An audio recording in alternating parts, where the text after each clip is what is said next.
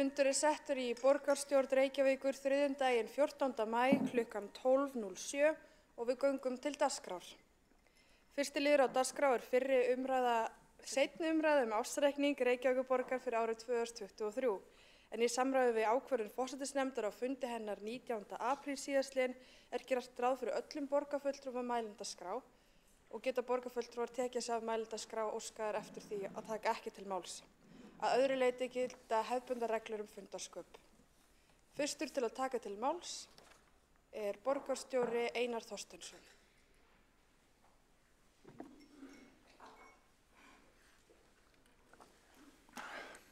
Forseti, ágætu borgarfulltrúar, þá tökum við ársreikning Reykjavíkurborgar fyrir árið 2023 til annarar og síðari umræðu og staðfestingar að lokinni umræðu.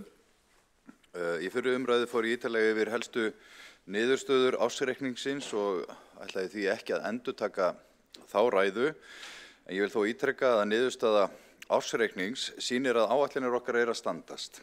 Þannig niðurstaðan fyrir 2023 sem birtist í þessum reikningi í samræmi við áætlanir að öll markmið fjármálastefnunnar verði uppfyllt í síðasta lagi árið 2025 fyrir A-hluta og árið 2027 fyrir A- og B-hluta.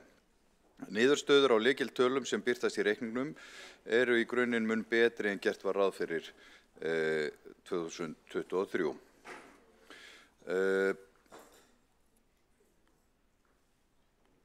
Og nú búið að rekja fram ársreikninga í öðrum sveitarfélögum á höfuðborgarsvæðinu og langar með að bera saman helstu kennitölur Reykjavíkurborgar við kennitölur nágrannasveitarfélaga okkar.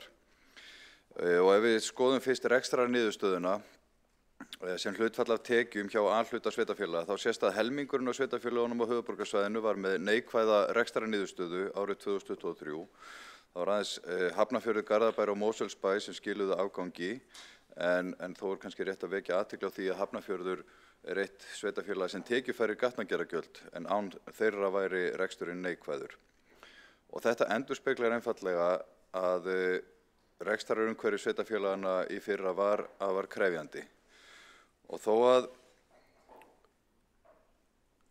rekstrarniðurstaðan sé mikilvæg, þá inniheldur hún reiknaða liði sem að geta sveiflast til milli ára, eins og lífeyrisskuldbindingin gerði núna, og því betra að skoða veltufé frá rekstri sem hlutfall af tekjum. Þegar sú myndir skoðuð blasir við önnur staða. Þannig var veltufé frá rekstri sem hlutfall af tekjum í Reykjavík 6,5%, og það var aðeins hærra í Kópavogi og í Mosfellsbæ. Og ég held að sé rétt að minna á að við erum vel yfir lágmarksviðmiði eftirlitsnefndar sveitarfélaga sem 4,5%, en markmiðið okkar í fjármálastefnunni að ná þessari kennitölu yfir 7,5% í síðasta lagi árið 2025.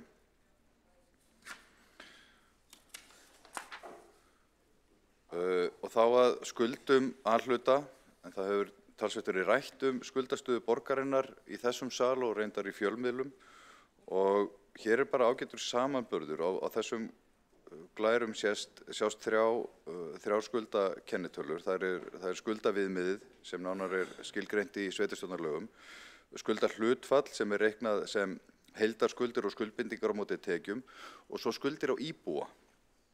Og eins og sést hérna þá skuldastaða A-hluta Reykjavíkurborgar einna lægst á höfuðborgarsvæðinu, og það aðeins Kópavogur sem með lægra skuldahlutfall og skuldir á íbúa.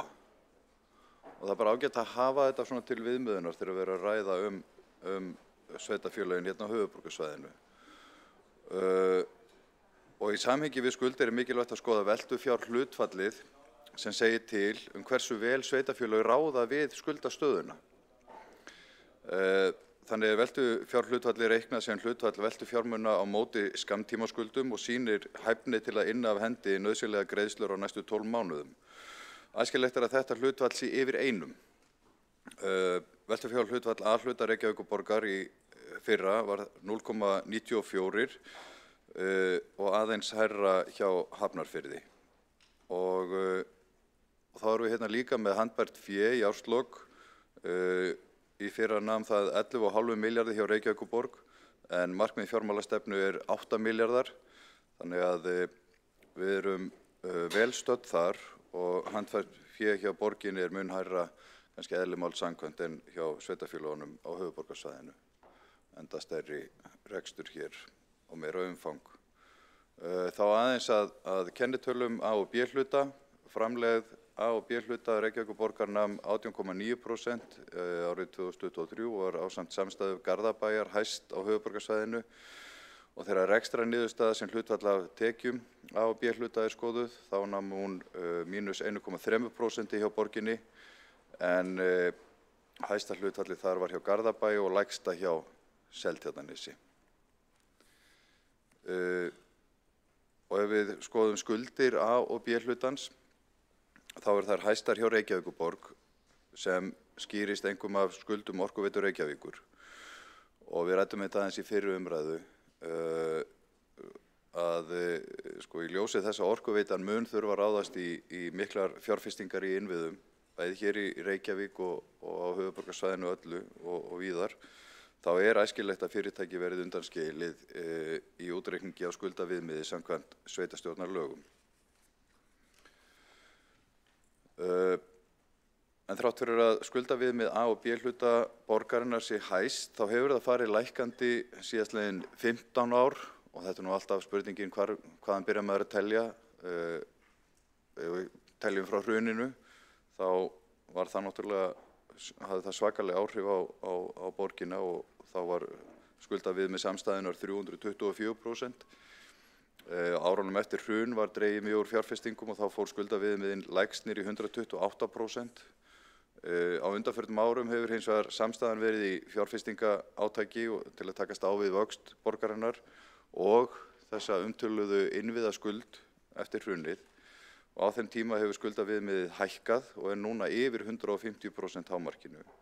Og nú verkefni næstu mánaða að ná niður skuldaviðmiðinu niður fyrir 150% í samræmi við fjármálastefnuna. En munum aftur að veltu fyrir frá rekstri A og B hluta, það segir til það hversu vel í stakk búin við erum til þess að ráða við þessar skuldir. Og nú sjáum við að meðfylgjandi hlutfall á þessi mynd hér veltu fyrir frá rekstri sem hlutfall af tekjum hjá A og B hluta 14,2%. Þannig að þetta mun hærra heldur en hjá nágranna sveitarfélögunum. Þannig að skuldirnar eru miklar en við erum að ráða við þær. Sömu sögu að segja þegar veltufjárhlutfall og handbært fé í árslok skoðað. Þannig veltufjárhlutfall samstæðu borgarinnar 1,09 og handbært fé 27,1 milljarður. Þannig að þegar borgin einfaldlega bara mjög sterk. Aðeins að rifja upp frá fyrri umræðu helstu frávik í rekstri sviðanna í fyrra. Mestu frávikin voru hjá skóla- og frístundasviði, 3,5 milljarður eða 5% yfir fjárheimildum. Skýringin liggur þar einkum í því að launakostnaður var 2 milljörðum umfram fjárheimildir vegna afleysinga og fjölgunar barna af erlendum uppruna. Hráefniskostnaður milljarði umfram heimildir. Hjá velferðarsviði án bundinna liða, þar var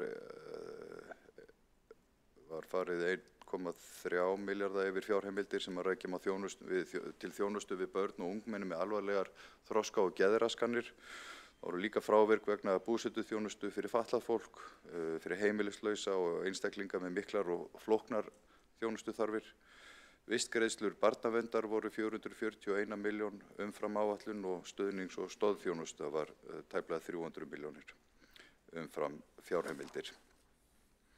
Rekstur umhverfis- og skipulagssviðs var 726 milljónir umfram fjárheimildir sem skýrist einkum af auknum kostnaði í vetrarþjónustu og þá var sameiginlegur kostnaður án lífeyrisskuldbindinga 3,5 milljarð undir fjárheimildum sem skýrist helst af fjárheimildum vegna verkefni sem gert var ráð fyrir að fjármagna eins og nýtt leikskólalíkan og inntöku yngri barna í leikskóla samanber brúum bilið verkefnið.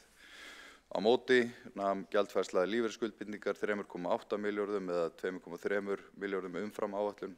Fráviki skýrist af tryggingafræðilegu endurmati á lífeyrisskuldbindingum starfsmanna sem höfðu hafið töku lífeyris og eða náð 60 ára aldri árið 2017 og launagreiðandinn í ábyrgð fyrir. Hjá Eignasjóði voru helstu frávikin í sölu byggingaréttar sem var 2,7 milljörðum undir áætlun, en vonandi fer nú land að rísa þar. Forseti, ágæta borgarstjórn, rekstur Reykjavíkurborgar margt ólíkur rekstri annarra sveitarfélaga.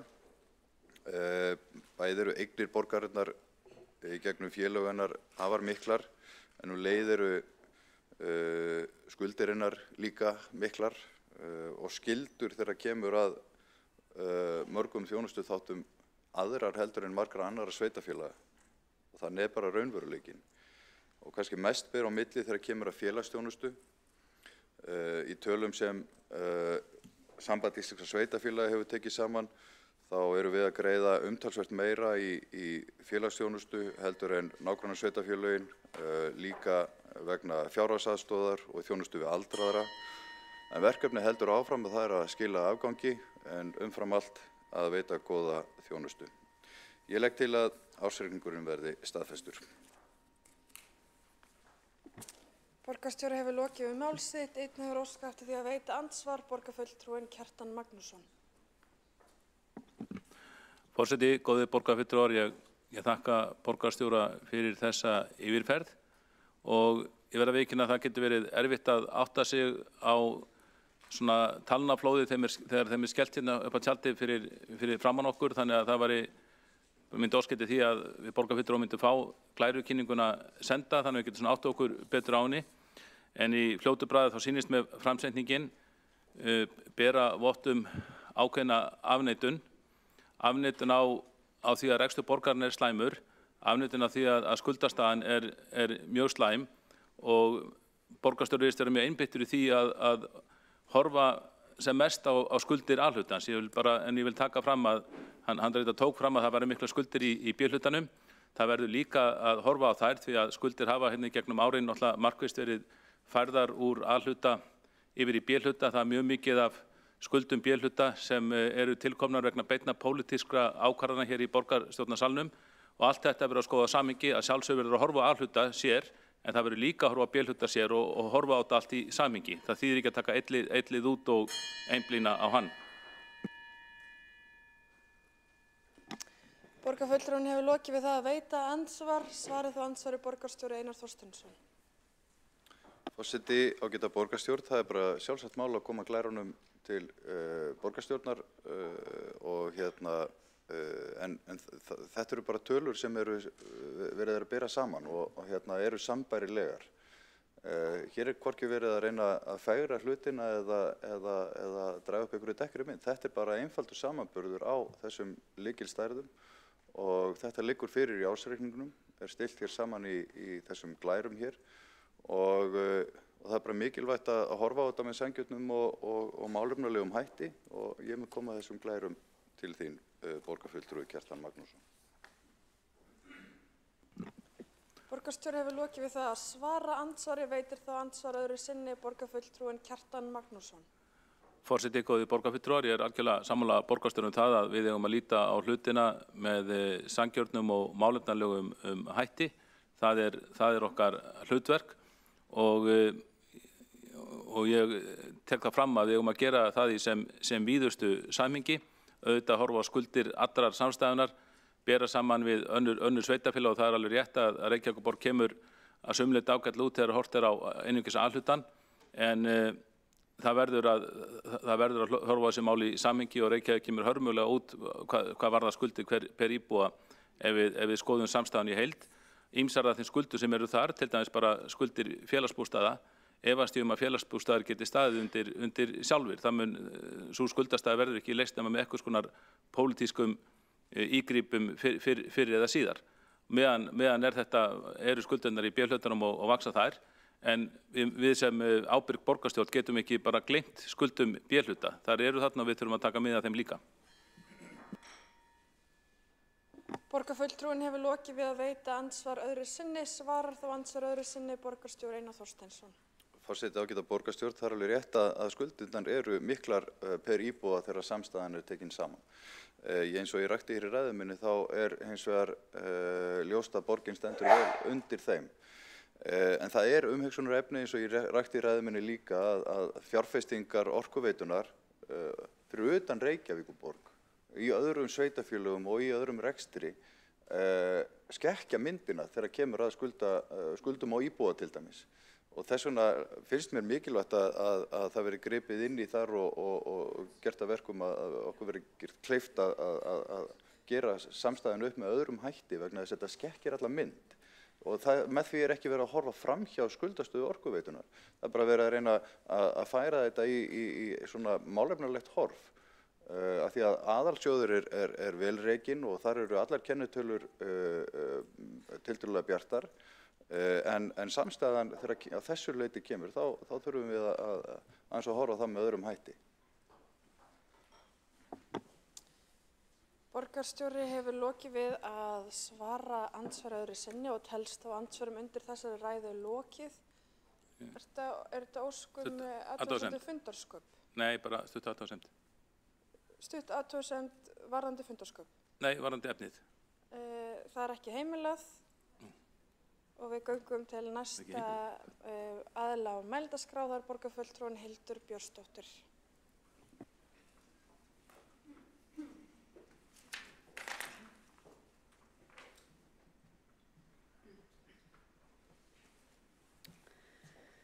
Forseti ágæta borgarstjórn, við erum hér stödd í síðari umræðu ársreikning Reykjavíkurborgar 2023.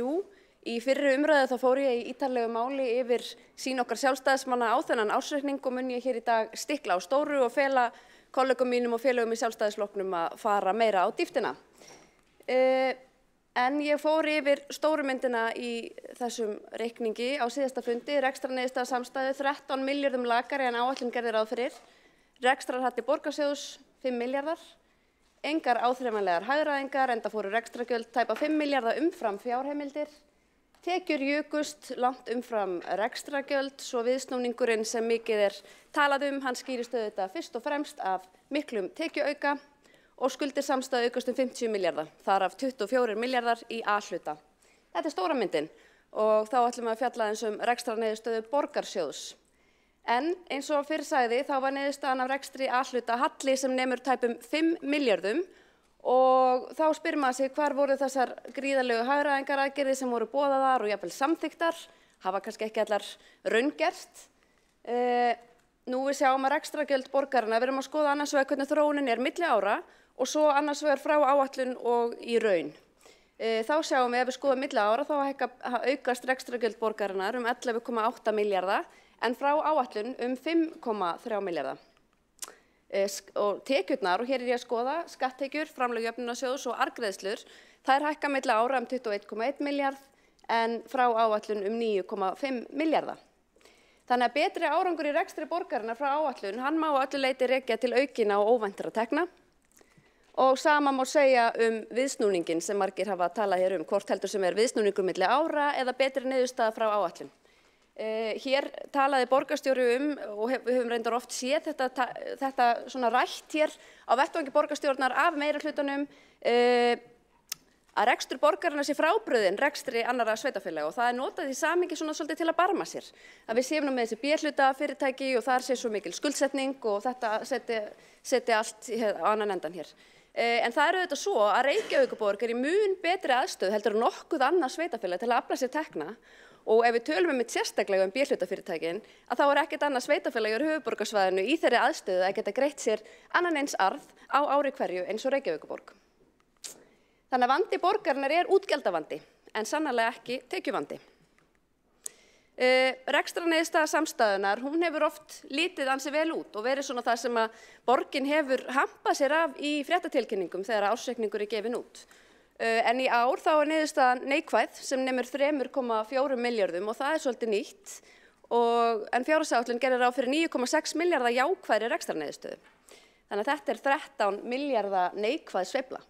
Og ég skýti kannski inn að ég fekk athugasemdir við fyrri umræðu að þetta væri full glaðbeittar glærur fyrir svona neikvæð umræðu en það einhver að reyna að létta andrúmsloftið. Þannig að við það sem við sjáum, hvað veldur þessari sveiflu, það eru tvær breytur sem við höfum oft gagnrýnt í svona uppgjöri borgarinnar og þó að þær séu löglegar þá skekkja þær svolítið myndina og gefa kannski ekkert raunsanna mynd af grunnrekstrinum hjá þessum félögum, annars vegar félagsbústöðum og hins vegar Orkuveitunni og það er matsbreyting fjárfestinga eigna félagsbústaða sem hefur komið til hækkunar í samstæðureikningi síðustu ár þegar fasteignaverð hefur verið mjög hátt og breyting álverðs á heimsmörkuðum hefur líka komið til hækkunar í reikningi Orkuveitunar þegar álverð hefur verið mjög hátt. Báðar þessar breytur leiða til þess að það er veruleg neikvæð sveifla í samstæðureikningnum í ár. Þannig að blaðran sem að meirihlutin hefur haldið á full af lofti og þau hafa hreykt sér af er eilítið loftlaus þessar myndir. Skuldsetning heldur áfram að aukast en skuldir samstæðunnar jukust 50 milljarða árið 2023 og þar af 24 milljarða í A-hluta. Og hér höfum við tölur úr fjárhagsáætlun en áætluð skuldsetning eða ný lántaka borgarsjóðs til ársins 28 nemur 72 milljörðum en haldið ykkur fast fyrir samstæðuna alla 219 milljörðum. Og hér erum við að horfa á skuldsetningu fyrst og fremst vegna mikilla fyrirhugaðra innviðafjárfestinga og einmitt af þeim sökum höfum við gagnrýnt ríka arðgreiðslukröfu meirihlutans á innviðafyrirtækin langt umfram áætlanir. Lántakan var 81% af fjárfestingum árið 2023 sem er 11% stigum frá settu markmiði. Og afborganir langtímalána og leiguskulda munu nema 13 milljörðum árið 2024 og tæplega 15 milljörðum 2028 og hér erum við að benda á að það kostar að skulda. Morgunblaðið birti í liðinni viku ansi áhugaverða umfjöllun og samanburð á skuldum Reykjavíkurborgar og þróun þeirra í samanburði við Hafnarfjörð og Kópavog. Og þar sagði að meðan skuldir Reykjavíkurborgar hefðu aukist á alla mælikvarða hefðu þær minnkað í Hafnarfirði og Kópavogi. Á meðan bæði skuldahlutföll og skuldaviðmið Kópavogs og Hafnarfjarðar hefðu lækkað nokkuð, hefðu hvoru tveggja stór aukist í Reykjavík. Þá hefðu skuldir á hvern íbúa í Reykjavík aukist umtalsvert á tímabilinu og meðan þær hefðu aukist lítillega í Hafnarfirði og lækkað í Kópavogi. Ég ætla ekki að fara ítarlega og ofan í saumana á þessum staðhæfingum en það verður gert í ræðum kollega minna hér á eftir í meiri smáatriðum. En þetta er þróun sem við getum ekki verið stolt af. Húsnæðismálin, þau skipta líka máli í umræðum ársreikning. Og aftur, ég þreytist ekki á að minna þetta tímamóta samkomulag ríkis og borgar sem var undirritað í upphafi árs 2023 og hvað á uppbyggingu 2000 íbúða árlega næstu 5 árin hér í Reykjavík. Og við studdum þetta markmið, bara gott markmið í þessari húsnæðiskrísu sem við horfum fram á. Og þetta var gert til þess að mæta uppsafnaðri þörf og skapa jafnvægi á húsnæðismarkaði. Fínt markmið. Þannig að þegar við skoðum lykiltölur frá byggingafulltrúa, hvort heldur sem eru samþykktir fermetrar, byggðir fermetrar eða fullgerðar íbúðir, þá er þróunin alltaf niður á við og heldur áfram að fara niður á við í ár og við erum að sjá að í þessu markmiði 2000 íbúðir í ár, þá er stefnt að því að þær verði 800.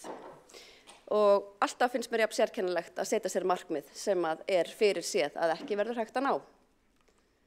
Þetta var líka rætt eilítið í fyrri umræðu mat samtaka iðnaðarins á byggingarhæfum lóðum. Það kom reyndar fram sjónarmið meirihlutans að það er ágreiningur þetta og þau sjónarmið eru móttekin. En sömuleiðis sáum við líka umfjöllun á dögunum að mestur samdráttur í uppbyggingu húsnæðis hérlendis hafi einmitt verið í Reykjavík á liðnu ári og það hlýtur að vera líka verulegt ágefni. Og það sem að birtist okkur í ársreikningnum er einmitt þetta. Sala byggingarréttar í Reykjavík var 2,7 milljörðum undir áætlun árið 2023 og þetta talar mjög óþægilega inn í umræðu gjafagerninga borgarinnar á uppbyggingarheimildum hér víða borgina. Þetta hefur verið rætt í samhengi samninga við olíufélögin. Það mætti líka fjalla í löngu máli samning borgarinnar við Ríkisútvarpið árið 2015 þar sem gefnar voru ríflegar uppbyggingarheimildir í Efstaleitinu sem Ríkisendurskoðun hefur veltið upp hvort eigi að flokkast sem opinber stuðningur við ríkismiðilinn sem stangast á við Evrópulöggjöf og er full ástæða til að skoða nánar. Þannig að það er mjög merkilegt, okkur tekst ekki að ná þessum markmiðum. Í aðra röndina en í hinna erum við að gefa uppbyggingarheimildir.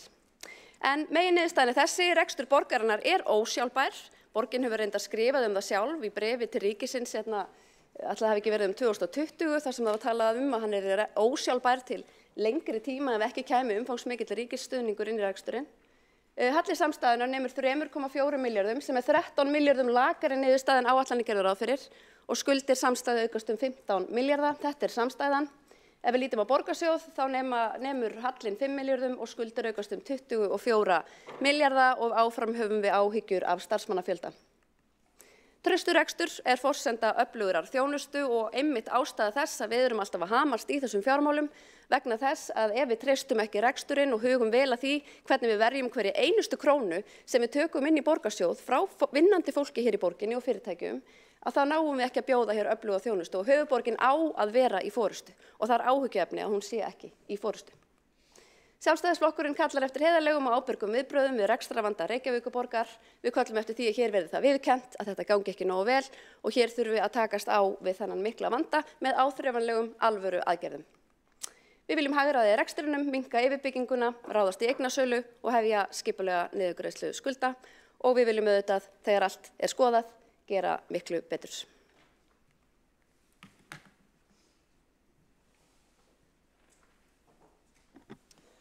Borgarfulltrúinn hefur lokið við mál sitt, einn hefur óskað eftir því að veita andsvar. Borgarfulltrúinn Dóra Björt Guðjónsdóttir. Forseti,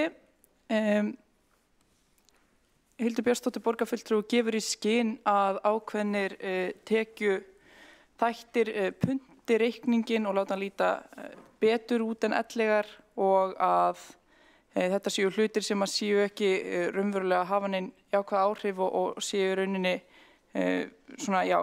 gefur í skyn að hlutinni séu jafnvel verri en það sem tölurnar sína og vitnar það til matsbreytingar fjárfestinga vegna félagsbústaða en ég vil bara að það komið skýrt fram að þessi liður undir áætlun í ár og því ekki að hafa jákvæð áhrif heldur neikvæð áhrif. Svo olíuverð víst ekkert að hreyfa áætlun eða saman sem ekkert og hvernig eru þetta þá lykil ástæður þess að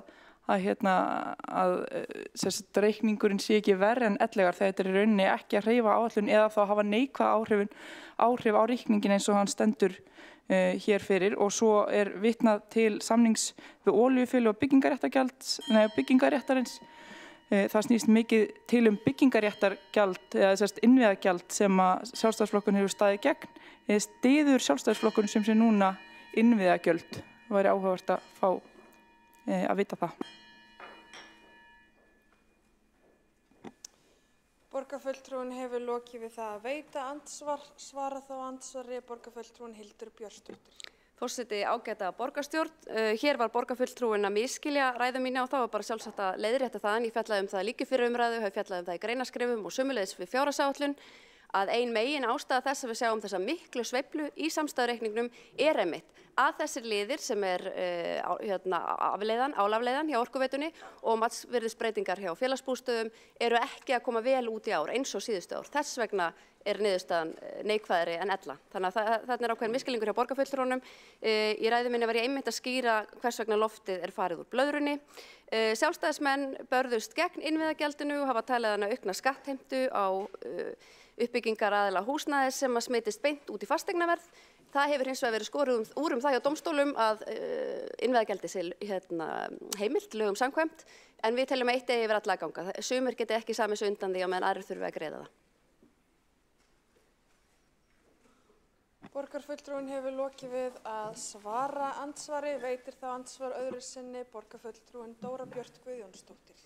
Forseti, ég þakka borgarfulltrúinn fyrir að útskýra orð sín og þá sýnir það í rauninni að loftið farið úr blöðrunni og hlutir sem voru þá komið til hækkunar ef ég skil borgarfulltrúinn rétt síðustu ári ekki að gera í ár, þannig í rauninni þá eru hlutir, ef við tökum þessa liði til hliðar, betri en ellegar. Þannig er áhugavert að fá það fram og ég get þá ekki skilið orð borgarfulltrúans öðruvísi en sem svo að Sjálfstæðisflokkurinn standi núna að baki innviðagjöldum og er það bara hið besta mál.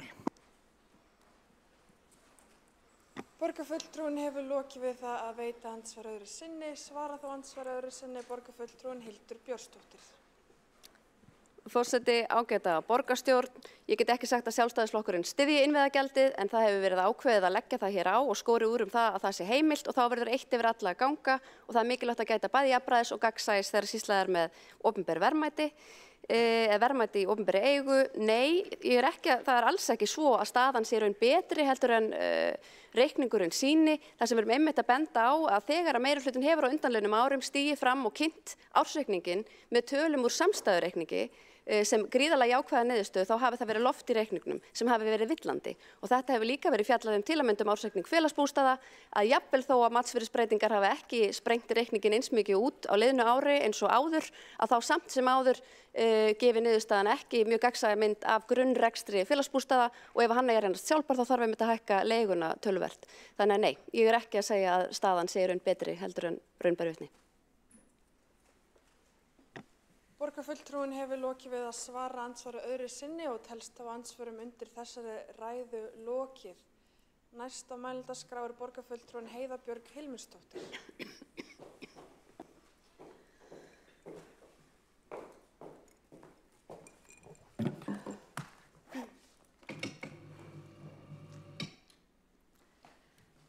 Forseti, ágætu borgarfulltrúar, ég ætla rétt að renna yfir útkomu velferðarsviðs á síðasta ári. Þið eru auðvitað með þessi gögn hjá okkur að mestu leyti, en ég bjó til nokkra glærur svona okkur til yndis auka til þess að fara yfir þetta. Þið þekkið þessa starfsemi sviðsins, ótrúlega mikilvæg og kannski það sem einmitt gerir okkur frábrugðna öðrum sveitarfélögum er að við erum með umfangsmeiri félagsþjónustu heldur en önnur sveitarfélög og kannski helst hægt að bera okkur saman hlutfallslega við Akureyri hvað það varðar. Við erum auðvitað með stórt svið, marga starfsstaði, 120 starfsstaði og 3500 starfsmenn að meðaltali í mánuði og notendum þjónustunar hefur fjölgað ár frá ári í rauninni í meiri takti heldur en starfsmönnum. Rekstrarniðurstaða ársins var, nú þarf ég eiginlega að sjá þetta hér af því ég sé svo illa. Ef við horfum á reglubundinn rekstur sviðsins, þá var hann heildina 42,8 milljarðar sem tæpum 400 milljónum umfram heimildir eða 0,9% og teljum við það í því ári sem við fórum í gegnum á síðasta ári nokkuð gott. Og bæði hefur áætlunum verið breytt mikið, við fengum mun fleiri flóttamenn, við fengum alls konar verkefni í hendurnar, börn með sértækan og erfiðan vanda og það var margt sem breyttist á árinu. Þannig að hrós til sviðsstjóra og hans starfsfólks fyrir að ná þó þessari lendingu. Fjárhagsaðstoðin var 25% innan fjárheimilda sem er auðvitað gríðarlega jákvætt og eins sérstakki húsnæðisstuðningurinn þó að hann hafi heilmikið aukist á árinu. Þannig að frávikin sem við sjáum frá áætluninni eru fyrst og fremst má rekja til barna og ungmenna með alvarlegan þroska og geðraskanir. Þar voru við 600 milljónum yfir áætlanir og það tengist bæði barnaverndinni og málaflokki fatlaðs fólks og er gríðarlega alvarlegt og eitthvað sem við munum bara hreinlega einhenda okkur í núna og höfum í rauninni sett okkur markmið að skýra betur fyrir sumarið. Eins með búsetu fyrir fatlað fólk og heimilislaust fólk með miklan og flokkan þjónustuþarfir. Það eru auðvitað málaflokkur sem að Reykjavíkurborg hefur að mestu verið skilin eftir ein með fyrir landsmenn án aðkomu ríkis og það er eitthvað sem við þurfum líka að taka betur upp og greina. Nú, svo er það vistgreiðslu barnaverndar og ég kem aðeins betur inn á það á eftir, en það eru barnamálin og það er kannski eitthvað sem við vissum að COVID gæti haft í för með sér, að það yrði meira álag á barnavernd og það er líka mikið álag á barnavernd að taka á móti mörgum börnum sem eru að koma úr hræðilegum aðstæðum. Þannig að við erum svolítið þarna að takast á við svolítið breyttan veruleika og erum auðvitað með sérdeild í barnavernd sem er einungis að sinna þeim börnum. Ríkið endurgreiðir okkur veitt aðstoð vegna erlendra ríkisborgara sem við tökum á móti í 2 ár og enn þá erum við nokkuð innan þess og erum að fá þá á móti fyrir. Ef við horfum á netta útgjöldin, þá eru hérna tekjurnar 8,4 milljarðar. Ég vil vekja athygli ykkur á að tekjur vegna málefna fatlaðs fólks og greiðslur úr jöfnunarsjóði eru ekki inn í þessum tekjum. Þannig að þetta eru aðrar tekjur vegna annarra samninga. Og þarna hefur við verið að fá þá varðandi heimahjúkrun og annað. Þannig þið sjá að bæði tekjurnar og reksturinn hefur aukist og þá er eðlilegt að það aukist í ákveðnum takti. En það má líka segja að það eru ákveðin aukning í málaflokki fatlaðs fólks, NPA-samningar sem við bættum við sem að fengum einnig líka greiðslur á móti og fleira slíkt sem ekki komið beint fram í þessu uppgjöri.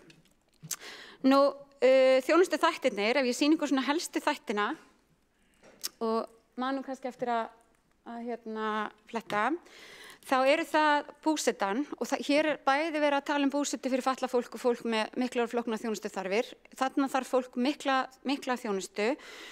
Það eru samningar og skuldbindingar við styrkir. Við í velferðarráði tókum aðeins utan þetta á síðasta ári í góðu samstarfi. En annars höfum við verið svona, það er þessi stuðningur við fólki í borginni sem það er meiri ásókn í og það er eðlilegt. Málefni fatlaðs fólk sem við tölum nú mjög gjarnan við höfðum nokkuð vel áætlað fyrir þeim málaflokki. Við fengum auðvitað meiri tekjur inn í borgarsjóð fyrir þessum málaflokki á síðasta ári, heldur en að við áttum von á, en við höfum einstætt okkur líka þarna að það komi betri niðurstaða í hvert framhorfir og hvernig við getum náð þessum málaflokki í jafnvægi á þessu ári. Ef við kemum betur inn á barnaverndina, þá hún í rauninni í heild 14,7% yfir fjárheimildir, sem auðvitað alvarlegt. Hluta af þeim halla vissum við svo sem næstum því af, við vorum vongóðum að ná samningi vistgreiðslur við ríkið, þar sem það er þriðastýrsþjónusta sem samkvæmt farsældarlögum ætti að vera á hendi ríkisins. Það er ekki ennþá svoleiðis og ég myndi segja eins og hér stendur, þetta er fyrst og fremst frávikið skýrist af því. Þarna þarf að skýra og ekki síst kannski alls ekki endilega bara út af þessum fjármunum, því þetta eru auðvitað fjármunir sem við erum að fjárfesta í að aðstoða börn í mjög erfiðum og skelfilegum aðstæðum, heldur líka bara þannig að börnin sé að fá viðunandi meðferð og stuðning. Hér sjáu þið bara svona, þetta er bara ein birtingamynd á auknu álagi, en það er stöðug aukning alltaf líka í tilkynningum, bæði varðandi fjölda barna og fjölda tilkynninga, fyrir utan öll hin verkefnin sem að velferðarsvið og barnavernd eru með. Nú, þróun stöðugilda, það er bara þetta hefðbundna, þetta er bara yfir árið, það er engin sérstök breyting frá fyrra ári umfram það sem að tengist á þessum móttöku flóttafólk sem að við jökum samningin þar og börn og síðan aukin veikindi sem er nú reyndar mikið áhyggjuefni. Og ég kem inn á það hér að við erum að sjá það að langtímaveikindi hafa verið að aukast og við höfum beðið það í velferðarráði að fá greiningar á því og þar inn kemur aukið álag víða og meðal annars vegna þess að það er tilfinning starfsmanna okkar að meiri og stærri hópur þeirra sem við erum að þjónusta sé að nota vímuefni. Og þá er ekki bara að tala heimilislaust fólk, heldur líka fatlað fólk og eldra fólk og það er kannski einhver breyting í samfélaginu okkar sem við þurfum að greina betur og fá einhverja svona vísindalegar niðurstöður En það eykur mikið álag á starfsfólk að þjónusta fólk með mjög flókin vanda og þegar að margir vandar koma saman þá verður hann flókin og fjölþættur og það virðist vera erfitt fyrir starfsfólki okkar og þetta er svona eitt af því sem við höfum fengið sem ykkur langar að greina betur. En auðvitað er alltaf hlutverk borgar líka að sjá vel starfsfólki sitt. Nú, við erum að þjónusta fjölmarga eins og þið vitið og við höfum verið að breyta reglunum húsnæðisstuðninginn til þess að ná betur utan þann hóp. Það tókst að einhverju leyti. Við höfum verið að setja virknistefnu og setjum að stofna virknihús til þess að koma fólki í virkni. Það hefur tekist líka einhverju leyti. Við sjáum hér að fjárhagsaðstoðin, það fækkar þar, það auðvitað líka betra efnahagsástand og fleiri sem geta fengið vinnu. Hér eru bara svona nokkra glærur fyrir ykkur að því. Hér eru nokkra tölur bara hversu mikinn fjölda fjölskyldna velferðarsvið hefur sinnt á síðasta ári.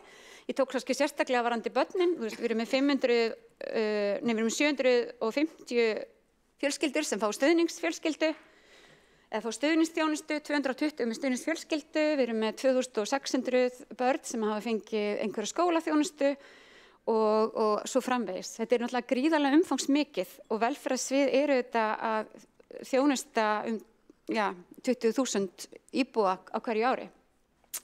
Framhaldið sem að við sjáum fyrir okkur að við þurfum núna að ná svolítið utanum, það í rauninni kannski þessir stóru þættir sem að standa svolítið út það, og það móttaka flóttafólks, hvernig okkur vantar húsnæði, okkur vantar fólk til þess að taka á móti, okkur vantar fjármagn til þess að styðja sérstaklega við börnin. Við þurfum að ná utanum það er fyrirliggjandi og við erum í samtölu við ráðherra það, hvernig við ætlum að standa þessum mikilvæga málaflokki. Það eru börn og fullorðnir með fjölþættan vanda, það ófjármagnað og í rauninni engin almennilega með þann bolta í íslensku samfélagi. Það eitthvað sem fyrirliggjandi og í rauninni við ætlum að taka samhliða niðurstöðu í málefnum fatlaðs fólks.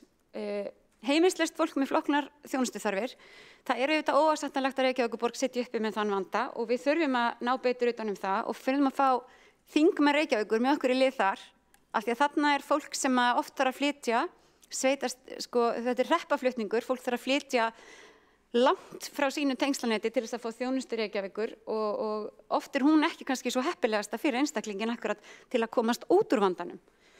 Þannig ég myndi segja, nú mikið talað það, samskipti ríkis og sveitarfélaga, það það sem ógn við stöðugleikann, ekki rekstur Reykjavíkurborgar því hann í nokkuð góðum málum. Við eigum þar sameiginlega setu í stjórn borgarinnar og mér finnst að við eigum að taka sameiginlega á þessu og við eigum að sameiginlega að koma með lausnir, frekar heldur en að tala allt ómögulegt og niður.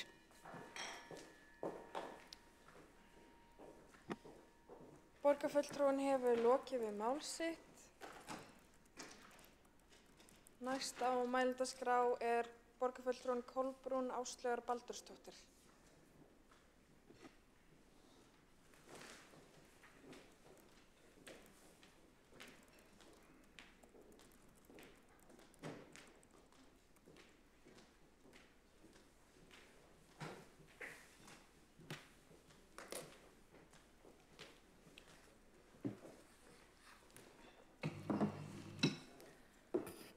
Forseti, ágæta borgarstjórn, mér langar að byrja ræðu Flokks fólksins hérna í síðari umræðu á Stiklans og Stóru það sem við vorum helst að tala hérna í fyrri umræðu, ákomuna sem hefur vissulega skánað örlítið en ennþá afspyrnuslæm. Rekstrarniðurstaða samstæðunnar var 13 milljörðum króna lakari en áætlun gerði ráð fyrir og rekstrarhalli borgarsjóðs nam 5 milljörðum króna. Veltufjárhlutfall lækkar milli ára og lausaskuldir hækka. Veltufé frá rekstri dugar ekki til að standa undir afborgun lána og leiguskulda. Reksturinn skilar aðeins broti upp í heildarfjárfestingar ársins og taka á erlend lán til að geta farið í viðhaldsframkvæmdir á mikluðu skólahúsnæði. Að B-hlutanum það þessar víðfrægu matsbreytingar félagsbústaða sem við höfum rætt hérna í nokkur ár sem fara sannarlega fyrir brjóstið á mörgum enda með þeim verið að slá ryki í augu borgarbúa. Miklar áhyggjur eru af strætó einnig sem bara hugsanlega að verða óstarfhæfur en eignafjárhlutfall árið 2019 var yfir 46% en á árinu 2023 var það hins vegar -11%. Og hjá strætó eigið fé var neikvætt í árslok 2023 sem þýðir að eignir duga ekki fyrir skuldum. Síðan má tala veltufjárhlutfallið og veltufjárrekstri, það kom allt mjög illa út hjá strætó og síðan var strætó dæmt til þess að greiða nær 200 milljónir í skaðabætur og dráttarvexti vegna framkvæmda við útboð. En Flokkur fólksins mun skrifa undir þennan ársreikning með fyrirvara vegna reikningsskila aðferðana hjá félagsbústöðum en einnig vegna óánægju með fjármálastjórn þjónustu og nýsköpunarsviðs. Flokkur fólksins hefur lagt til að gerð verði óháð heildarúttekt á fjármálasýslu sviðsins og talið að innri endurskoðun hafi ætlað að fara í það verkefni árið 2023 en svo reyndist ekki vera. En það svo sem mat okkar í Flokki fólksins að innri endurskoðun sé kannski heldur ekki rétti aðilinn í það verk, heldur þurfi nýja og ferska aðila að borðinu sem ekki hafa áður verið hluti af borgarkerfinu. Í úttektarteymi þessu þurfa að sitja fagmenn, sérfræðingar sem þekkja hinn stafræna heim í þaula. En þegar ársreikningurinn skoðaður ekki annað hægt en að ræða ráðdeild í rekstri. Ef einhver tíman á að vera hægt að leggja skikkanlegan ársreikning á borðið. Augljóst að markmiðið að hemja fjárútlát og það þarf að gerast án þess að það komi niður á lögbundinni þjónustu sem og annarri beinni þjónustu við fólkið. Stoppa þarf bruðl, sóun, þenslu og óráðsíu sem víða hefur mátt finna í borgarkerfinu undanfarin ár. Það er komið að þolmörkum og það fyrir löngu. Fjárhagsviðbætur til sviða spanna breytt svið sem eðlilegt þegar horft til sviða eins og velferðarsviðs og skóla- og frístundasviðs sem hafa fengið í fangið stór og krefjandi verkefni. Á þessum sviðum líka að finna bruðl og sóun og má í því sambandi nefna háan leigubílakostnað en þótt það kunna vera smákrónur í stóra samhenginu gerir jú margt smátt eitt stórt. En framtíðarsýnin vissulega metnaðfull, það að borgin verði sjálfbær og skuldlaus, en það auðvitað langt frá því þeim raunveruleika sem við búum við og sjáum í kortinu næstu árin. Meðan þess sem verður að stefna að ná aðhaldi í ráðningum, sameiningu starfa og virkri forgangsröðun. Horfa þarf til sviða sem hafa einmitt farið bratt og ekki umgengist skattfé borgarinnar af virðingu. Og við höfum áður rætt þetta stafræna þjónustu- og nýsköpunarsvið og stafrænt ráð sem nú hafa 2 flokkar í borgarstjórn lagt til að verði aflagt, enda gerir það fátt annað en að stimpla upp á fjárbeiðni sviðsstjóra í hin ýmsu verkefni og sumar beiðnir eru endurteknar. Stimplað möglunarlaust og á nokkra spurninga eftir því sem best séð. Þessu sviði hefur tekist umfram önnur að eyða gríðarlegu fjármagni án þess að skila á móti stafrænum lausnum í samræmi við fjárveitingu. Og verkefnin hafa eins og áður rætt ekki verið nægilega vel skilgreind, ekki nægilega vel tímasett og með þeim engin eftirfylgni eða mælingar. Hér ekki verið að segja að það hafi ekki þokast til betri áttar í stafrænum málum, en Flokk fólksins telur fullsýnt að hagkvæmni og ráðdeild hafi allt of oft skort í þessu málaflokki. Ef litið til síðustu ára, þá í rauninni ekkert svið eins mikill hástökkvar í eyðslu fjármagns út í loftið og þjónustu- og nýsköpunarsvið undir þeirri stjórn sem þar hefur ríkt. Nú við höfum í Flokki fólksins beðið þessa óháðu úttekt og vonustum til þess sem á eftir að koma í ljós því að tillögunni var vísað til borgarráðs að fenginn verði algjörlega óháður úttектaraðili í það verkefni. Og það sama má segja úttekt á hinu fræga bensínstöðvarlóðamáli sem var nú hér til umræðu í fyrri umræðu, reyndar ekki undir liðnum ársreikningur, en þar dugar heldur innri endurskoðun ekki til. Alls ekki og þar verður að fá ferska og aðila óháða að verkinu sem klárlega hafa engin tengsl eða tengingar við borgina og eru með það sem til þarf til að skoða slík mál með faglegum hætti. Þetta bara nauðsynlegt til þess að borgarbúar fá úr þessu skorið og þá ég að vísa til beggja þessara mála. Og þetta með olíufélögin og það mál allt saman að sumir þessara samninga við olíufélögin voru afleikur þó að þessi samningar kunna vera taldir lögmætir þá það samt sem áður þannig að þeir þurfi ekki að vera borginni hagstæðir sem þeir eru sennilega ekki. Líklega munu olíufélögin hagnast verulega fjármagn sem hefði verið vel þegið að fá í borgarsjóð og nota þá til að bæta þjónustu við borgarbúa.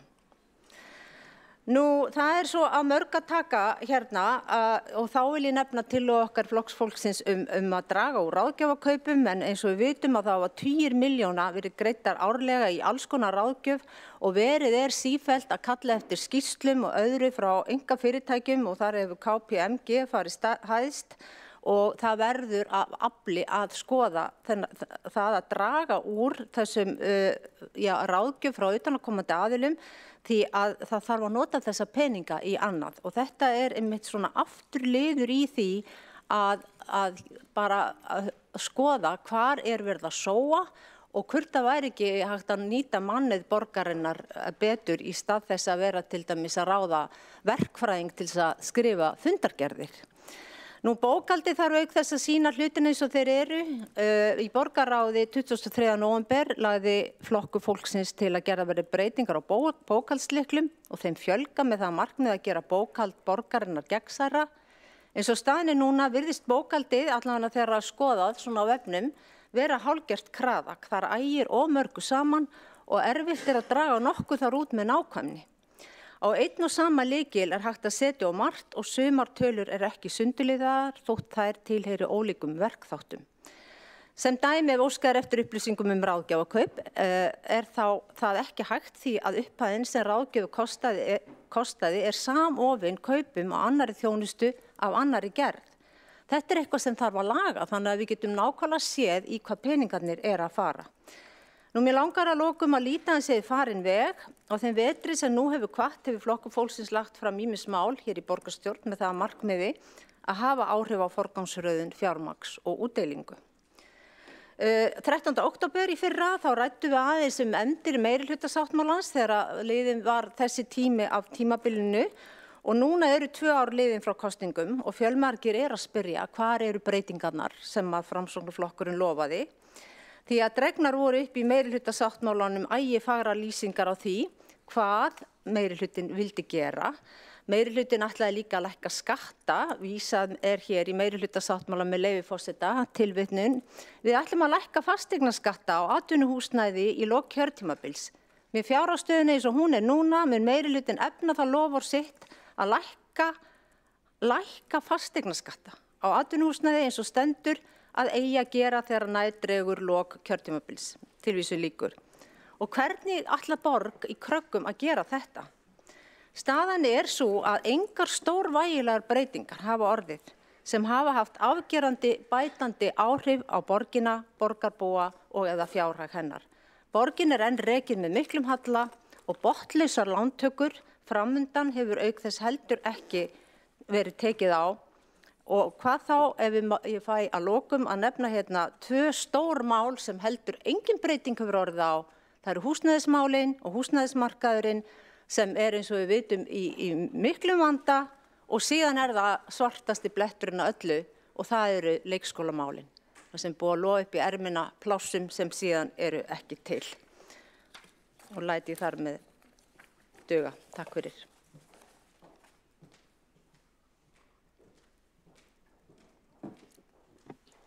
Borgarfulltrúinn hefur lokið við mál sitt. Næst á mælendaskrá borgarfulltrúinn Ragnhildur Alda María Vilhjálmsdóttir.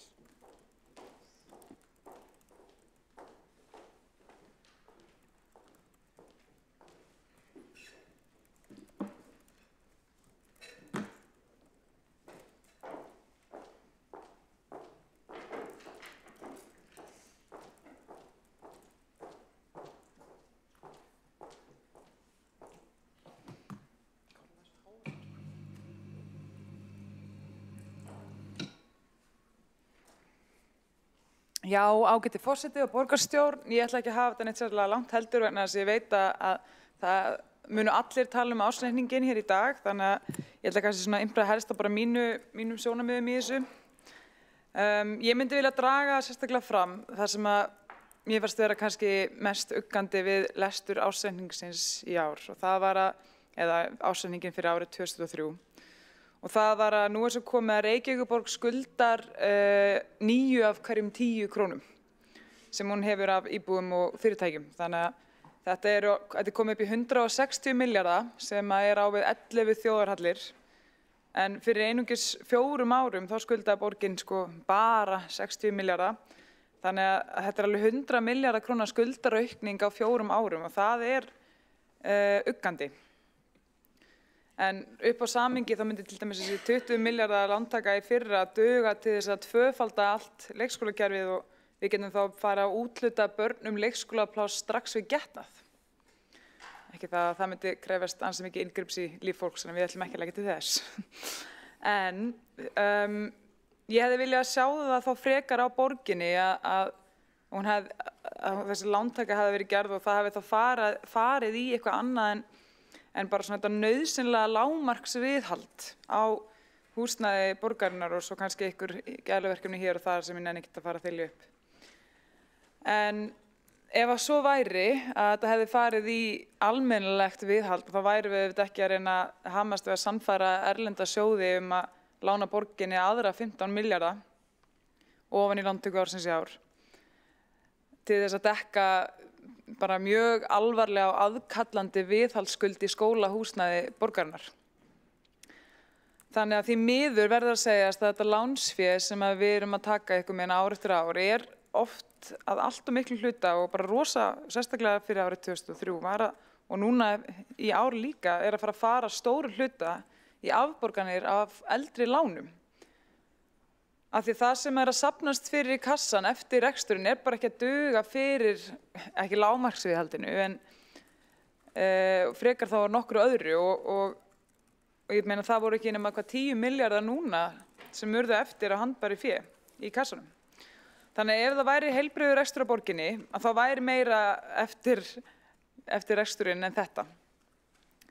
Og til þess að dekka bara þessar fjárfestingarhreyfingar og standa við þessar afborganir og skuldasöfnun síðasta áratugs, þá þarf bara miklu meira frá reksturum og þangað til að við náum að gera það, þá erum við bara að bæta við skuldasúpuna og vandinn að þetta þarf alltaf að borga tilbaka og þessi skuldasnjóhengja bara eitthvað með að stækka og stækka og stækka og það kemur að því að hún mun hellast af fullum þunga yfir okkur. En þá verður þetta flestir kannski vonandi verður það ekki það fljótlega að hér verði allir ennþá eftir, vonandi hefur við einhvern tímann til þess að undirbúa okkur. En áreiðanlega verða flestir þeir stjórnmálamenn sem kannski bera ábyrgð á þessa skuldasúpu bara farnir og að ný kynslóð tekin við. En þetta eitthvað sem ég varaði við í fyrra og hef fyrir nú alltaf þegar ég náði að koma orðið að vara við þessu að við þurfum að taka miklu harðar á rekstrinum af því að við getum ekki alltaf bara verið að taka lán fyrir næstu afborgunum. Þetta ekki sjálfbært og við verðum að breyta þessu. En ég ætla að því að hagræðingu eitthvað sem var vikið að hér að fólk kalla eftir lausnum og svona og við ekki alltaf bara neikvæð en þegar það tap á rekstrinum þá verður maður svolítið neikvæður. Það einfaldlega svoleiðis.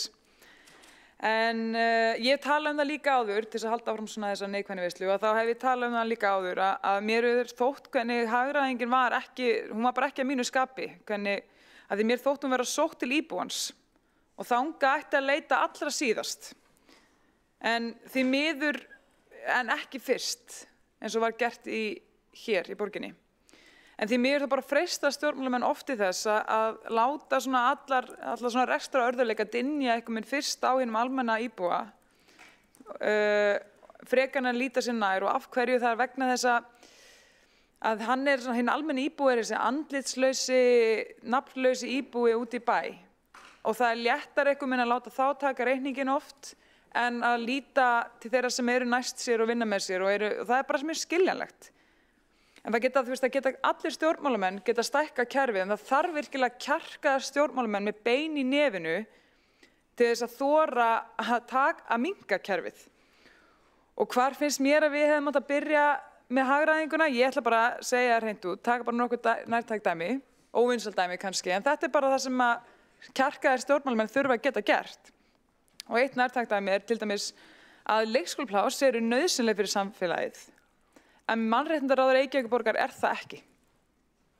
Leikskólapláss eru nauðsynleg fyrir samfélagið en ekki mannréttindaráð Reykjavíkurborgar. Og það bókstaflega í starfslýsingu okkar borgarfulltrúa að taka góðar ábendingar frá íbúum og nota þær til þess að sinna því sem þeim finnst vanta í hverfi sitt eða í borgina sína. Það bara í starfslýsingunni. Og það á ekki að þurfa millistig eins og Betri Reykjavík. Því að Betri Reykjavík bara að gera vinnuna sem við borgarfulltrúar eigum að vera að gera. Og til hvers þá að fjölga borgarfulltrúum ef við getum ennþá ekki eins og innt þessu eftir. Þá erum við að gera eitthvað vitlaust. Og svona þegar úti það farið þá það líka saman með íbúaráðin. Við eigum að vera að gera það sem íbúaráðin að gera. Við eigum að vera í beinu samtali við íbúa alla daga, alltaf. Og fólk á geta komið til okkar, hringt í okkur, senda okkur póst og við erum með beint aðgengi að okkur. Við eigum ekki að þurfa íbúaráð til þess að gera þetta. Það bara annað millistig sem yfirleitt mannað bara af ágætu fólki sem var á listum flokkana hér inni en komst ekki inn í borgarstjórn. Þannig að það eiginlega ekki alveg að gera það sem ég held að það eigi að vera að gera. Þarna myndi ég segja að við ættum að hefja hagræðinguna. Og það sem ég myndi gera ef ég myndi ráða ykkur í hérna. En að þanga til að þá þarf ég bara að reyna að hafa áhrif á ykkur. Það eitt sem ég ætla tvennt sem ég vil nefna til viðbótar og það einmitt varðandi áhyggjur af Orkuveitunni. Ég tek undir þær áhyggjur og ég veit að margir hérna kollega mínir bæði meirihlutanum og minnihlutanum hafa viðrað þar áður að það rosalega mikið skuldasöfnun en á sama tíma hefur ekki verið að fara í öll þau verkefni sem að þarf að gera varandi fráveituna og svo framvegis og við þurfum að vera að setja miklu meiri þunga í orkuöflun og þannig verkefni. Þannig að ef það ekki einhver megin gert eitthvað, tekið ykkur handbremsu og farið að forgangsraði þá þess sem allra mikilvægast og skila mestu virði fyrir íbúana sem það sem við erum að vera að gera alla daga, að þá þetta bara að fara að stefna í eitthvað óefni. Og ég held bara að við ættum að taka þessa linsu sérstaklega á og bara þessi gleru og horfa á Orkuveitan svolítið þannig. Hvað bara kjarnahlutverk hennar, hvar á hún að vera að fókusa sínum fjármunum og hvað ekki hennar kjarnahlutverk? Af því leiðu fyrir að gera það, þá kannski meira eftir í arðgreiðslu til okkar. Það eiginlega önnur frábær ráðlegging frá mér til ykkar. Svo það eitt annað sem ég vildi nefna og þetta nú kannski bara svona ábending varðandi ársreikninginn. Það að við erum með skuldbindingu gagnvart Hörpu. Þetta svona tæknilegs atriði, þannig fyrir þá sem hafa áhuga á því að þá bara nú skulle ég sperra eyrun. En það þannig að í efnahagsreikningnum okkar að við höfum þetta fyrir utan efnahagsreikninginn, þessa skuldbindingu okkar gagnvart Hörpu. En það hvíla á borginni og það borgin kemst ekkert hjá því að greiða, þetta raun og veru skuldabréf. En við höfum bara ekki verið að innleiða slíka reikningsstaðla eitthvað megin. Þannig að þetta fært sem eign í ársreikningi Hörpu, af því þetta náttúrulega skuldabréf, sem að Harpa skuldar opinberlega og við höfum skuldbundið okkur, ég veit ekki hvort þessi koma svo rétt frá mér, til þess að greiða fyrir Hörpu. Þannig að mér þætti eðlilegast að þetta væri í efnahagsreikningi hjá okkur, en ekki haft utan efnahagsreiknings. Þetta alveg, þetta nokkrir milljarðar, þetta alveg há upphæð og í ljósi þess að við erum búin að skuldbinda okkur ásamt ríkinu að greiða þetta og þetta fært, eins og ég segi, sem eign í þeirra ásetningi, að þá ætti þetta að vera inn á okkar efnahagsreikningi, finnst mér. Já, þannig að svo hef ég áhyggjur, 1-20 viðbót meðan ég hef með það tíma, ég hef líka áhyggjur af félagsbústöðum, það ekki eins og við sem að fara að henda fólkinu út þar, þannig að það verður eitthvað svakalegt þar að fara að gerast þar, því félagsbústöðar eru augljóslega ekki sjálfbærir og bara stefna í algjört skipbrot ef við förum ekki að gera eitthvað. Svo var það nú eitthvað annað til viðbótar en ég verð bara að fá að koma upp aftur eitthvað seinna, af því að ég sé ég að renna út á tíma. En þá þakka ég bara fyrir mig í bili og vonandi að þið hlýðið þessar frábæru ráðleggingar frá mér. Annars ég alltaf til í að gefa þær aftur og aftur fyrir þá sem spyrja.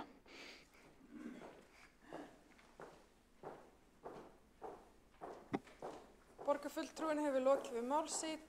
Næsta mælendaskrá borgarfulltrúinn Dóra Björt Guðjónsdóttir.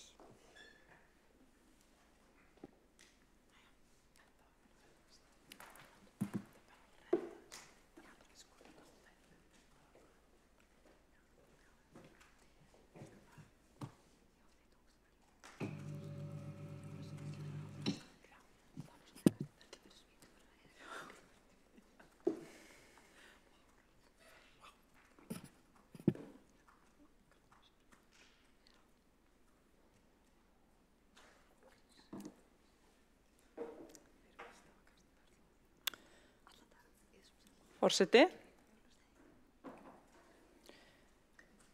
Þá erum við hingað komin til þess að ræða ársreikningi annað sinn og ég hyggst fara aðeins yfir stöðuna í umhverfis- og skipulagsráði. En áður en ég kem að því þá ætla ég að byrja á því að ávarpa aðeins hólan hljóm borgarfulltrúa Sjálfstæðisflokksins sem hér stóð á undan þegar kemur að fjármálum og rekstri sveitarfélaga í því samhengi.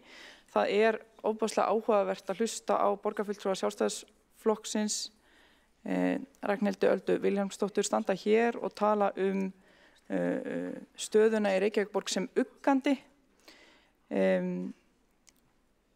Veltufjárhlutfall Reykjavíkur næst hæst á höfuðborgarsvæðinu eftir Hafnarfirði sem metur gatnagerðargjöld til tekna ólíkt hinum. Í víðara samhengi skuldarhlutfall A-hluta Reykjavíkurborgar það lægsta á höfuðborgarsvæðinu. Því hlýtur borgarfulltrúinn sem svo uggandi yfir stöðunni í Reykjavík að eiga afar erfitt með svefn þegar kemur að stöðunni í nágrannasveitarfélögum sem eru á megninu til rekin af Sjálfstæðisflokknum. Og ég óska borgarfulltrúnum bara þess að geta fundið út úr því og þessum tilfinningum sínum. Það líka ágætt að fá það staðfest hér í pontu hversu takmarkaður áhugi Sjálfstæðisflokksins á mannréttindum og lýðræði. Við höfum svo sem fylgst vel með því þegar kemur að ríkinu og dómsmálaráðherra undanfarið sem að hefur ekki haft mikla samúð með mannréttindum að mínu mati. Nú síðast þolandi mansal sem lífshættulegu ástandi, manneskja sem á að senda úr landi sem búið að fá að vera hér í 6 ár og aðeins að fá að vinna þvert á eigin vilja. Það bara gott að vita að flokkurinn hér í borgarstjórn þá kannski sammála þessum áhersluatriðum og fá það hreint fram. En þá ætla ég að fjalla umhverfis- og skipulagssvið. Ég vil byrja á því að þakka starfsfólki þar góð störf. Þar mjög mikið af góðu öflugu fagfólki sem leggur sig allt fram. Og nettóútgjöld sviðsins voru 11 milljarðar 2.779 milljónir eða 726 milljónum yfir fjárheimildir ársins og það nemur 6,9%. En það áhugavert að sjá að þetta eru nærri 2 milljarðar sem þetta undir útgjöldum ársins 2022 og það ekki einfalt að draga saman seglin á þennan hátt. Það vitum við. Sér í lagi í svona ástandi. Ég ætla að fara örstutt yfir stöðuna á einstaka skrifstofum. Skrifstofa skipulagsfulltrúa var 179 milljónum innan fjárheimilda ársins og þar voru tekjur umfram áætlun sem að skýri þetta mestu liti. Skrifstofa samgöngustjóra borgarhönnunar var 330 milljónum innan fjárheimilda og það var einkum vegna bílastæðasjóðs sem að var innan fjárheimilda þar sem að tekjur voru umfram áætlun. Rekstur og umhirða borgarlandsins var rúmlega milljarði umfram fjárheimildir ársins, einkum vegna reksturs gatna og opinna svæða og það skýrist að mestu af vetrarþjónustunni sem að var 961 milljón umfram fjárheimildir. Og mig langar að fjalla örstutt það. Við vitum það öll að vetrarþjónusta ársins var að aukast meðal annars vegna þess að við bættum í þjónustu í kjölfar heildarendurskoðunar á vetrarþjónustu í stýrihópi og það liggur ljóst fyrir á dögum með mikilli snjódýpt að fjölga og var síðasti vetur með snjóþyngri veturum síðustu 10-15 ár. Að sama skapi dögum að fjölga þar sem að snjóar meira á styttri tíma og það stór áskorun og krefjandi veruleiki og eitthvað sem við erum að horfast í augu við. Það svolítið sláandi að frá árinu 2000 til ársins 2023 hefur orðið 65% aukning af fjöldadaga með snjódýpt yfir 10 cm og heil 400% aukning af fjöldadaga með snjódýpt yfir 20 cm. Og það bárust margar ábendingar hluti sem hefðu betur mátt fara og það voru gerðar miklar og umfangsmiklar úrbætur og þær hafa verið ræddar hér og það hefur verið mikil ánægja með þær sem gott mál. Ábendingar drógust mikið saman í kjölfarið úr rúmlega 7.000 ábendingum niður í 2.000 eða sem nemur 70%. Og þannig að það gott. En við vitum að þetta hins vegar mikið af peningum og við viljum fara vel með fé og það verið að skoða leiðir til þess að draga úr þessum kostnaði.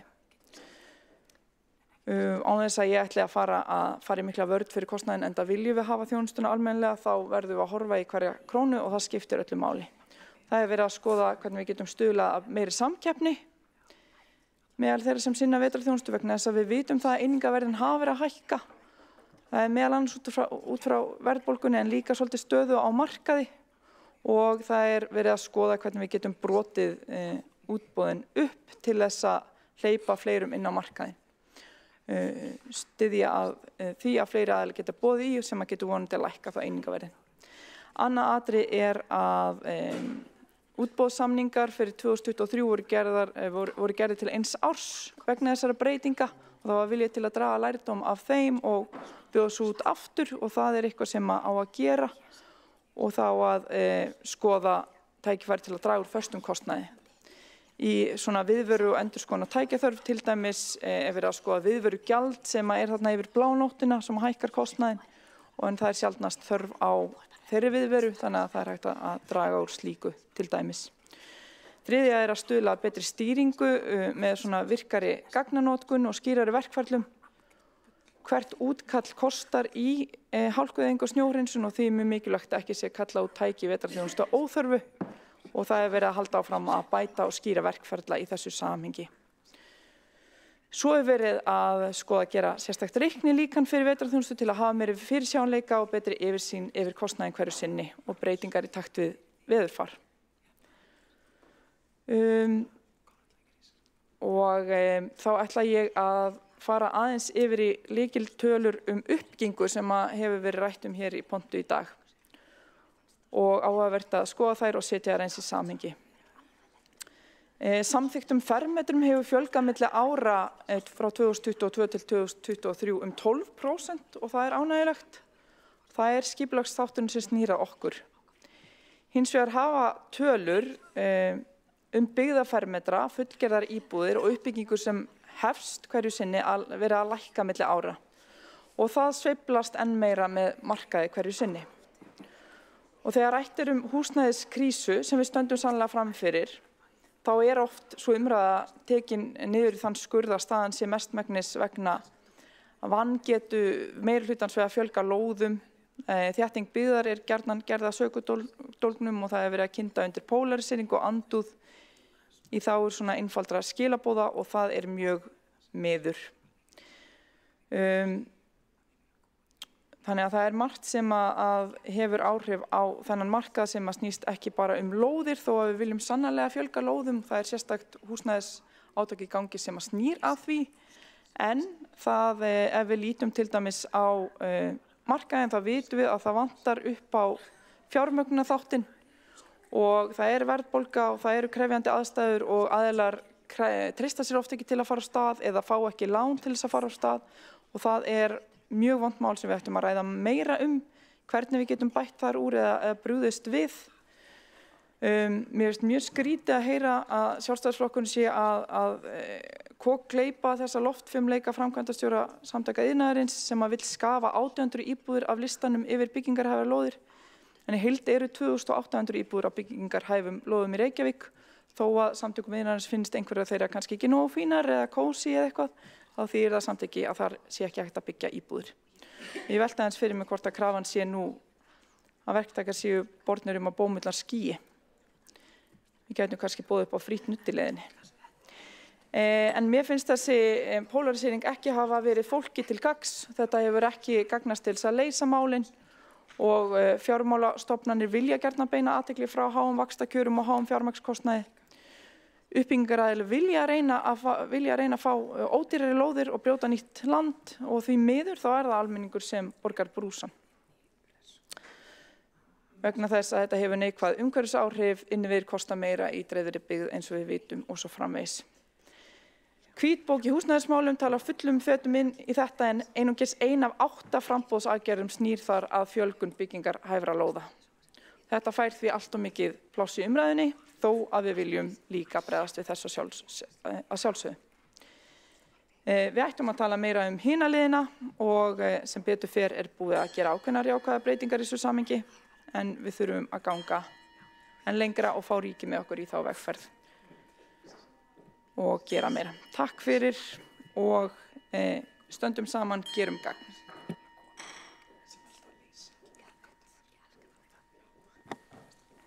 Borgarfulltrúinn hefur lokið við mál sitt. Einn hefur óskað eftir að veita andsvar. Það borgarfulltrúinn Helgi Ás Gretarsson.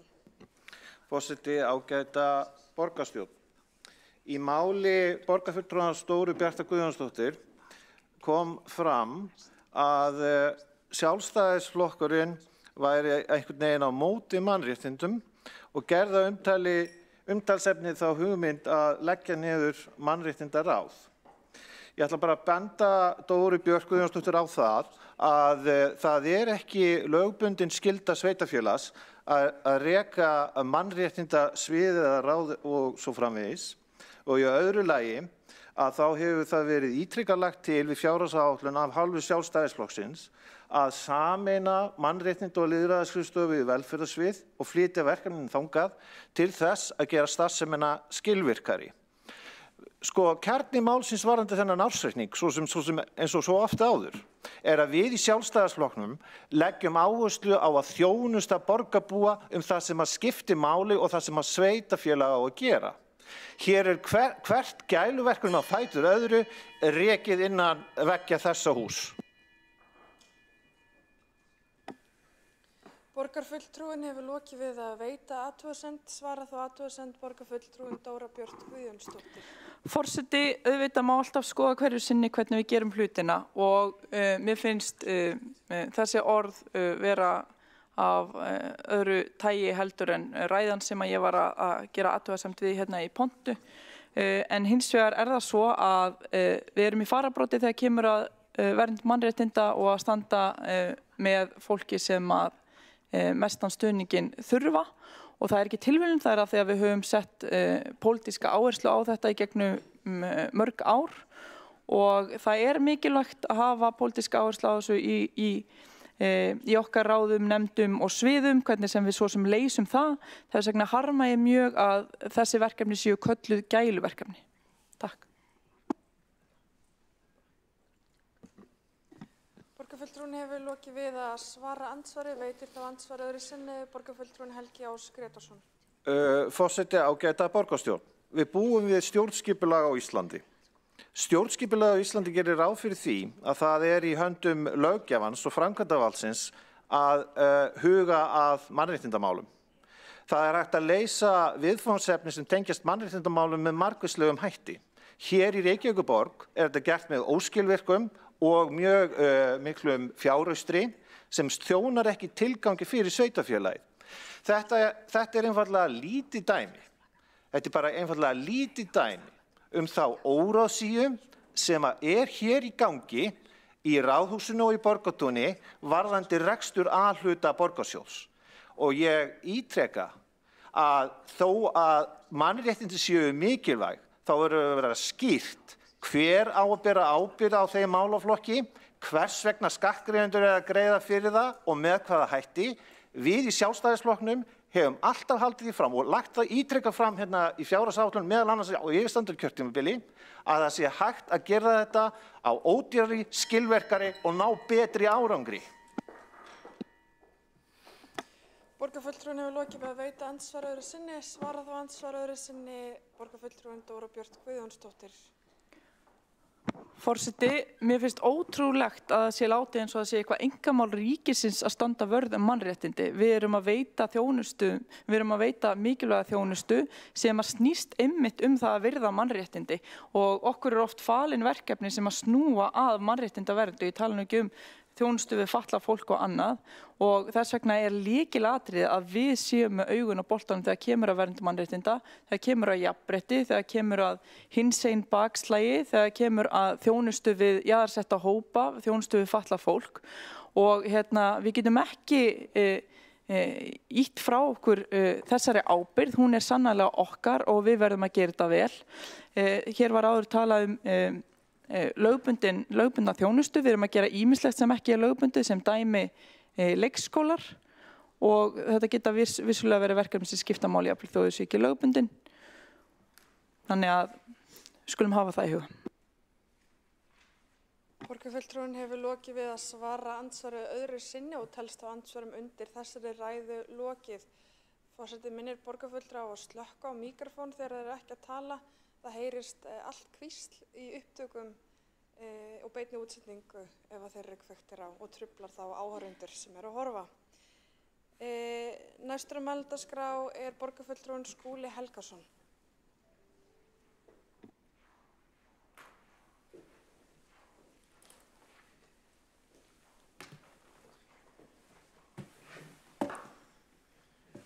Forseti, ágæta borgarstjórn, ég ætla að nýta tíman í minni ræðu til þess að fara fyrst yfir afkomu menningar- og íþróttarsviðs en síðan að víkka út fókusinn og ræða stóru myndina í fjármálum borgarinnar með áherslu á stöðuna í fjármálulegum samskiptum ríkis og sveitarfélaga sem að hafa óneitanlega að varpa dökkum skugga yfir fjárhag borgarinnar rétt eins og annarra sveitarfélaga á undanförnum árum.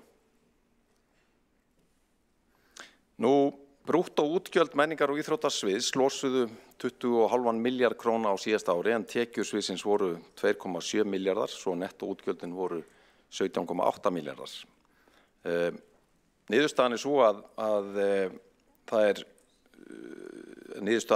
er svo að reksturinn er 70 milljónir króna eða 0,4% undir áætlun ársins sem er gleðiefni. Sviðið var rekið innan fjárheimildar sem er auðvitað jákvætt og reyndar sérstakt metnaða mál bæði yfir stjórnar og okkar í fagráðinu.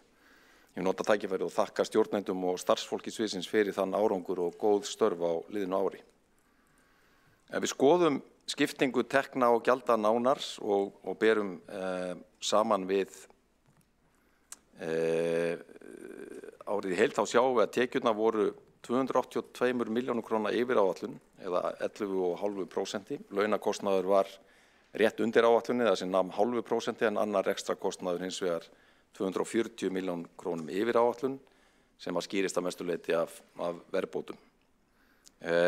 Ef við skoðum nánar hlutfallslega skiptingu þessara útgjaldaliða þá fer stærstu hlutin eða 27% í laun, 24% í styrki til annars vegar menningarstarfs og hins vegar íþróttarstarfsemi, önnur 24% í innri leigu, tæp 9% í annar rekstrakostnað, 7,5% í húsaleigu, af þriðja aðila og 5,6% í frístundastyrkin svo helstu liðir séu nefndir. Ef við kíkjum nánar á hvernig þessi útgjöld að skiptast á þjónustu þætti eða málaflokku þá rennur stærsti hluti til þess sem við köllum á sviðinu íþróttaborgin eða 41,5%, 17,6% í menningaborgarinnar, 15,4% í rekstur safna, þar sem að eru söfnin okkar 3 listasafn, Reykjavíkur borgar, bókasafn og stofnanir borgarsögusafns, 14,7% í rekstur sundlauga, 4,3% í útilífsborgina og aðri liðir eru með minna. Nú nánari sundurliðun á þessum tölum sýnir að yfirstjórn sviðsins var rekin innan fjárheimilda í fyrra, 1,6% undir áætlun, söfnin voru sömuleiðis rekin tæplega 1% undir áætlun, menningaborgin rekin á pari, íþróttaborgin fór 0,5% fram úr áætlun, útilífsborgin fór 27 milljónir eða 3,7% fram úr áætlun en sundlaugarnar voru 19 milljónir undir áætlun eða 0,7%. Hitt húsið sömuleiðis rekið undir áætlun sem nemur 4,3% með 27 milljónum og skíðasvæðin sömuleiðis. Loks var liðurinn kynningamál, sérverkefni og annað vel innan fjárheimilda eða sem nemur tæpum 20%. Forseti, kæra borgarstjórn, þetta var rekstur sviðsins, menningar og íþróttasviðs í hnotskurn en þá langar mig að ávarpa, eins og ég nefndi áðan, stóru myndina nokkrum orðum. Eins og hér hefur komið fram í umræðunni, þá ársreikningur borgarinnar fyrir síðasta ár sýnir að borgarstjóri er rekið með 5 milljarða halla sem er 10 milljarða króna jákvæðu viðsnúningu frá fyrra ári og rúmum milljarði betri afkoma en gert var ráð fyrir í fjárhagsáætlun. Veltufé frá rekstri er 6,1% eða talsvert skárra en þau 2,2% sem áætlað var fyrir. Afkoma Faxaflóahafna er betri en áætlanir gerðu ráð fyrir, hagnaður þar það bil 2-falt meiri en áætlun gerði ráð fyrir. Hins vegar er hagnaður Orkuveitu Reykjavíkur lægri en í fyrra, lækkar 1,9 milljarð milli ára og stendur í 6,4 milljörðum og þar vegur þungt að fjárhagsgjöld voru 3 milljarða yfir áætlun. Skýringin á þessari lakari afkomu Orkuveitunar er því fyrst og fremst hærri fjármagnsgjöld sem að helgast auðvitað af bara því efnahagsumhverfi sem að boðið er upp á hér í okkar ágæta og fallega landi. Hér eru himinháir stýrivextir sem eru með þeim hæstu sem að þekkjast í Evrópu. Þeir hafa nú verið 9,25% í heilt ár og eru þeir 5. hæstu í Evrópu. Við finnum bara 4 lönd sem að skáka okkur þar, það er Tyrkland, Belarús eða Hvíta-Rússland, Rússland og Úkraína sem að eru í stríðs eða þar sem að Rússar hafa haldið út í stríðsrekstri gagnvart nágrönnum sínum nokkura ára skeið eins og við þekkjum. Stýrivextir eru 3-falt hærri hjá okkur en í norrænu ESB-ríkjunum Svíþjóð og Danmörku þar sem þeir eru á bilinu 3,6 til 3,75%. Verðbólgan hér er 6,1%, borið saman við 2,6% að meðaltali í ríkjum Evrópusambandsins og samanburður við Norðurlöndin þar enn meira sláandi. en verðbólgan í ESB-ríkjum Norðurlandana, Finnlandi, Svíþjóð og Danmörku á bilinu 0,6 til 2,3%. Þetta það efnahagsumhverfi sem að okkur öllum boðið upp á, heimilunum í landinu, atvinnulífinu og sveitarfélögunum sem að eiga mjög mikið undir samskiptum við ríkið eins og við höfum því miður mörg sorgleg dæmi um. Og ef við lítum skýringa á hallarekstri borgarinnar undanfarin ár, þá ekki annað hægt en að staðnæmast einmitt við þessi fjárhagslegu samskipti ríkis og borgarinnar. Það sama hvert litið. Víðsvegar blasir við kerfisbundin vanfjármögnun ríkisins á verkefnum sem að bundin hafa verið, annars vegar í samninga við borgina og önnur sveitarfélög og hins vegar eiga upptök sín í skýrum fyrirheitum fjármögnun sem að ekki hafa verið efnd. Þetta birtist í rekstri grunnskólana þar sem vanfjármögnun ríkisins var fyrir nokkrum misserum metin á rúmlega 500 milljónir króna. Rýrnun á framlagi ríkisins til strætó sem að ekki hefur verið verðbætt undanfarin 10 ár og metin í dag á 780 milljónir. Og í þriðja lagi svikin loforð ríkisstjórnarinnar að tekjur af gistináttargjaldi myndu renna til sveitarfélagana en frá því það loforð var gefið árið 2017 hefur ríkið haft 3 milljarða króna í tekjur af gistináttargjaldinu og 1,5 milljarður mun bætast við þá tölu á þessu ári. 4,5 milljarðar sem hefðu með réttu átt að renna til sveitarfélagana undanfarin 6 ár samkvæmt loforði sem að núverandi stjórnarflokka gáfu. Og nota bene, þetta var ekki einhver hótfindni á herrakvöldi. Þetta loforð sem var gefið í sjálfum stjórnarsáttmála ríkisstjórnarinnar sem var kynntur 30. nóvember 2017. Sem áður hefði nú haldið svona í venjulegu árferði að væri sérstakur metnaður stjórnarflokkana að standa við. Enn má nefna til viðbótar svikin loforð fyrrverandi fjármálaráðherra að sveitarfélögum yrði bætt tekjutap vegna útgreiðslu séreignarsparnaðar í tengslu við hina svokölluðu leiðréttingu. Þegar að 150 milljarðar króna voru færðir til milli- og hátekjufólks í samfélaginu, meðan leigjendur og fólk með lítil fjárráð sat eftir með sárt ennið.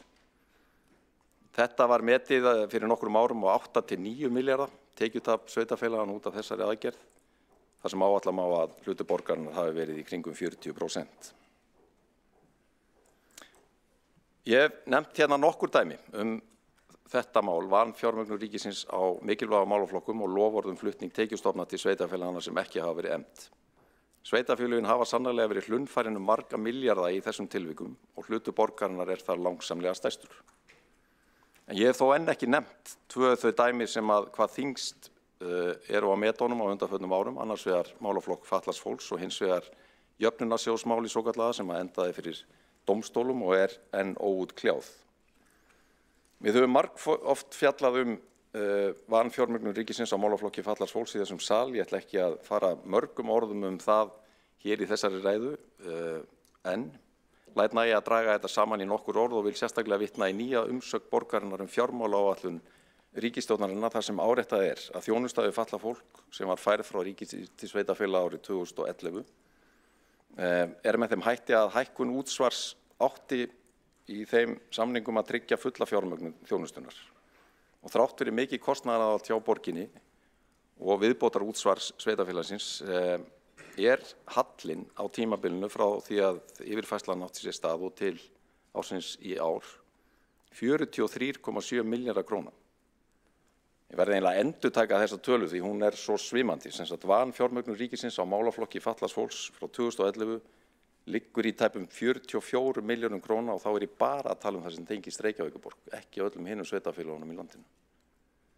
Þessi halli hefur vaxið jafnt og þétt í gegnum árin, ekki síst fyrir tilstilli aukina krafna sem að koma fram í löggjöf Alþingis frá 2018, nýjum reglugerðum og túlkunum á skyldu sveitarfélagana.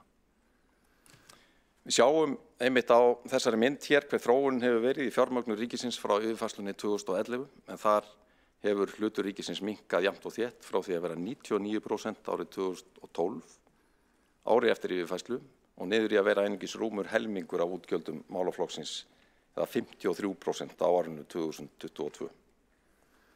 Tími minn búinn, forseti, ég óska eftir að vera settur aftur á mælendaskrá og mun þá fjalla nánar þessa stöðu og hitt stóra réttlætismáli sem enn óútkljáð í samskiptum okkar við ríkið. Borgarfulltrúinn hefur lokið við mál sitt. Næstur á mælendaskrá er borgarfulltrúinn Kjartan Magnússon.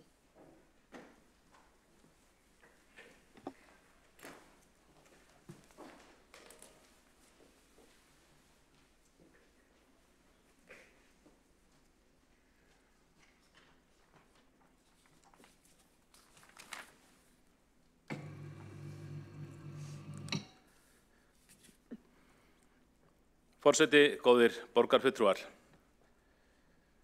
Ársreikningur Reykjavíkurborgar fyrir árið 2023 sýnir að meirihluti Samfylkingar, Framsóknarflokks, Pírata og Viðreisnar hefur engin tök á fjármálum borgarinnar.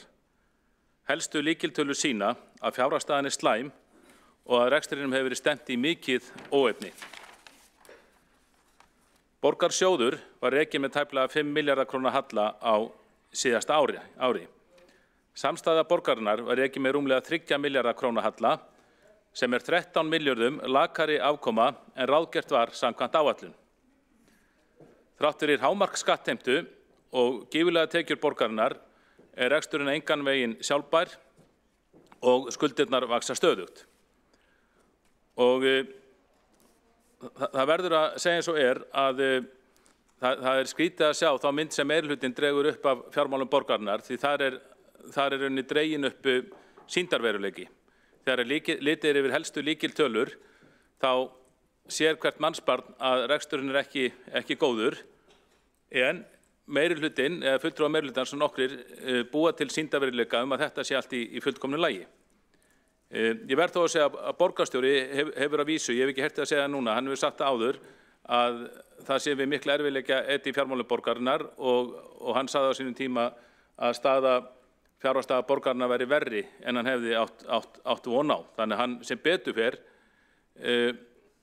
hefur stundum margt skemsamlega í þessum fjármálum og virðist gera sér grein fyrir að hann tók ekki við góðu búi fjárhagslega sem borgarstjóri.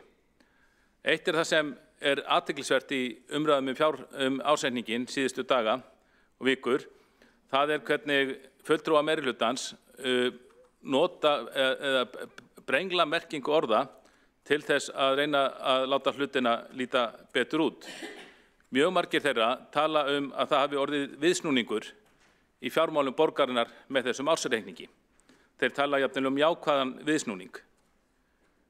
Góðir borgarfulltrúar, þetta orð viðsnúningur hefur verið notað þegar í fjármálum, ég skrifaði nú viðskiptafréttir í mörg ár, þegar að tapi er snúið í hagnað og það má líka nota þegar að hagnaði er snúið í tap. En að nota orðið viðsnúningur þegar að menn er að fara úr miklu tapi í aðeins minna tap, það má kannski tala afkomum bata þegar að tapið minnkar, en það er ekki hægt að tala viðsnúning. Það er ekki rétt að tala viðsnúning nema að það hafi orðið umsnúningur á sjálfum reikningum, hann fari yfir núllstrikið, það hefur verið farið úr tapi í hagnað eða kannski þá er hagnaði tap. Þetta minnir á fyrir nokkrum árum þegar borgin var ekki með miklu tapi, þá töluðu menn gjarnan og menn viðurkenndi að það væri mikið tap og kom með sér fram í fréttatilkynningum, þá var sagt að reksturinn var í járnum. En það hefur verið þannig í íslensku máli að það þýðir þegar maður segir að reksturinn sé í járnum, að þá segir hvorki það þykir ekki sérstaklega gott að segja að hvorki hagnaði tap. Reksturinn sem gerður upp nálægt núllinu en það sé kannski lítil arðsemi. En hér í ráðhúsinu legðu fulltrúar meirihlutans fyrir nokkrum árum að tala það mikið tap sem að reksturinn væri í járnum sem verður sjálfsög ekki rétt. Og þetta minnir á það óneitanlega sem George Orwell lýsti í bók sinni 1984. Hann kallaði þetta nýlensku þegar að ráðandi aðilar í þjóðfélaginu brengluðu markvisst merkingu orða með því að breyttu merkingu orða í orðfæri sínu. Þannig væri hugsunin að ydda tungumáli eða hugsun flokksins, eyða merkingu og blæbrigðum orðana og það á við þessu samhengi. Nú, í endurskoðunarskýrslu með ársreikningnum er bent á að samstæða borgarinnar muni ekki fullnægja fjárhagslegum viðmiðum sem settir í sveitarstjórnarlögum á komandi árum. Skuldir og skuldbindingar samstæðu borgarinnar hafi í árslok 2023 numið 158% af tekjum sem sé yfir lögbundnu 150% fjárhámarki. Sveitarfélög eru að vísu undanþegin umræddu hámarksviðmiði til ársins 2025 en samkvæmt 5 ára áætlun borgarinnar er ekki reiknað með að viðmiðinu verði náð á því ári. Ég leyfi mig líka vekja athygli á endurskoðunarskýrslu ytri endurskoðanda borgarinnar þennan ársreikning og þar er gert að sérstöku umtalsefni rekstrarhæfi og sjálfbærni viðmið félagsbústaða HF sem er eitt stærsta fyrirtæki okkar og þar er bent á að ráðgjafar sem tóku út rekstur félagsins síðastliðið haust var svo að handbært fé frá rekstri myndi ekki duga fyrir afborgun lána næstu 10 ár miðað við óbreytt eignasafn. Ef ná ætti sjálfbærni viðmiðun með hækkun leigu, eingöngu þyrfti hækkun á leigunni að nema 8,7% á þessu ári. Einnig gera endurskoðendurnir rekstrarhæfi ljósleiðarans EHF umtalsefni. Þeir benda á að ljósleiðarinn sé mjög skuldsettur og lán félagsins séu með íþyngjandi skilmálum sem félagið þurfa að standast til að lánveitendur geti ekki gjaldið lánin. Og miðað við núverandi rekstur, efnahagsreikning og sjóðstreymi Civilit ljósleiðarans verði ekki séð að félagið geti staðið við skammtíma skuldbindingar sínar með handbæru fé frá rekstri. Áætlanir stjórnenda gerir hins vegar ráð fyrir því að fá í nýtt fjármagn hlutafjáraukningu á árinu 2024. Þá liggi fyrir stjórnarsamþykkt frá stjórn Orkuveitunnar að kaupa það hlutafé sem í boði er á markaðsvirði ef ekki fást nýir fjárfestar. Þetta er geifanleg umsögn þetta fyrirtæki, ljósleiðarann, sem hefur oft verið tekist á hér í borgarstjórn og þessi umsögn endurskoðandana sem er að sjálfsögðu mjög hóflega orðuð eins og þeirra er von og vísa sýnir að þær viðvaranir sem við borgarfulltrúar Sjálfstæðisflokksins færðum hér fram þetta fyrirtæki í fyrra og hittiðfyrra eiga við fullkomin rök að styðjast. Og varðandi félagsbústaða þá er athyglisverður liður í bókhaldi borgarinnar þessi svokallaða matsbreyting fjárfestingareigna hjá félagsbústöðum. Félagslegar íbúðir borgarinnar eru endurmetnar og aukið verðmæti þeirra er fært sem hagnaður í ársreikningi. Þessi matsbreyting nam tæpum 5 milljörðum króna á síðasta ári og þetta er fært sem tekjur í bókhald borgarinnar en þetta er ekki raunverulega tekjur, þetta er bara mat. Tekjur mun ekki skilja sér úr þessu nema við seljum þessar íbúðir og við vitum það dettur engum í hug í þessum sal að selja félagslegar íbúðir borgarinnar. Þetta er fróðu hagnaður sem skapa borginni því í raun enga tekjur og fegrar því stöðu rekstrarreiknings sem því nemur. Raunhalli borgarinnar er því mun meiri en reikningurinn sýnir og sýnist samkvæmt þessum rekstrarreikningi. Að þessum sökum gefur breyting skulda á efnahagsreikningi borgarinnar gleggri mynd af raunverulegu rekstrarstöðu hennar en sjálfur rekstrarreikningurinn. Skuldir samstæðunar hækkuðu 50 milljarða króna á árinu og námu 495 milljörðum í árslok. Borgarstjórn hefur þannig skuldsett hvern íbúa sinn 3,6 milljónir króna og hverja 4 manna fjölskyldu 14,4 milljónir króna. Skuldir borgarsjóðs hækkuðu 24 milljarða króna síðasta ári og námu 198 milljörðum í lok þess. Og útliti er ekki bjart, það er sjálfsagt að við svörum þeirri spurningu fyrst að við höfum fólk hér í þessum sal sem telur bara reksturinn verið í himnalagi þegar við hlöðum upp skuldum með þessum hætti sem gert er, að svara því í rauninni hversu langt sé hægt að ganga. Hversu lengi er hægt að hlaða upp skuldum sem nemur 20 milljörðum króna á hverju ári á þess ekki að láta undan. Að vísu eru lánskjör borgarinnar farin að versna. Hún er álitin ekki jafngóður skuldari á mörkuðum eins og áður var, þannig að það er vísbending. En þannig með þessi fjármál og við vitum aldrei nákvæmlega hvenær farið fram af brúninni. Og það er ágætt að þeir sem réttlæta skuldasöfnun borgarinnar svara okkur því hversu langt er þetta að ganga. Nú eru skuldir borgarinnar sennilega komnar yfir 500 milljarða króna í þessum töluðu orðum. Hvaða viðmið má ég að setja? Er í lagi að skulda fyrir 600, 700, 800, 900 milljónir, 1000 milljarða? Eitthvað staðar hljóta mörkin að liggja og það verið gaman að heyra skoðun meirihlutans á því hvar þessi mörk geta legið. Já, það er sem áætlað að skuldir borgarinnar verið krónur í 515 milljarða krónur næstu áramót, þar er við skuldir borgarsjóðs 208 milljörðum. Fjárhagur borgarinnar fer því ört versnandi og samkvæmt fjárhagsáætlunum verður ekkert láta á skuldasöfnun næstu árin. Það er dýrt að skulda. Hrikaleg skuldasöfnun borgarinnar hefur leitt til þess að fjármagnsgjöld eru orðin en helsta stærðin í bókhaldi hennar. Borgin berskjöldu fyrir verðbólgu og vaxtahækkunum. Háar skuldir og fjármagnsgjöld lendað ending á íbúum borgarinnar. Fjármagnsgjöld Reykjavíkur borgar námu rúmum 29 milljörðum króna síðast ári.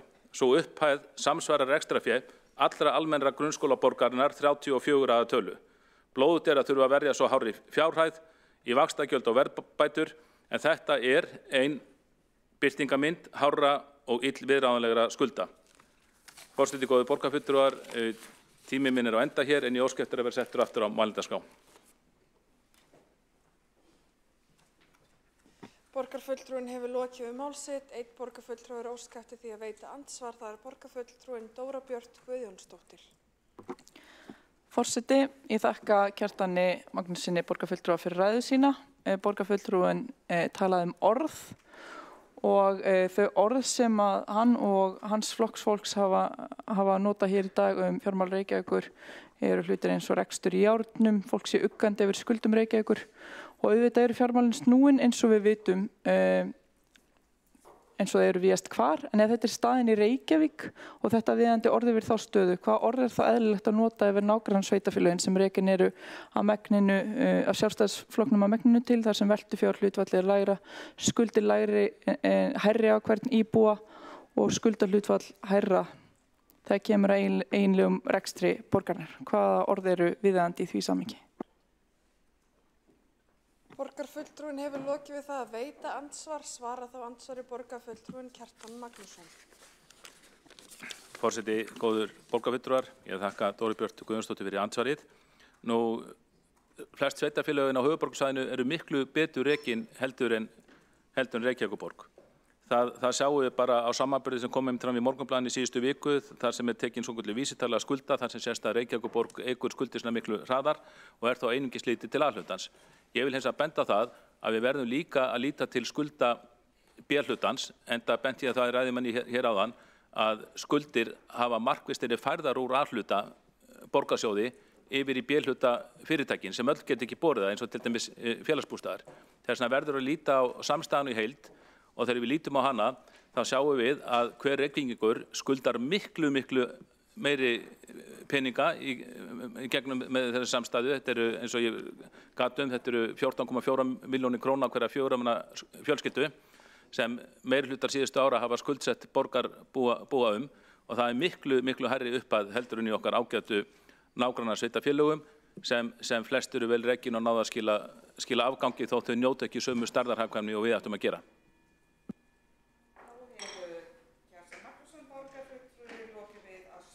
Það veitir það ansvaður sinni Dóra Björt Guðjónsdóttir.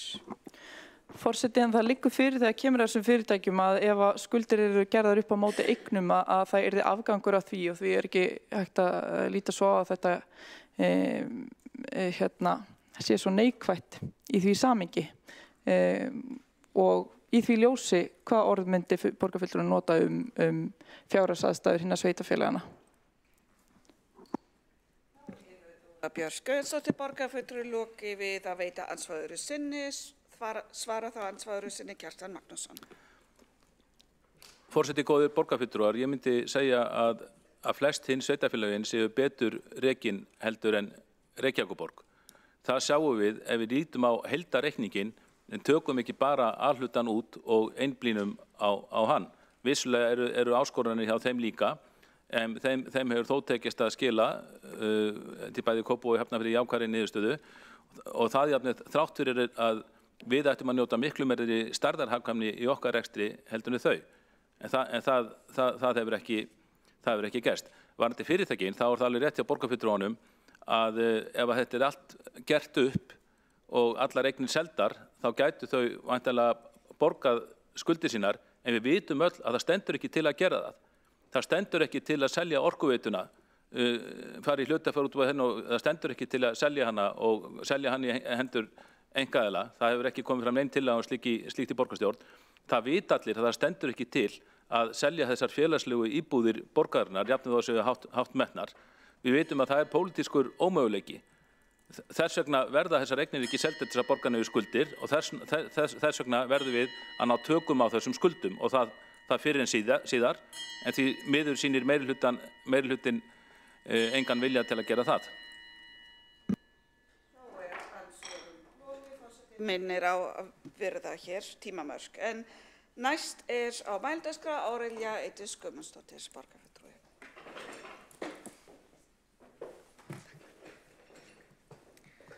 Virðulegi forseti, ágætu borgarfulltrúar og þeir sem á hlýðið. Ég komin hér til að kynna svona helstu tölur fyrir skóla- og frístundasvið og eins og þið þekki sem hér í salnum að þá skóla- og frístundasvið langstæðsta svið borgarinnar með yfir 6.000 starfsmenn og 150 stofnanir það bil, þar sem bæði allt skólastarf samtekið. Ef við tökum bæði skóla, leikskóla og frístundastarf. Ef við lítum aðeins yfir bara áður en ég fer í tölunar þá langar mig að minna á þau verkefni sem hafa kannski tekið mesta athygli í vetur. Það náttúrulega sjálfsögðu inngilding barna af erlendum uppruna, móttaka þeirra og inngilding þeirra í samfélagið. Það innleiðing farsældarlaganna og betri borgar fyrir börn. Það innleiðing á Snorra, nýju leikskólalíkani og það tilraunaverkefni fyrir frístund eða sumarfrístund sem við erum núna að hleypa af stokknum. Húsnæðismál og innvistarvandi og þar með náttúrulega talið brúum bílið sem við teljum saman í þess sem við erum að fara yfir varðandi veturinn.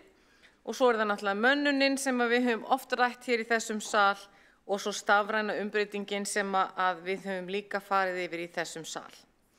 Ef við horfum á tölurnar þá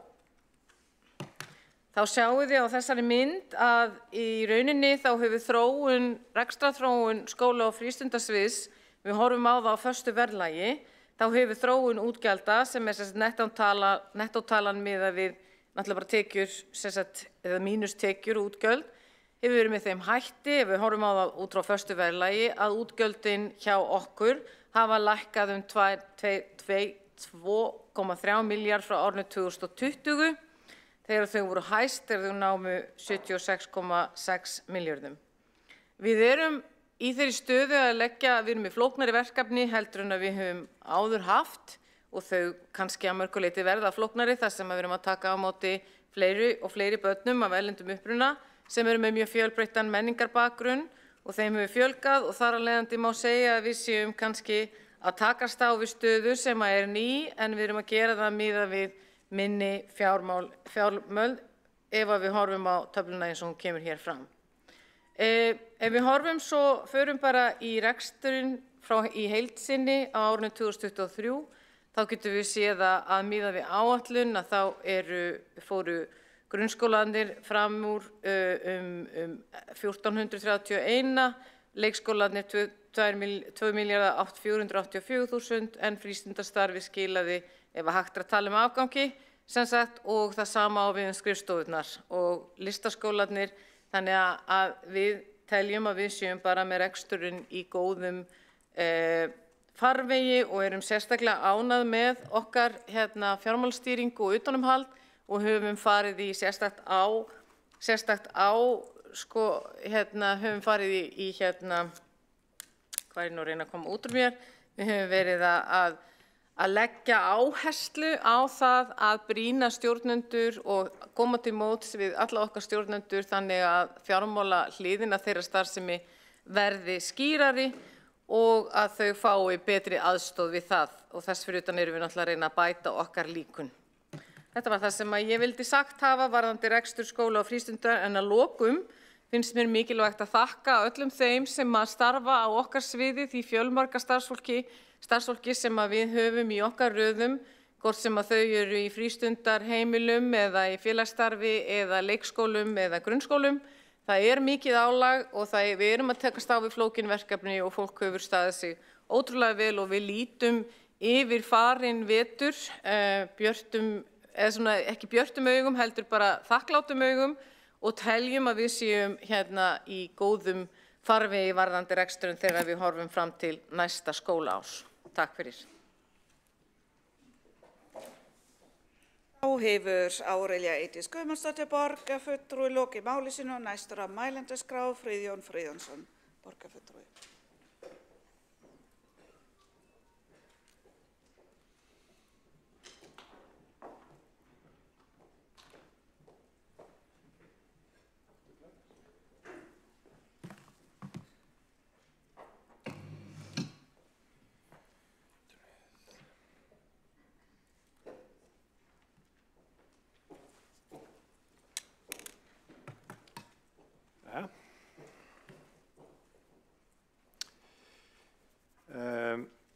Forseti, borgarstjóri, ágætu borgarfulltrúar. Það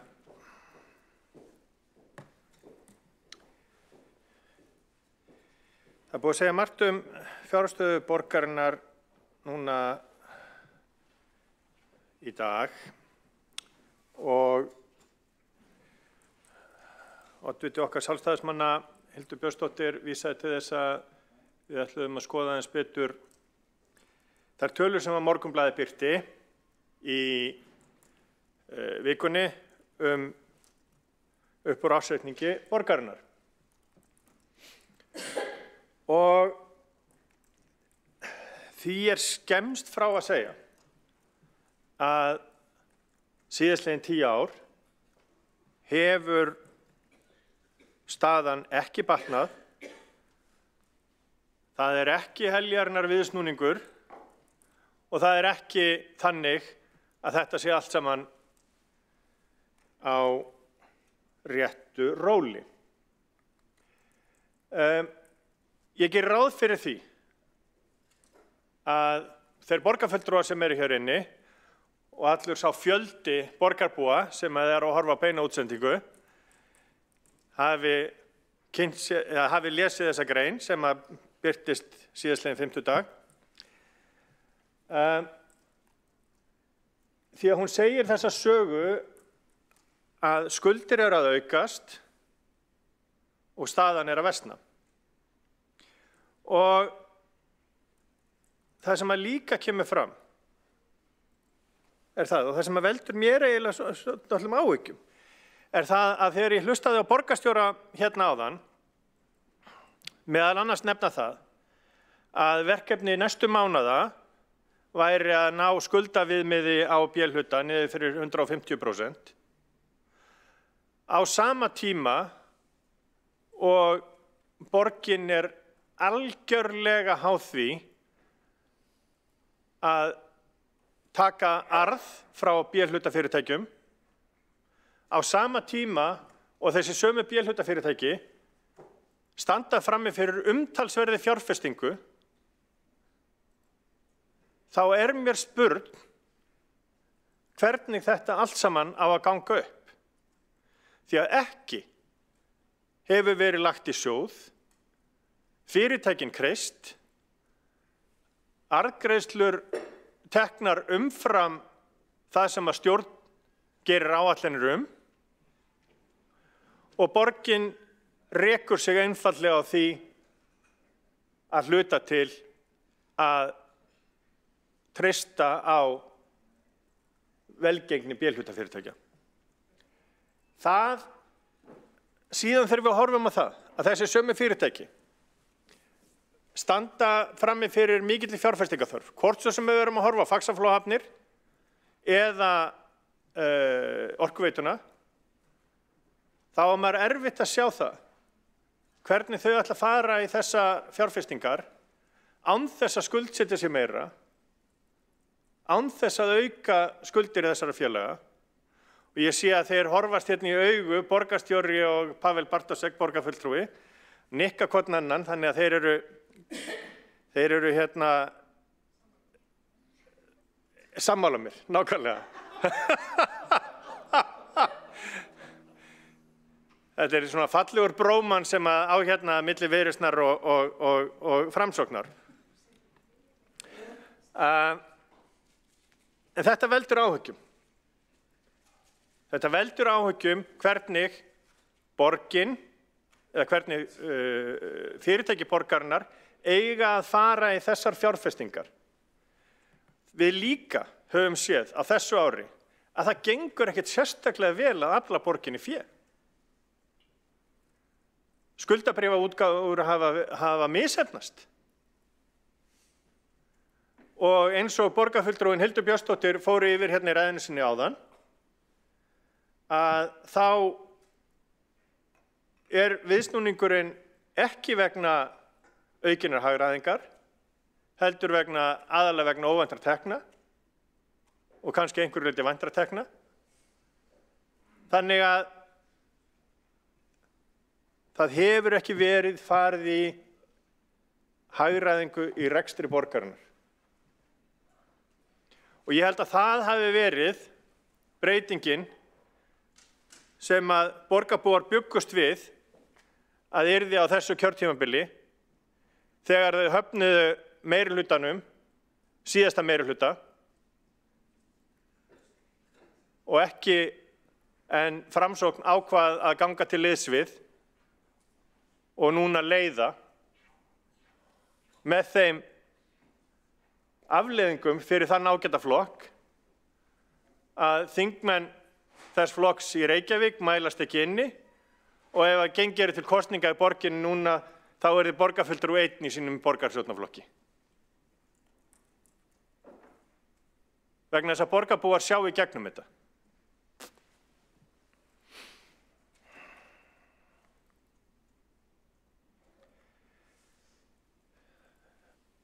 Það hefur verið sagt hérna líka, og ég er enda að reka augun í það, að ég hef ótakmarkaðan tíma.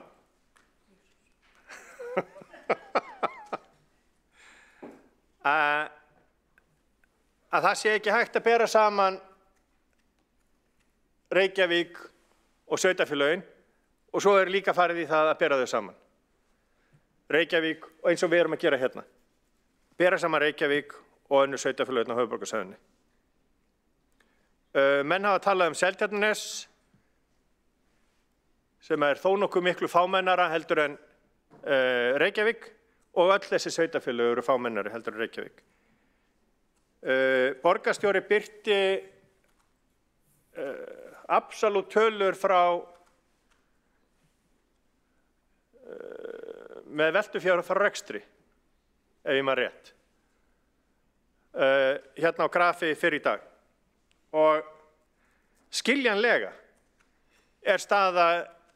eru tekjur Reykjavíkurborgar og veltufé og handbært fé ætti að vera meira í krónum talið eins og borgarstjóri birti vegna þess að hér búa 150.000 manns, eða núna verð ég að viðurkenna að ég er ekki alveg kláraði vegna þess að þjóðskrá fækkaði íbúum á Íslandi 14.000 eða 16.000 hérna fyrir mánuði síðan eða svo. En skárra væri það nú að það væri meira í sjóðum Reykjavíkur í heildina heldur en Seltjarnarnes. Mér finnst svolítið að meirihlutinn vinni með það hugtak að svo skuli böl bæta með því að benda á eitthvað annað. Það firrar ekki þennan meirihluta ábyrgð að einhver önnur sveitarfélög, miklu minni sveitarfélög, skuldi pening. Og meira segja betur rekin sveitarfélög, oft á tíðum. Við skulum bara horfa á Reykjavík sjálfa og þá tölur sem að Morgunblaðið birti síðastliðinn fimmtudag. Þar sem að allar línur sem eiga ekki að vera upp á við eru upp á við og allar þær línur sem ætti að vera niður á við, eða sem ætti að vera upp á við, eru niður á við.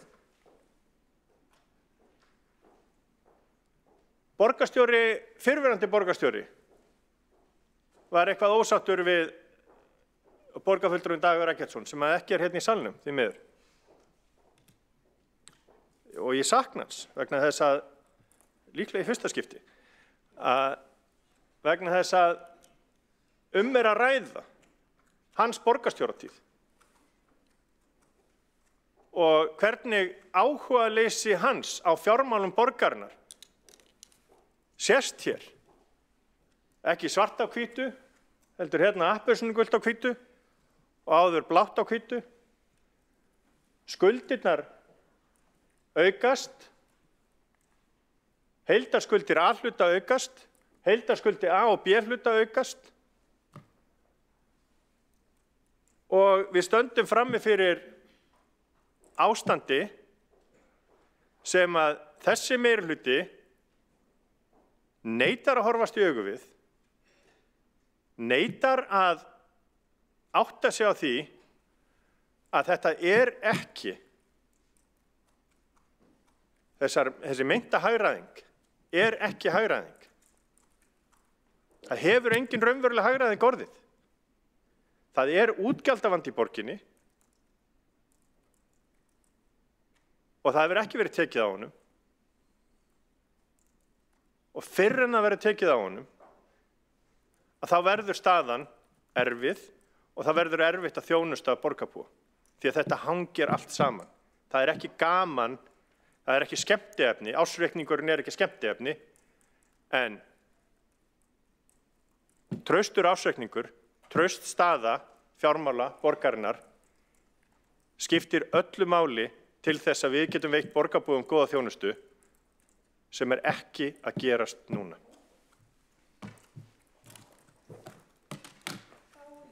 Friðjón Friðjónsson borgarfulltrúi lokið máli sínu og hefur einn borgarfulltrúi óskað eftir að veita ansvar og það Pavel Bartošek. Virðulegi forseti, ég þakka borgarfulltrúanum fyrir hans ágætu ræðu. Ég sé að hann hefur sótt lit á bakgrunni sínum í sjálfboðastörf sín fyrir hönd lýðræðisins, því að þetta fallegur rauður litur að baki. En það sem mig langar að spyrja og ég velti fyrir mér, ég ætla kannski ekki að gera framsetningu frjálsra fjölmiðla á tölfræðiupplýsingum að megin umfjöllunarefni. En það sem ég geri samt smá athugasemdir við þessa framsetningu Morgunblaðsins að þarna verið að taka vísitölur af vísitölum. Þarna fólk að setja fram hluti svo vísitala skulda á íbúa. Sko skuldir á íbúa vísitala til að byrja með. Skuldir á íbúa vísitala sem gerð til að bera saman ólík sveitarfélög með heiðarlegum hætti. Það svo verðbólga. Ef við tökum vísitölu af vísitölu þá getum við fljótlega fengið svolítið skakkar niðurstöður. Ef við myndum í dag ákveða að staðan á Íslandi bara svona og taka svo vísitölu af verðbólgu, þá getur verið að Íslendingar myndu ganga vel að koma verðbólgunni í 5% en önnur ríki myndu halda henni bara svona verið. Þá hefur massa árangur því að koma verðbólgu niður miklu meira í hinum Evrópuríkjum. En staðan þetta svo að skuldir á hvern íbúa voru minni í upphafi þessa tímabils og áfram minni á hvern íbúa heldur en Þannig að ég segi að þessi framsetning kannski ekki svo heiðarlegasta og gefur ekki skýrasta mynd á fjárhag sveitarfélags.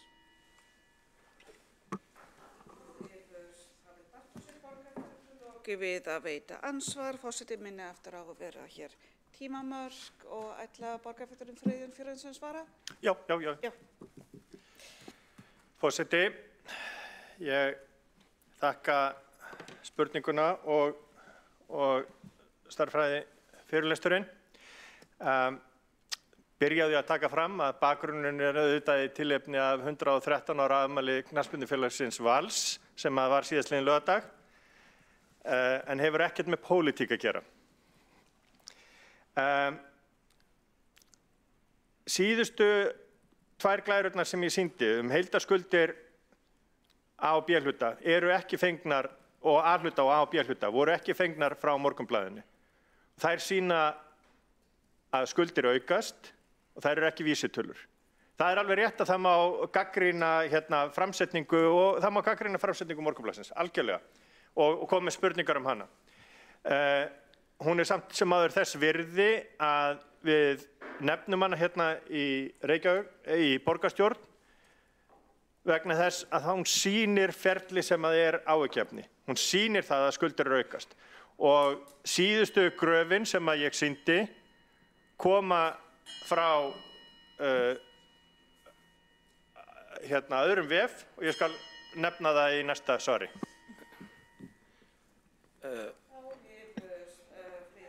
Borgarfulltrúi lokið við að svara ansvar, veiti það ansvaru sinni Pavel Bartošek.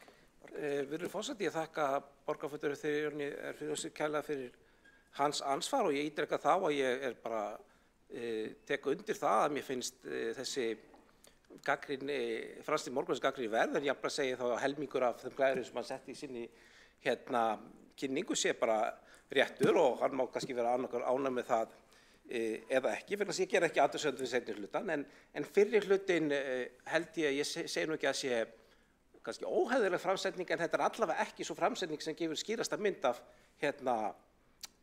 fjárhagur sveitarfélagsins og ég tek þá bara undir það að það megi gagnrýna það. Borgarfulltrúi lokið við að veita ansvaru sinni, ætla Borgarfulltrúi að svara ansvarið öðru sinni. Forseti, það kannski rétt að taka fram vegna sem ég láðist að nefna það í ræðunni að seinni hluti sýningarinnar fenginn af vefnum metill.is sem að fyrrverandi efnahags- og viðskiptaráðherra Gylfi Magnússon benti á á Facebook daginn þegar hann var að gagnrýna Morgunblaðið. Framsetning gagna hjá Morgunblaðinu samt sem áður sýna það að skuldir að aukast alveg eins og framsetning Brynjólfs sem heldur úti Metli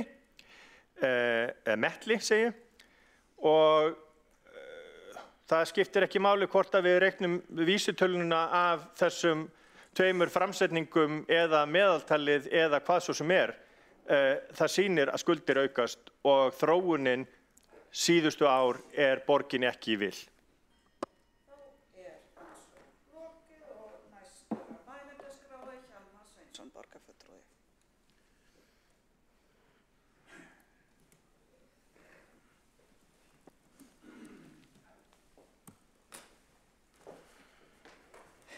Já, forseti, ágæta borgarstjórn, ég kem hér upp og tek áhættuna að endurtaka sumt af því sem þeir búið að segja. Og hérna, þetta auðvitað umræður ársreikning og það allt saman svolítið svipað ár eftir ár og minnstrið nokkurn veginn þannig að minni hlutin heldur því fram að hér sé allt í köku og borgin nánast gjaldþrota. Og meira segja var það sagt til áðan að hvert mannsbarn geti séð það.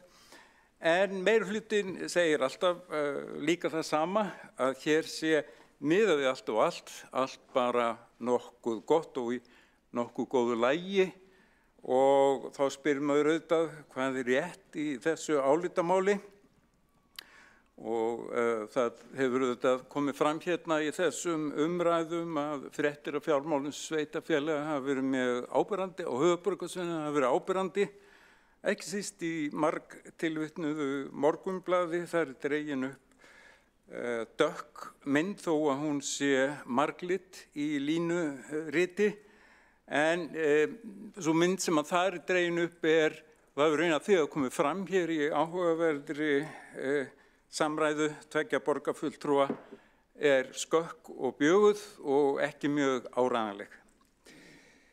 Og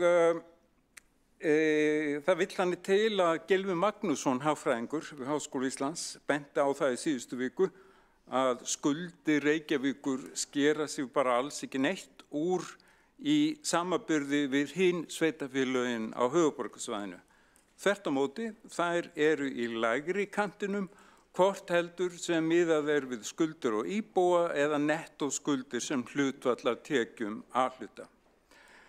Og til að skoða það einmitt bendir Gylfi á eins og borgarfulltrúinn Friðjón R. Friðjónsson bendi á hérna áðan að það vefritið Metill sem setur upp mjög fín línurit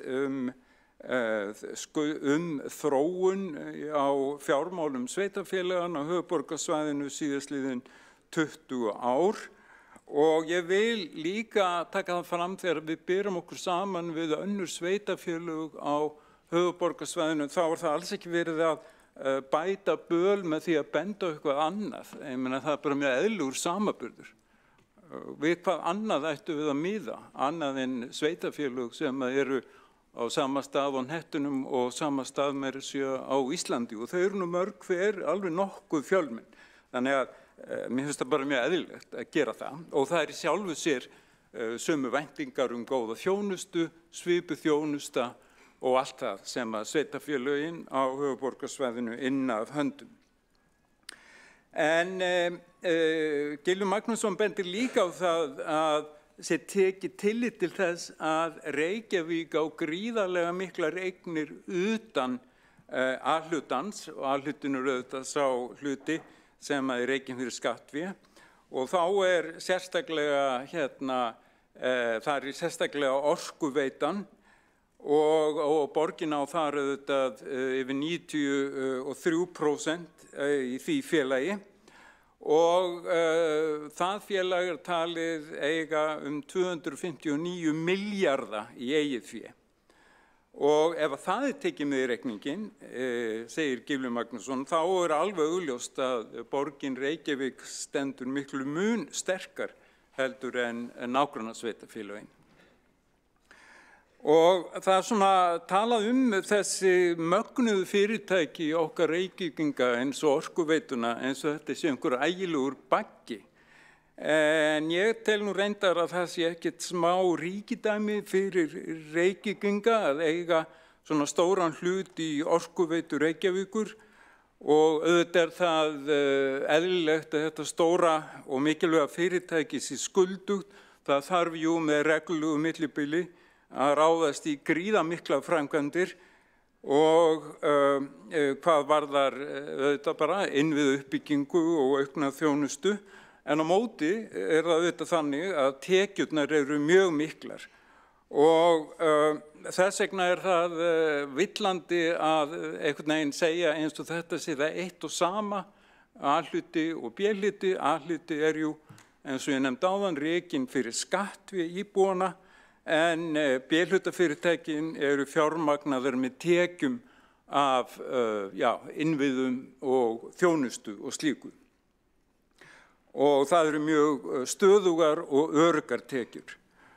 Og það hefur líka komið fram í umfjöllun síðustu daga að ef að lykiltölur eru skoðaðar eins og skuldahlutfall A-hluta, eins og skuldir á hvern íbúa og margum talað veltu fjárhlutfall sem að borgarstjóri minntist á hérna áðan, þá sýna þessar lykiltölur sýna góða stöðu Reykjavíkur.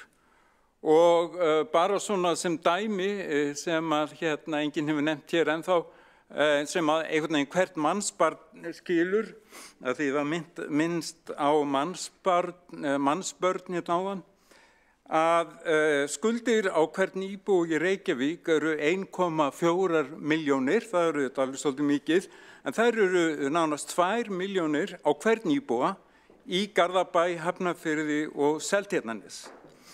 Og eru þá þessi sveitarfélög að veita sínum íbúum miklu betri þjónustu.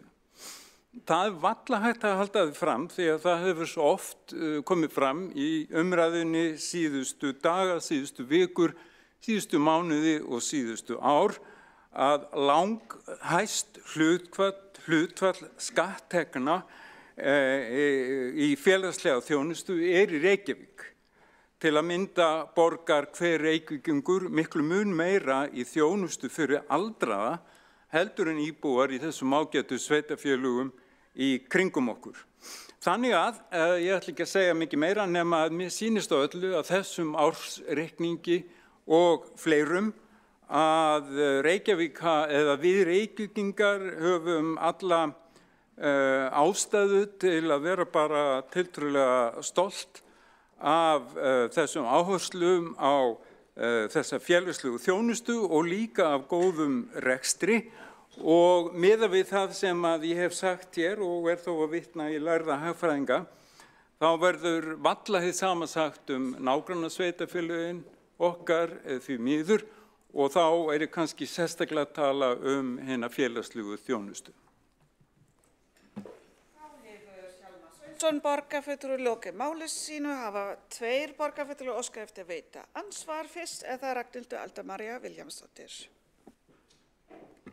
Já, ágæti forseti, ég bara verða að spyrja vegna þess að borgarfulltrúinn Hjálmar Sveinsson var að vitna hérna í samflokksmann sinn sem að lýsti því að hér væri nú allt bara með hennu besta móti í raun og veru. En fyrst að svo sé, þá velti ég fyrir mér hvers vegna það þá verið að taka lán til þess að sinna viðhaldi á skólahúsnæðinu og hvers vegna erum við þá komin á þann stað að það hefur ekki afgangurinn á rekstrinum hefur ekki dugað til þess að sinna þessu nauðsynlega viðhaldi og svo framvegis og af hverju þá þarf alltaf þessa lántöku. Svo það hitt var að því að borgarfulltrúinn nefndi veltufjárhlutfallið en það undir einum og það nú almennt talin vísbending þess að það séu erfiðleikar við að inna hendi hvað nauðsynlega greiðslur næstu 12 mánuði. Þannig ég vildi nú forvinnast út í þetta. Takk. Ragnhildur Alda-María Vilhjálmsdóttir, lokið við að veita ansvar, svara þá ansvar Hjálmar Sveinsson. Já, vil ekki borgarfulltrúin skýra út orð sín, hvað á borgarfulltrúin við þegar hún fer að tala samflokksmann minn. Ég talaði hagfræðing við Háskóla Íslands, hvað á hún við? Lokið við að svara ansvari, veita það ansvar öðru sinni, Ragnhildur Alda-María Vilhjálmsdóttir. Jú, ágæti forseti, menntamenn finnast líka innan Samfylkingarinnar, en Gylfi Magnússon satt nú á þingi fyrir Samfylkinguna, ef maður rétt árið 2009-2010. Er það rétt vitlaust munið mér? Fyrir hvaða flokk satt hann þá á þingi? Var ráðherra? Það er ráðum, jæja. En hann ekki skipaður af Samfylkingunni í stjórn Orkuveitunnar? Já, hérna. Jæja, allavega. Ég hef nú alltaf haldið það, en ég hef þá verið að spyrja hann betur næst.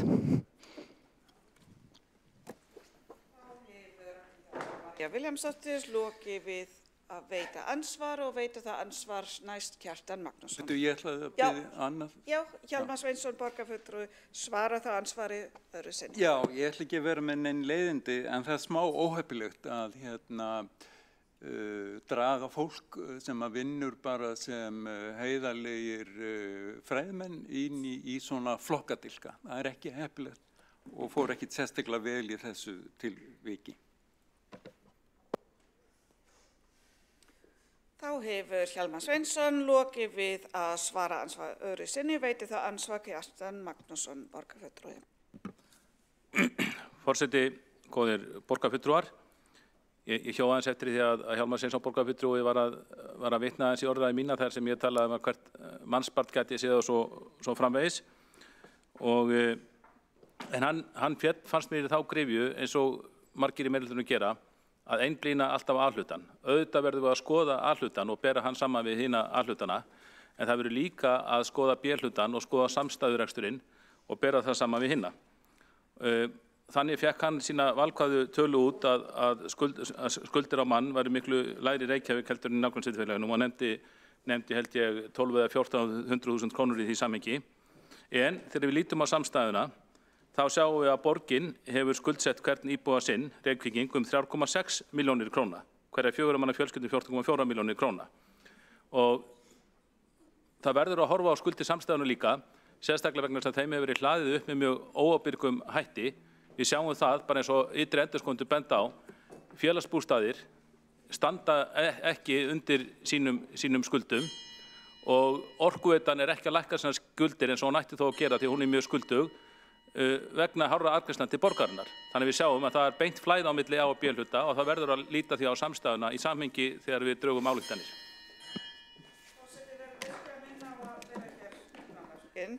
En Kjartan Magnússon, borgarfulltrúi, hefur þá lokið við að veita ansvar, svara það ansvari Hjálmar Sveinsson. Já, ég kom reyndar aðeins inn á þetta í minni tölu að þarna ólíku saman jafna að því leyti að B-hlutafyrirtækin afla mjög mikill að tekna.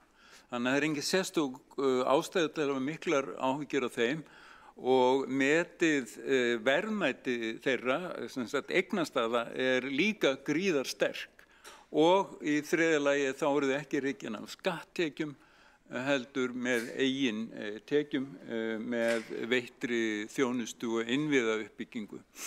Þannig að ég held að sé nú svona eðlilegt að gera þarna greinarmun og setja þetta ekki allt í einn pott.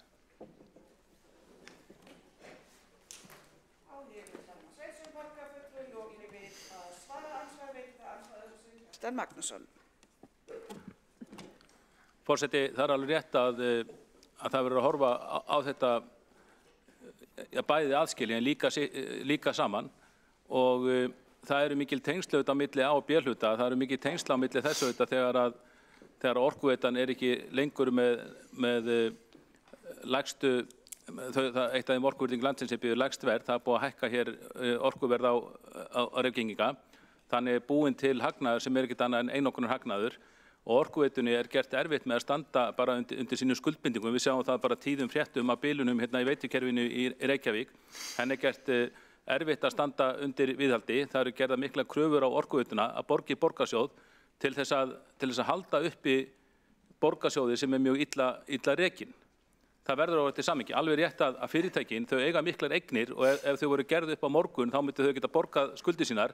En við vitum það að það stendur ekki til að selja félagslegar íbúðir, félagsbústaða eða eignir orkuveitunar. Við vitum að það stendur ekki til.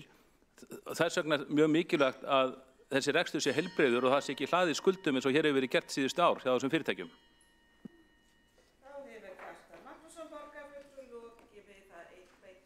Svar öðru sinni, svara það ansvar öðru sinni Hjálmar Sveinsson. Já, það er lengi hægt og alveg sjálfsagt. Þú veist, það eru til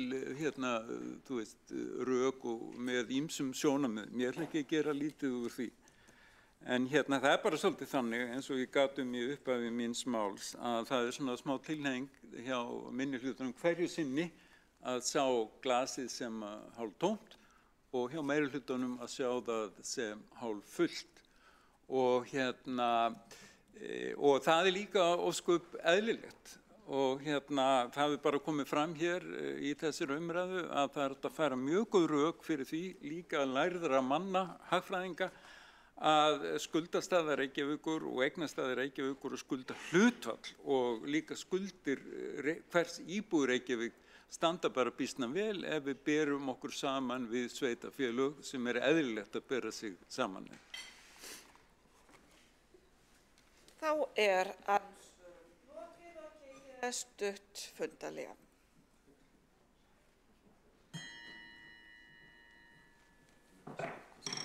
Já. Það segja 10 mínútur.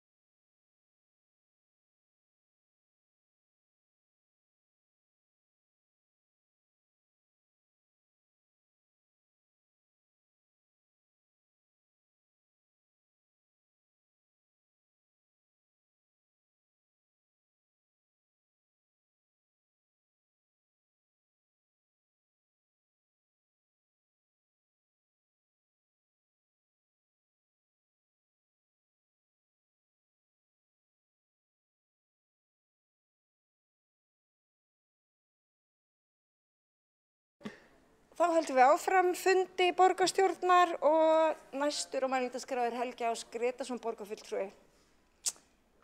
Helgi Ás, gjörðu svo vel.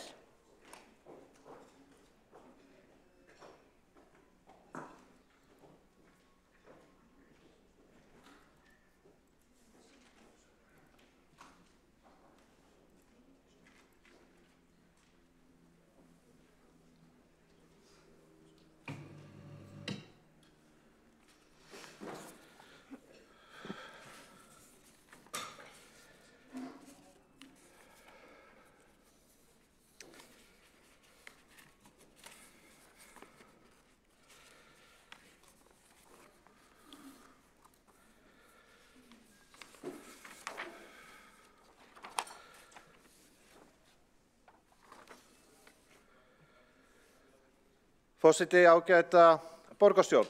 Við erum hér samankomin til þess að ræða ársreikning 2023. Áður en lengri haldið tel ég ástæðu til þess að fjalla aðeins hugmyndafræði. Vegna þess að í mínum kokkabókum þá snýst opinber þjónusta að hjálpa einstaklingum í samfélaginu að lifa lífinu á sem farsælastan hátt. Og í því felst að traustur fjárhagur hins opinbera nauðsynlegur. Hann nauðsynlegur til þess að það sé hægt að grípa til aðgerða fyrir þá sem að minnst mega sín og að til verði blómlegt samfélag.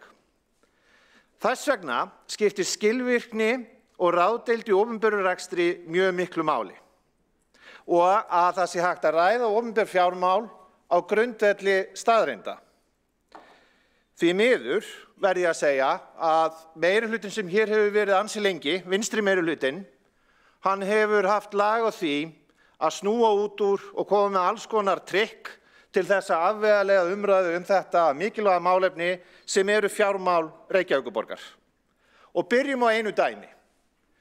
Fyrrverandi borgarstjóri og núverandi formaður borgarráðs var til dæmis hér fyrir viku og enn einu sinni að endurtaka sömu rangfærslunar stöðu Reykjavíkurborgar og bera saman hvernig staðan var 2010 og svo í dag, 2024. Hvert samhengi hlutanna til dæmis varðandi það þegar við skoðum A- og B-hluta 2010 og svo aftur í dag? Vegna þess að sá ágæti stjórnmálamaður hefur tilhneigingu þegar kemur að fjármálum að rugla saman grundvallarmálum og koma til dæmis stöðunni sem var uppi í árslok 2010 á ábyrgð Sjálfstæðisflokksins. En hver var staðan í árslok 2010? Hún var sú að skuldir Orkuveitu Reykjavíkur höfðu rukið upp í kjölfar efnahagshrunsins haustið 2008. En hvernig stóð á því?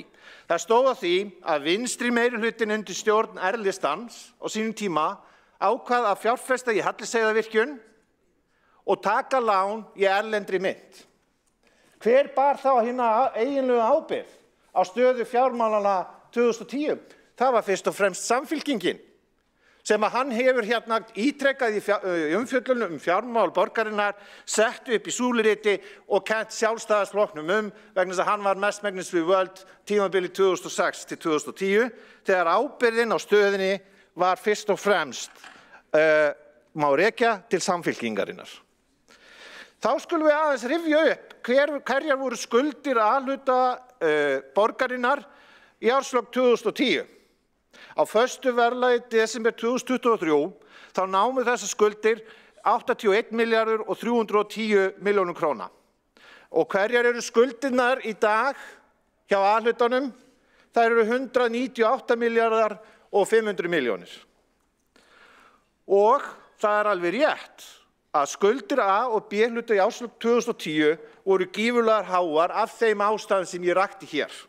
Eða 519 milljarðar rúmir á föstu verðlagi desember 2023, en skuldir A- og B-hluta í dag á sama grundvelli eru 495 milljarðar.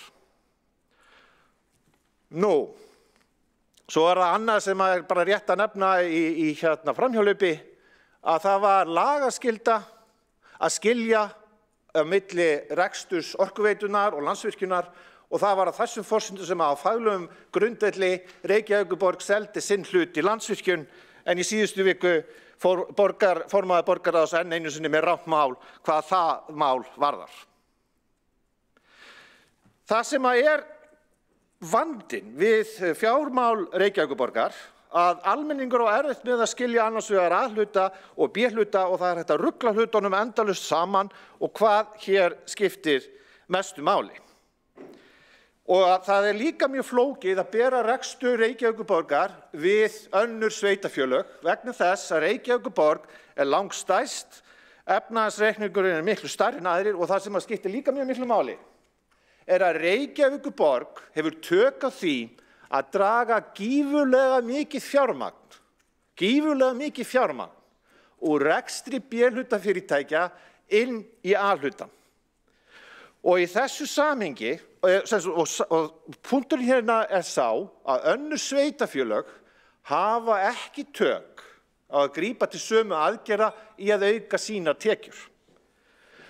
Á tímabilinu 2020 til 2023 þá tók Reykjavíkurborg 20 milljarða á föstu verðlagi í desember 2023, 20 milljarða, 433 milljarða úr B-hlutafyrirtækjum sínum, 20 milljarða á 4 árum, 20 milljarða.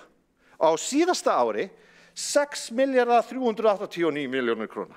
Og langmest þessu af Orkuveitu Reykjavíkur og þegar að sjálfsögðu hið opinbera að taka svona mikið fé úr sínum fyrirtækjum, þá ekki hægt að lækka gjaldskrár. Það ekki hægt að lækka gjaldskrár. Þetta sýnir að reksturinn í A-hlutanum, hann ekki í lagi og ég myndi segja að ef að Sjálfstæðisflokkurinn kæmist til valda, þá myndi ég leggja á það ríka áherslu að koma rekstri A-hlutans í lag og í kjölfarið fara að taka til í rekstri B-hlutafyrirtækjanna. Þetta finnst mér vera mjög mikilvægt. Og hvað átt við með að taka til í rekstrinum? Það meðal annars ný forgangsröðun. Hérna sjáum við, ef menn geta séð hérna á þessu blaði, þá þetta hérna forsíðan, hérna verkstæða nýframkvæmda, það sem hefur verið að auglýsa hérna Viðreisn sérstaklega, Hlemmur torg. Og hvað hefur það kostað? Hvað hefur þetta torg kostað sem að gagnast fáum ef nokkrum?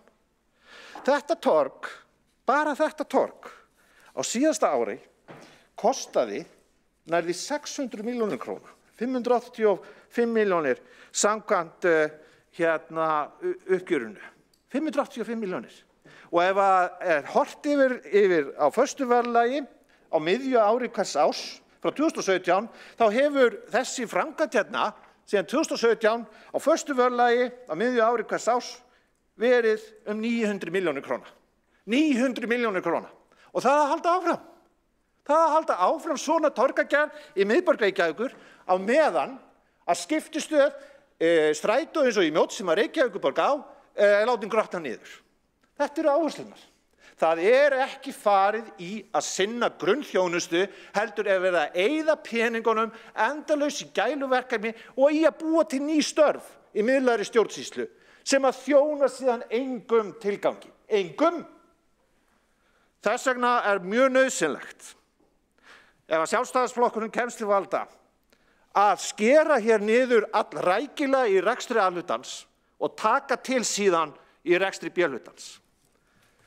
Ég vil vegna þess að ég í skóla- og frístundaráði minna á að í fundargerð í gær, frá því í gær, þá var birt bókun skóla- og frístundaráðsfulltrúa fjárhagsuppgjör skóla- og frístundasviðs fyrir árið 2023. Og í þessi bókun skóla- og frístundaráðsfulltrúa Sjálfstæðisflokksins kom fram að sviðið í heild fór 3,5 milljarða fram úr fjárheimildum. Hallarekstur borgarrekinna leikskóla nam tæpum 2,5 milljörðum króna og þar var hallinn næstu í 15%. Allir leikskólar fóru fram úr fjárheimildum fyrir utan 2. Og þessi vandi vanfjármögnunar hefur legið fyrir samkvæmt ábendingum fjármála- og áhættustýringarsviðs borgarinnar langt áraskeið. Og hallareksturinn nærði því 1 milljarði. Svo kemur hérna fólk upp, kjörnir fulltrúar, og eru að hreykja sér af þessum rekstri. Ég held að amma mín sem kendi mér að fara vel með fé hefði heldur betur ítt og potað í stjórnmálamennina sem hér eru. Heildarmyndin frekar einföld. Reykjavíkurborg, þrátt fyrir að menn sé að koma hérna kvart og kveina út af málefnum fatlaðs fólks til dæmis eða önnur fjárhagsleg samskipti við ríkið, Reykjavíkurborg býr við einstakt tækifæri í samanburði við öll önnur sveitarfélög að afla sér hárra tekna, afla sér arðgreiðslna og B-hlutafyrirtækjum, þannig að vandinn sem við stöndum frammi fyrir hér í þessari borg útgjaldavandi og að hér sé ráðið almennilegir aðilar til þess að færa þetta skip í rétta átt og forgangsraða í þágu grunnþjónustunnar. Þá Helgi Ás Gretason, borgarfulltrúi, lokið máli sínu og 3 hafa beðið að koma upp í andsvör við ræðu borgarfulltrúans og forseti stytti því tímann í 1 mínútu á hvert andsvar og fyrst... Ég get samt gert það.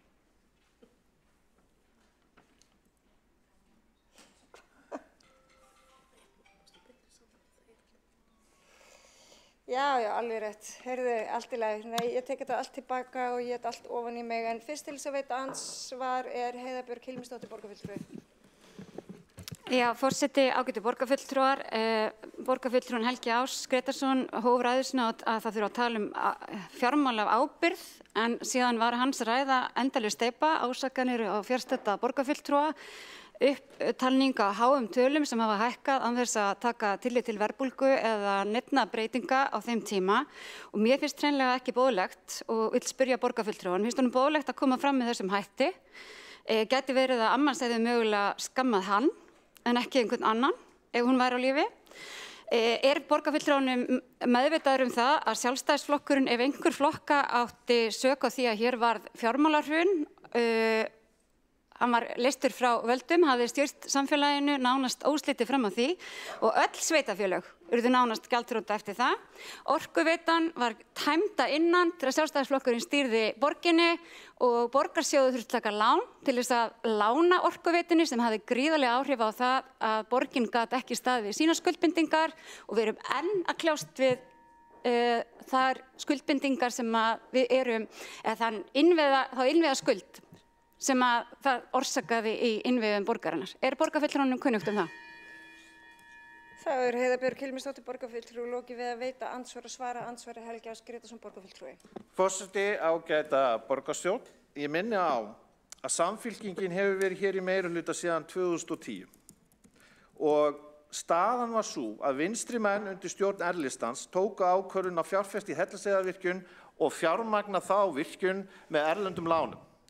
Það alveg sama hvaða ríkisstjórn hefur verið við völd haustið 2008 að það hefði alltaf verið mjög erfitt vegna þess að það var alþjóðleg fjárhagskrísa, ekki bara hér á Íslandi.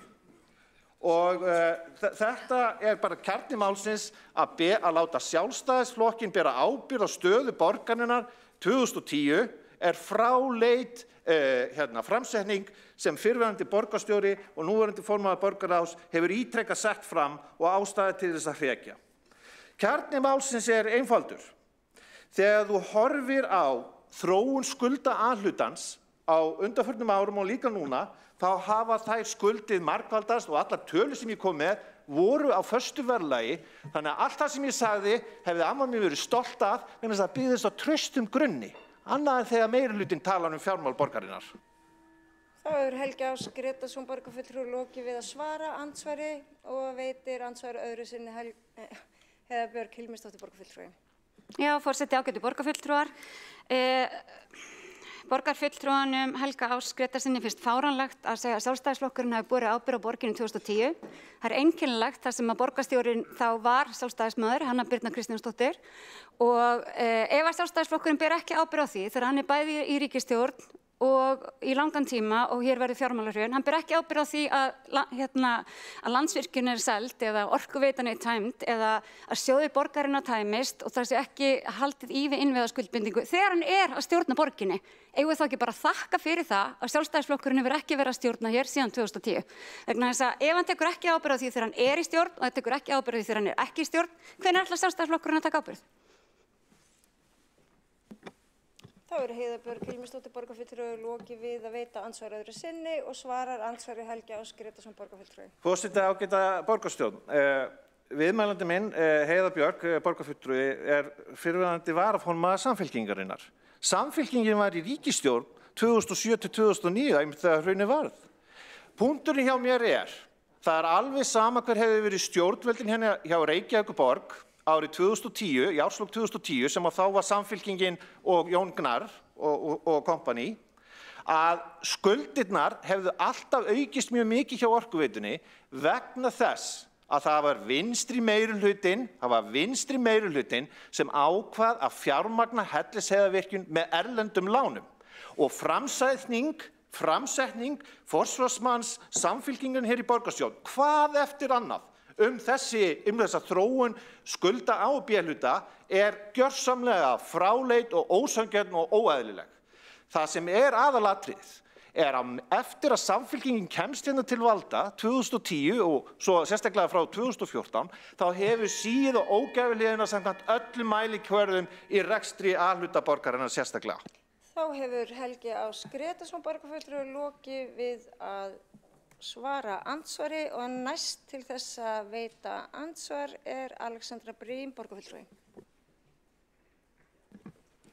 Forseti, já, ég kvað mér nú hljóðs til þess að spyrja ákveðina spurningar borgarfulltrúan. Það var spurningin, borgarfulltrúin Helgi Ás Grétarsson með einhver ákveðin stöðugildi í huga í miðlægri stjórnsýslu sem hann vill meina að vinni ekkert og skili engri þjónustu? Og eða hann að, hvað sem maður tala át í loftið, ég velti því fyrir mér.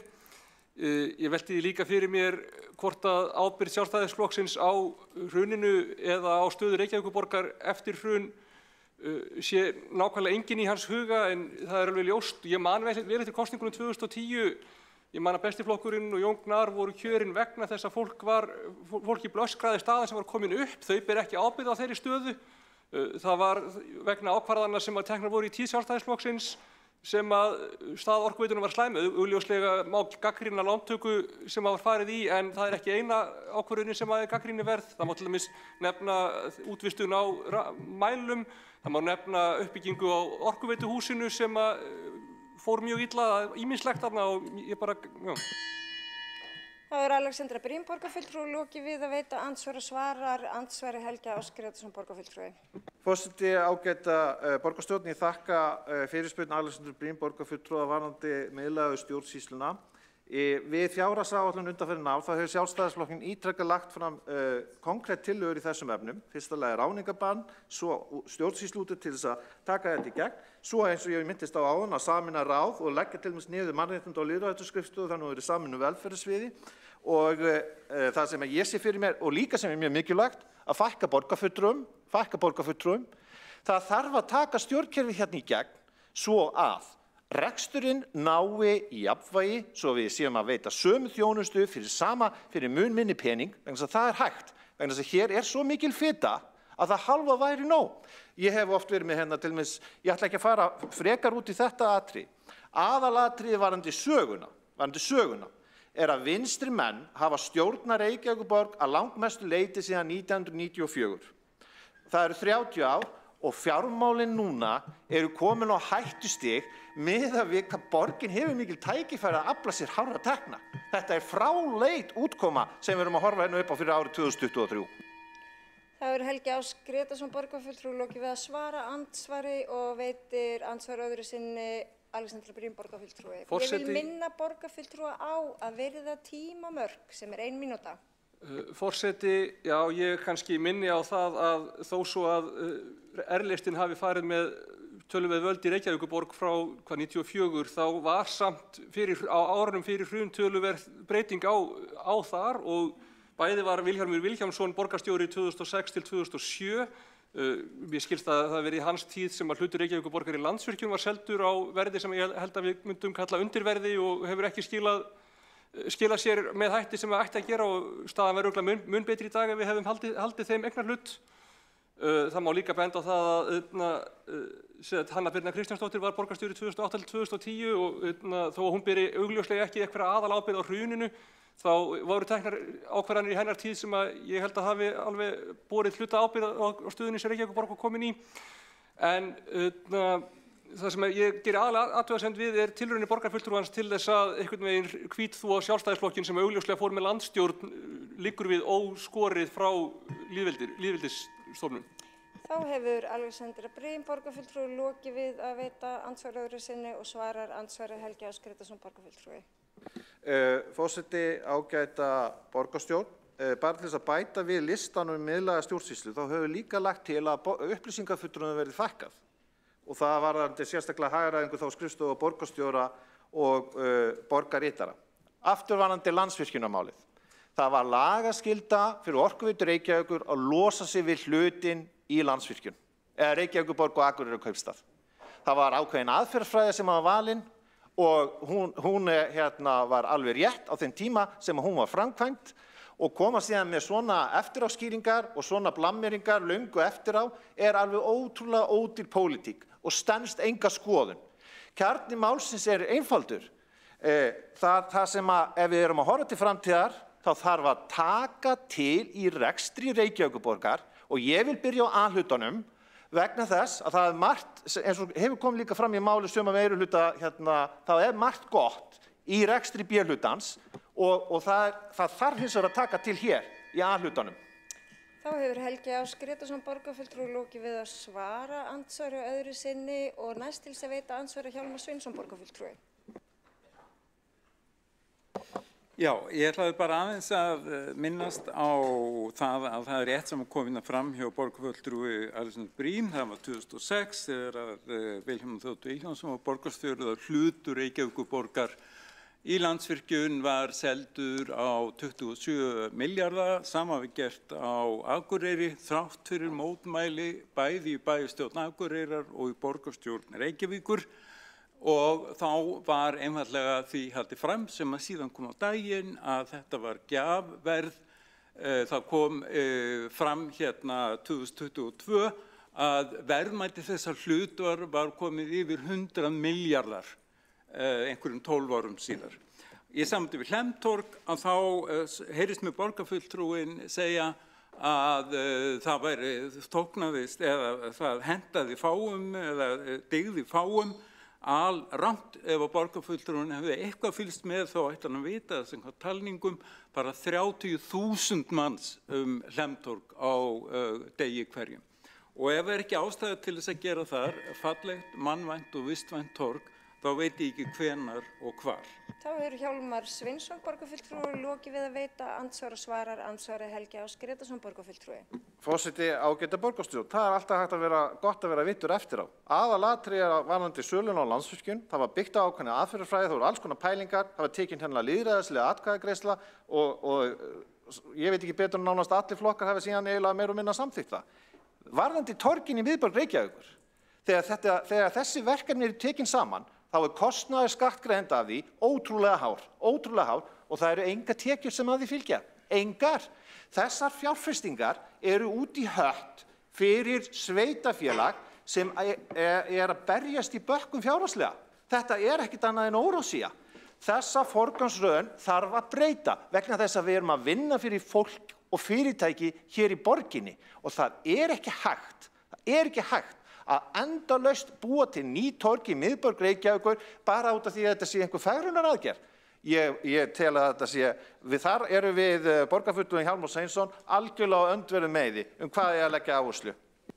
Þá Helgi Ás Grétarsson borgarfulltrúi lokið við að svara andsvari og veitir andsvari öðru sinni Hjálmar Sveinsson borgarfulltrúi. Já, þetta einhvern veginn svona samkvæmt þessari rökræðuhefð að það sé bara einn möguleiki í málinu.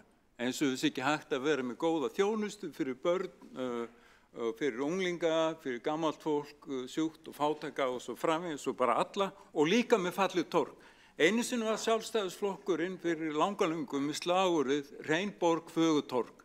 Það greinilegt að nýjir borgarfulltrúar aðhyllast ekki sömu hugmyndafræði og þegar borgarfulltrúin hefur talað það að það mun allt breytast þegar Sjálfstæðisflokkurinn kemst til valda í borginni. Ég efa það ekki, en ég held bara þessi mjög langt í það og maður getur líka mælt það af þessari orðræðu borgarfulltrúans, háaða sömu orðræðu, að það ekki mikið gagn í því og ekki mikil innistæða sem að fólk held ég muni hrífast af, segja alveg eins og sko. Þá hefur Hjálmar Sveinsson borgarfulltrúi lokið við að veita andsvar öðru sinni og svarar andsvari Helgi Ás Grétarsson borgarfulltrúi. Forseti, ágæta borgarstjórn, ég ekki á móti því að þessu byggði ný torg ef að borgarsjóður ekki á hausnum. Að sjálfsögðu ég til í að fjárfesta í slíkum fegrunaraðgerðum, en maður fer ekki að reyna að kaupa Porsche þegar það ekki til í ískapnum. Og kjarni vandans felst í þessari myndlíkingu að vinstrimennin í borginni að leggja endalaus áherslu á að reyna að finna leið til þess að kaupa Porsche eða Tesla þegar það ekki nóg til í ískapnum. Og þetta bara ekki hægt. Þessi forgangsröðun röng og það fáránlegt að mínu mati að vera að mergsjúga B-hluta fyrirtæki borgarinnar til þess að standa undir óráðsíunni. Og í staðinn fyrir að gefa einstaklingum og fyrirtækjum meira vald til þess að ráða sínum eigin peningum með því að lækka álög og með því að lækka gjaldskrár, en nei, það verið að hirða þessa peninga til þess að standa undir gæluverkunum eins og við höfum rætt varðandi torg eins og Lemtorg. Þá Helgi Ás Grétarsson borgarfulltrúi lokið við að svara andsvari og andsvarinu lokið. Næst til þess að taka til máls Sabínu Leskov borgarfulltrúi.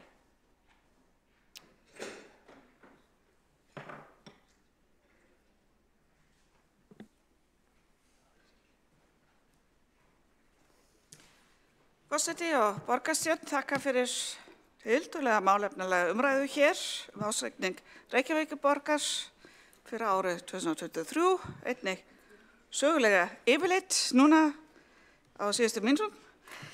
En umræðan ásreikningin á vissan hátt frekar einfalt. Við staðfestum hér í dag fyrst og fremst að hann sé réttur. En að sjálfsögðu við líka að færa hér rök fyrir þeim útgjöldum sem það koma fram og þeim ytri aðstæðum sem kunna hafa áhrif á reksturinn. Ytra efnahagsumhverfi Reykjavíkurborgar var áfram krefjandi og það hefur verið rætt hér nóg og ég skal gera mitt besta að stytta mína ræðu hvað þetta varðar. Verðbólga, mikla launahækkanir, háir stýrivextir, allt þetta hafa þrýst á rekstrarútgjöld og fjármagnskostnað borgarinnar. Á skóla- og frístundasviðinu sjáum við það til dæmis sérstaklega sláandi í hlutum eins og kostnað fyrir hráefni í mötuneytum í grunnskólum, bara til að nefna eitt dæmi sem fór 368 milljónum yfir áætlun eða 38%. Þetta svona umfang sem við þurfum að gera hér grein fyrir en líka skýra hvað orsökin liggja.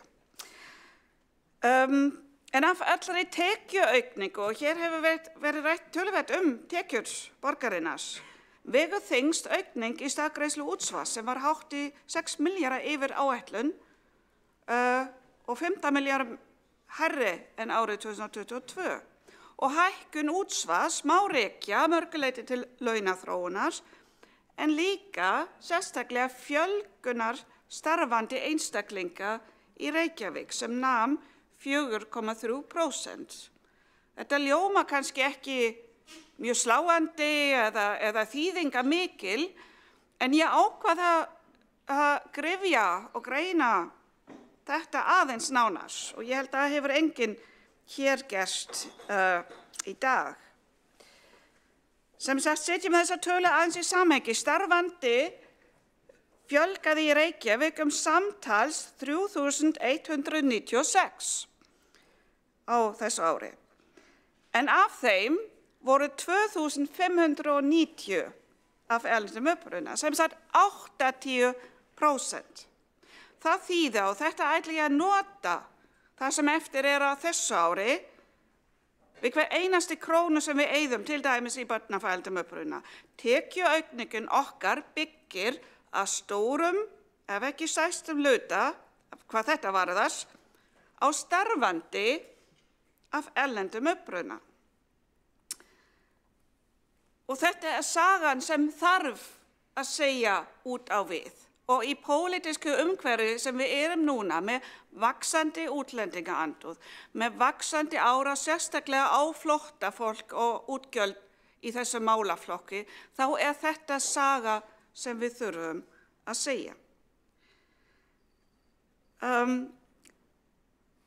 Og sérstaklega skólavelferðarþjónusta hefur þurft að grípa til ýmissa aðgerða vegna móttöku flóttafólks. En ég ætla líka að nefna hér að þetta bara ágætis fjárfesting. Ef við skoðum til dæmis fólk frá Venezuela sem hefur sest hér að, þá eru 86% þeirra komin á vinnumarkaðinn innan skamms. Þetta sem sagt töluvert hærra hlutfall en hjá þeim sem búa hér fyrir. Skúli Helgason borgarfulltrúi nefndi hér gistináttagjald. Stærsti hluti þeirra erlenda ríkisborgara sem flytja til landsins starfa í ferðaþjónustunni.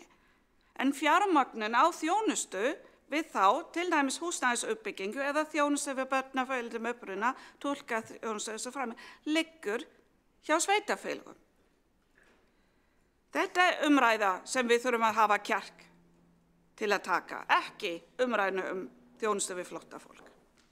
Það nefnilega núna í töluvert, að minnsta kosti betri horfi en áður var, en það greitt eftir þjónustusamning samræmda móttöku, en Vinnumálastofnun reyndar, og það skiptir máli fyrir þennan ásæking, tók við verkefni á síðasta ári og það ennþá gert ráð fyrir loka greiðslu sem hafa ekki komið ennþá. Hluti af þeirri 565 milljóna króna halla í launaliðum grunnskólahlutum skýrast af auknum kostnaði í tengslu við móttöku barna á flótta. En áfram þarf að semja fasta greiðslur vegna þessara barna sem ekki komin inn í samninga samræmdu móttöku. Við gerum samninga samræmda móttöku flóttafólks en fáum ekki greiðslur þar fyrir móttöku þessara barna sem þó þurfa mesta stuðning og þjónustu. En borgin stendur sig samt vegna þess að þessi börn geta ekki beðið, máltaka þeirra ekki hægt að fresta og nú síðast á þessu ári reyndar höfum við stofnað fjölskyldumiðstöð fyrir börn frá Gaza. En stærsta áskorun sem sagt börn með fjölbreyttan tungumála og menningabakgrunn í skólanum, að tryggja læsi þeirra, félagslega inngildingu og möguleika þeirra til framhaldsnáms, það drögum við vagninn með sérfræðiteymi hjá Miðjumáls og læsi. Og önnur sveitarfélög leita nú í auknum mæli til okkar, en það ekkert sambærilegt teymi starfandi á landinu. Forseti, vanfjármögnun ríkisins á verkefnum sem lögð eru á sveitarfélögin eins og aftur vitna ég Skúla Helgason borgarfulltrúi döggu skuggi á okkur. Og hér hefur verið mikið rætt málefni fatlaðs fólks en hérna annað verkefni sem hefur ekki fylgt full fjármögnun og það ég að sjálfsögðu að tala grunnskólan og jöfnunarsjóðinn. Fyrir Hæstarétti Íslands liggur nú mál sem lykilþáttur í þessum ársreikningi því þetta snerti þennan málaflokk þar sem vanfjármögnun verkefna sem fóru frá ríkinu sveitarfélaga og sérstaklega stöðu Reykjavíkurborgar alvarlegast fyrir utan málefni fatlaðs fólks. Það eru framlög vegna reksturs grunnskóla og sérstaklega vegna framlags vegna kennslu nemenda með íslensku sem annað tungumál og máli sem borgin höfðaði á hendur ríkisins nemur 5,5 milljarða sem við höfum ekki fengið greitt. Og í desember 2023 þá féll dómur í héraðsdómi Reykjavíkur þar sem ríkið var dæmt til að greiða borginni 3,4 milljarða ásamt vöxtum. Og úrskurðin þar skýrt að mismuna borgin á þennan hátt var ekki lagastoð fyrir því. Hvað gerist svo? Í bréfi dagsett 9. janúar á þessu ári tilkynnti þáverandi ráðherra sveitarstjórnarmála að a. Ekki eru lengur stefnt að því að sveitarfélög sem ekki fullnýta útsvarið fái skert framlög úr jöfnunarsjóði sem útsvarslækkun nemur til að láta þetta ganga upp. En á sama tíma ætla hann ekki að beita sér lengur fyrir þinglegri meðferð á þessu frumvarpi vegna dómsins. Það bara stenst ekki skoðið. Og þessu máli var áfrýjað, þannig að þessi börn mega áfram bíða. Og okkur gerst upp að við erum að skaða önnur sveitarfélög með þessu framgangi okkar, svona eins og að sannfæra launþega sem greiðst vangold til launa að hann að stela frá sínum samstarfsmönnum. Forseti núna í febrúar var samþykkt að fara í þróunarverkefni á landsvísu samræmt verklag móttöku og þjónustu við börn með fjölbreyttan tungumála og menningarbakgrunn. Eigum við að orða þetta kannski mjög skýrt. Borgin dregur vagninn, tilbúin að deila þeirri þekkingu sem við höfum komið okkur upp í þessu málaflokki en fær 0 krónur framlag. Borgin sem sagt að kenna og styðja við öll önnur sveitarfélög þar sem jöfnunarsjóður greiðir 170.000 krónur fyrir hvert barn af erlendum uppruna. Forseti, ég hvet alla hér í salnum að taka þetta samtal við þingmenn Reykjavíkur í þeirra flokkum, svo að þegar við hittumst næst hér til að ræða ársreikninginn, þá verður staðan önnur sem starfsfólk fjármálaskrifstofunnar mun teikna upp fyrir okkur hér næst. En þeim færi ég í lok þakkir fyrir velunnin störf. Þá hefur Sabine Leskopf borgarfulltrúi lokið máli sínu og næst til þess að taka til máls Alexandra Brím, borgarfulltrúi.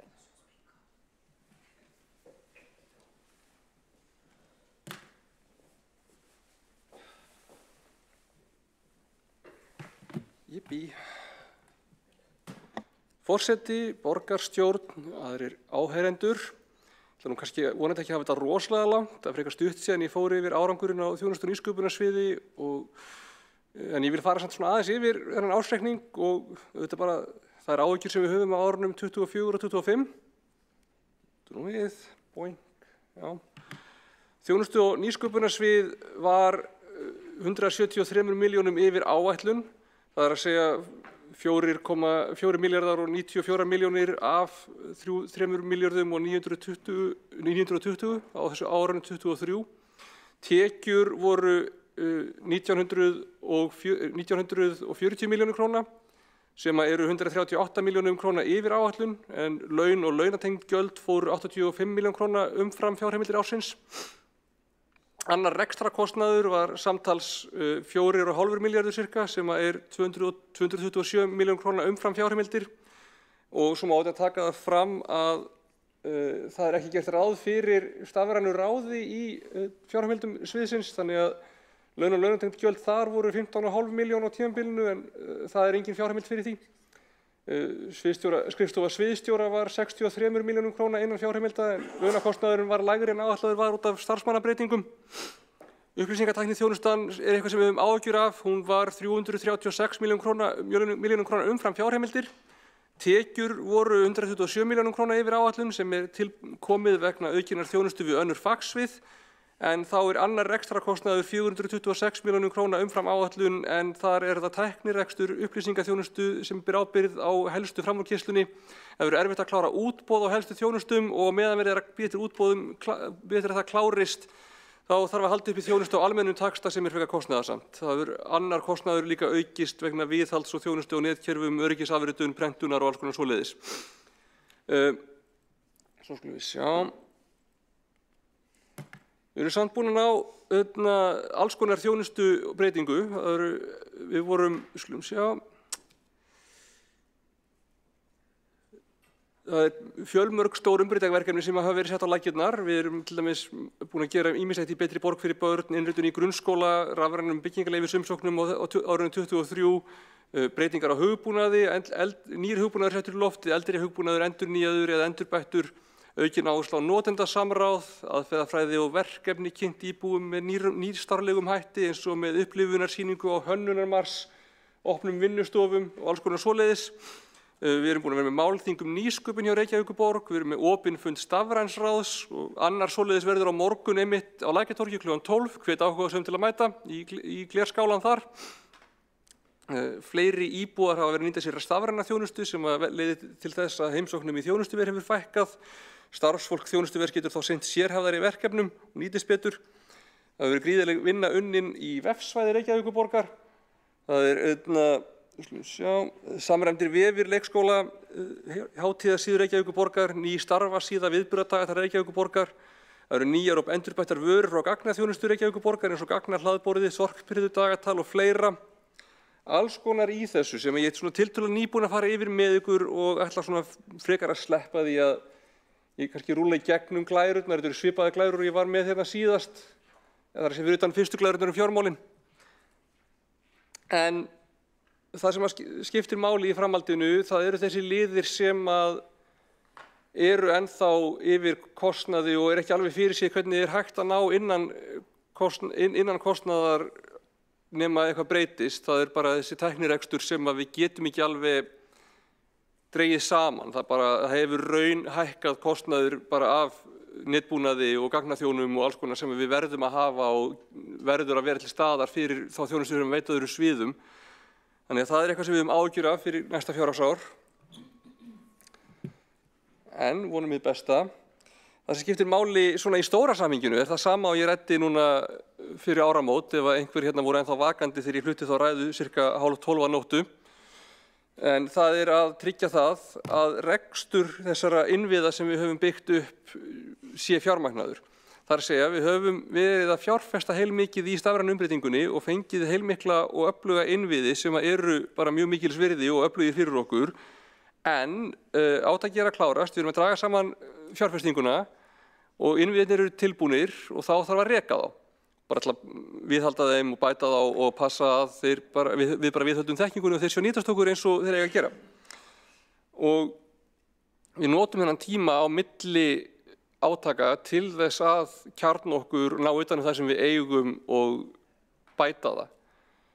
Og til þess þá þurfum við, sem sagt, að fara þá leið að setja upp innviði til þess að reka þessi kerfi. Og aðferðin sem við ætlum að nota núna, stefnum á fyrir árið 25, sem verður notabenni ekki í áhrifningi 24 væntanlega, það að innleiða rekstrarlíkan fyrir kerfin sem þjónustjóri nýsköpunarsvið rekur fyrir sviðin.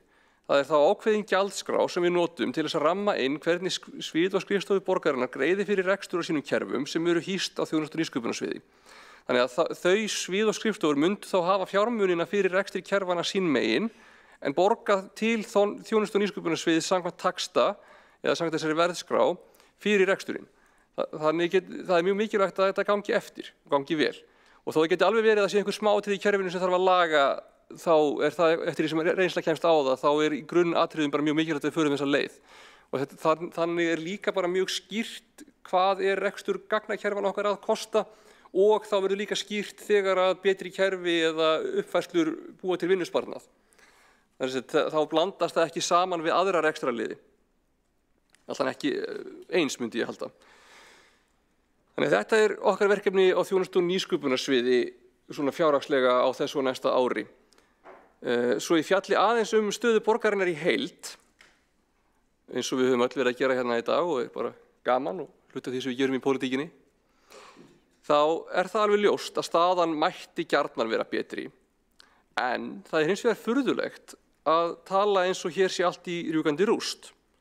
Ég myndi jafnvel segja að það sé óábyrgt af borgarfulltrúum að tala þannig niður stöðu borgarinnar. Ef það ekki beinlínis vilji borgarfulltrúa að tala niður orðspor borgarinnar, að stuðla að því að við fáum verri lánskjör heldur en ella, að við eigum erfiðara með að ráða fólk heldur en við myndum vilja og erfiðara með að gera samninga við aðila á markaði heldur en við ættum að hafa, þá veit ég ekki alveg hvað vakir fyrir fólki sem leyfir sér að tala þannig að allt sé hér í kalda koli. Ég skil alveg að það þurfa að gagnrýna, auðvitað þarf maður að gagnrýna, sérstaklega þegar maður í minnihluta og veitir aðhald. En fyrir má nú aldeilis vera.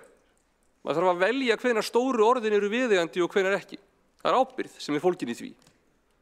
Og auðvitað vonar engin borgarfulltrúi að lenda í minnihluta, en ef ég verið ekkert í minnihluta hérna og með sjálfstæðisflokkir í meirihluta þá kannski sýni ég bara með einhvers konar fordæmi hvernig ég til ábyrgt fyrir minnihluta að tala. En eins og ég segi, staðan mætti þetta alveg vera betri, en hún samt bara ágætt, svona þannig. Við erum á réttri leið í áætlun okkar að snúa við blaðinu. Þessi áætlun heldur. Í flestum tölum sem eru almennt notaðar til að meta stöðu sveitarfélaga á Íslandi stendur Reykjavík vel. Þau sem vilja endilega halda öðru fram þurfa að grafa upp nýjar vísitölur eða búa til vísitölur af vísitölum sem eru almennt ekki nýttar í þessu samhengi og þurfa að blanda saman A og B hluta á hátt sem almennt ekki gert í þessu samhengi. Það eðlilegt í þessu samhengi að horfa til B hlutans fyrst og fremst þegar við berum saman skuldastöðu. Það okkar eigið innra kerfi þar sem við veitum okkar þjónustu og það borgarsjóður. B-hlutin vissulega í eigu borgarinnar að miklu leyti, en hann samt í ákveðinni armslengd. Skuldir B-hluta myndu aldrei falla á borgarsjóð í heild sinni nema B-hlutafyrirtækin væru leyst upp og gerð upp. Og það liggur alveg fyrir að ef það gert, þá myndu eignirnar sem þau eiga ganga töluvert lengra heldur en skuldirnar. Það myndi ekki koma til skuldfærslu út á því. Við myndum fá einskiptis hagnað ef eitthvað væri. Þannig að bara svo því sé haldið til haga. Það alveg eðlilegt að bera saman A-hlutana og B-hlutana sérstaklega. Það ekki sanngjarnt að tala eins og skuldir B-hlutan séu hluti af heildarskuldsetningu per íbúa eins og sumir hafa viljað gera hérna. Og svo hefur verið gert að umtalsefni að Reykjavíkurborg hefur verið að sækja lán hjá Þróunarsjóði Evrópu og þá hafa fulltrúar verið að nota það til þess að halda fram borgin geti ekki fengið önnur lán eða sé í rosalegum vandræðum. Það ekki þannig. Það bara mjög eðlilegt þegar við upplifum að vaxtakjör sem okkur bjóðast séu verri en efni standi til, heldur en innihald borgarinnar myndi með réttu gefa, þá leitustu eftir því að fá lán annar staðar, frekar heldur en láta aðila innanlands stilla okkur upp við vegg. Það ekki einu sinni bara út af þessu tiltekna láni sem fer í viðhald og endurgerð á skólahúsnæði og bara vinna upp viðhaldsskuldir eftir hrunið, heldur líka til þess að geta vísa til bara faglegs mats utanaðkomandi aðila á því hvað séu eðlileg lánakjör til handa borgarinnar þegar við mögulega sækjumst eftir skuldabréfum í framtíðinni innanlands. Það bara, hvað segjum við, annað álit, mér finnst það bara mjög eðlilegt. Og auðvitað eigum við ekkert að hafa stóran hluta af lánum okkar erlendis frá. Við læriðum það í hruninu að almennt sé vill maður ekki vera með lántöku í öðrum gjaldmiðlum heldur en tekjur. En við eigum ekki að ofleiðrétta miðað við þá lexíu. Það alveg í lagi fyrir mjög stóran rekstraraðila að einhver smá hluti lána sé erlendur svo lengi sem viðeigandi öryggisráðstafanir eru gerðar til að verjast hugsanlegum gengisbreytingum og það gert í þessu tilfelli. Og það auðvitað ekki gott að skulda almennt, en lántaka eðlileg leið til að fjármagna uppbyggingu. Og það skiptir máli að við halda okkur réttu megin við hagvísana, þess vegna höfum við verið að halda á okkur höndum svona í það heila. Það ýmisleg uppbygging sem við vorum með á prjónunum fyrir COVID sem bara búið að frestast eða minnka eða ýta langt inn í framtíðina. Þannig að við höfum dregið saman töluvert fjárfestingu og lengt í okkar áætlunum. Við veljum nokkur atriði sem þola ekki bið. Það til dæmis húsnæðismál skólana, átakið sem við vantar að gera upp viðhaldsskuldin eftir hrunið og til að bæta aðstöðu þar sem bara þarf umfram venjulegt árlegt viðhald. Og ég held við séum öll sammála að það væri verra að fresta því, jafnvel þó að það myndi búa til sparnað. Og ég held að það líka vert að skoða hvenær rétt að nota stóru orðin. Hvað myndu fulltrúar Sjálfstæðisflokksins segja að við værum með sama veltufjárhlutfall og Kópavogur, ef skuldarhlutfall A-hluta væri eins og á Seltjarnarnesi? Auðvitað erum við ekkert best í öllum liðum og auðvitað hægt að velja samanburð sem hentar vel eða illa. En við stöndum bara ágætlega. Við skerum okkur ekkert sérstaklega úr hópnum nema það við erum almennt séð í betur staðar en hlutanum. Það sem skiptir máli að almennt séð erum við að halda áætlun. Þó þetta ár mætti vera betra og betra. Það betra en 22 og ég treysti því að 24 verði enn betra þegar það gert upp. Þá Alexandra Brím borgarfulltrúi lokið máli sínu og næst tekur til máls Skúli Þór Helgason borgarfulltrúi. Já, nei, það eru andmælendur hér. Það eru 2 andmælendur. Andsvör ekki andmælendur.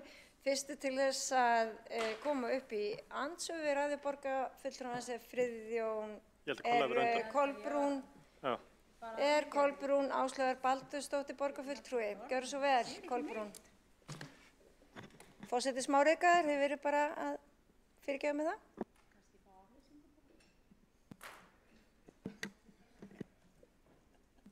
Forseti ágæta borgarstjórn, ég verð bara að segja að ég á ekki orð yfir óábyrgu tali borgarfulltrúans Alexandru Brím.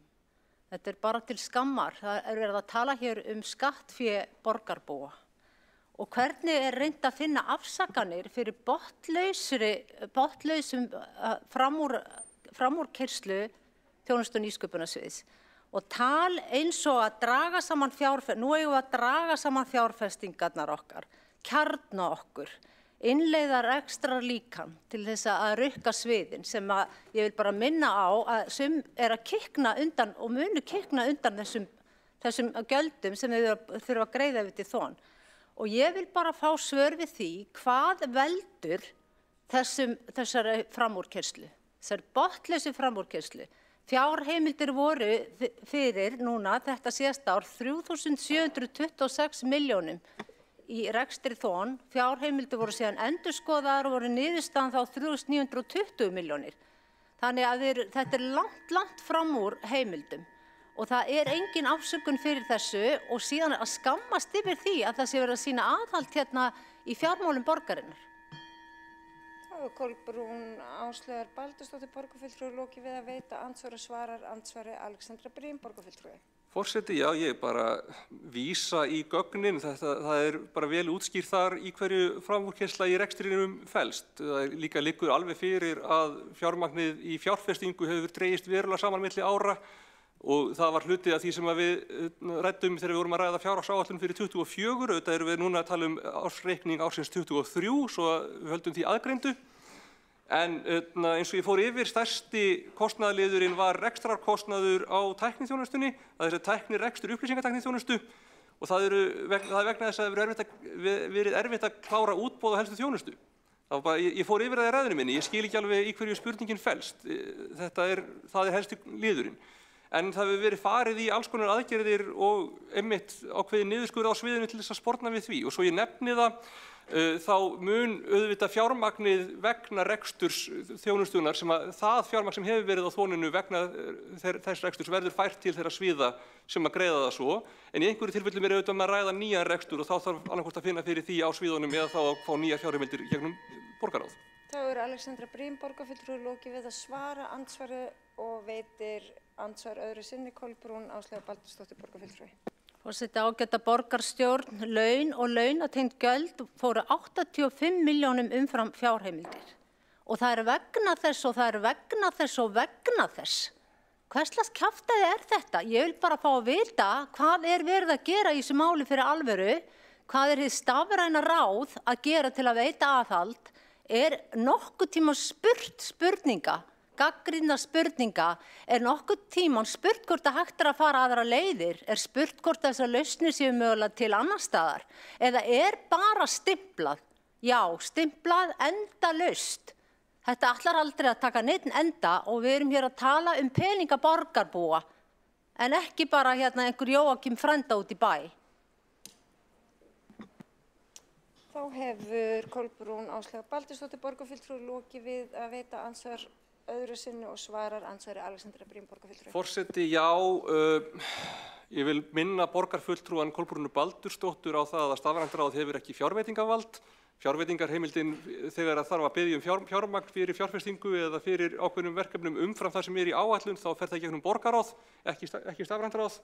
Ég vil líka minna á það að hér erum við að tala uppgjör ársins 2023 og eins og borgarfulltrúin man mögulega þá skammaði sami borgarfulltrúi sviðið og mig harkalega fyrir uppsagnir sem að farið í til þess að draga úr launakostnaði á sviðinu eftir áramót. Þannig að ef að á bæði að skamma okkur fyrir að vera með launakostnað sem að fer fram úr og líka að skamma okkur þegar við drögum úr til launakostnaði, þá veit ég ekki alveg hvað ég á að standa, sko.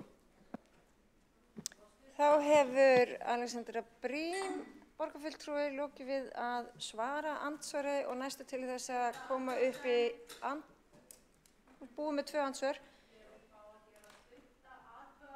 Þá ætlum ég bara að segja eins og fyrrum forseti hér, varðar þetta fundasköp?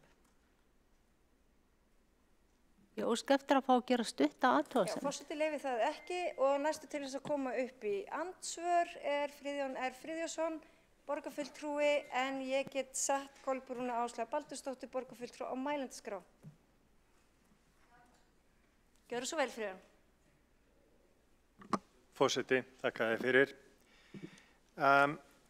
Mig langar til þess að það var margt forvitnilegt sem kom fram í ræðu borgarfulltrúans Alexandru Brím og það var alveg rétt hjá henni að staðan mætti vera betri. Ég get ekki tekið undir gagnrýni hennar á minnihlutann, frekar heldur en ég myndi gagnrýna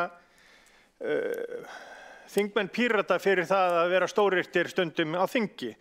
Þeir hafa til þess málfrelsi og þó að mér finnst þeir stundum tala af ekki mikill ábyrgð. En mér langar til þess að spyrja, finnst þá borgarfulltrúanum með við orð hennar hérna í ræðunni áðan ekki eðlilegt að bera saman samstæðuna og tala hana sem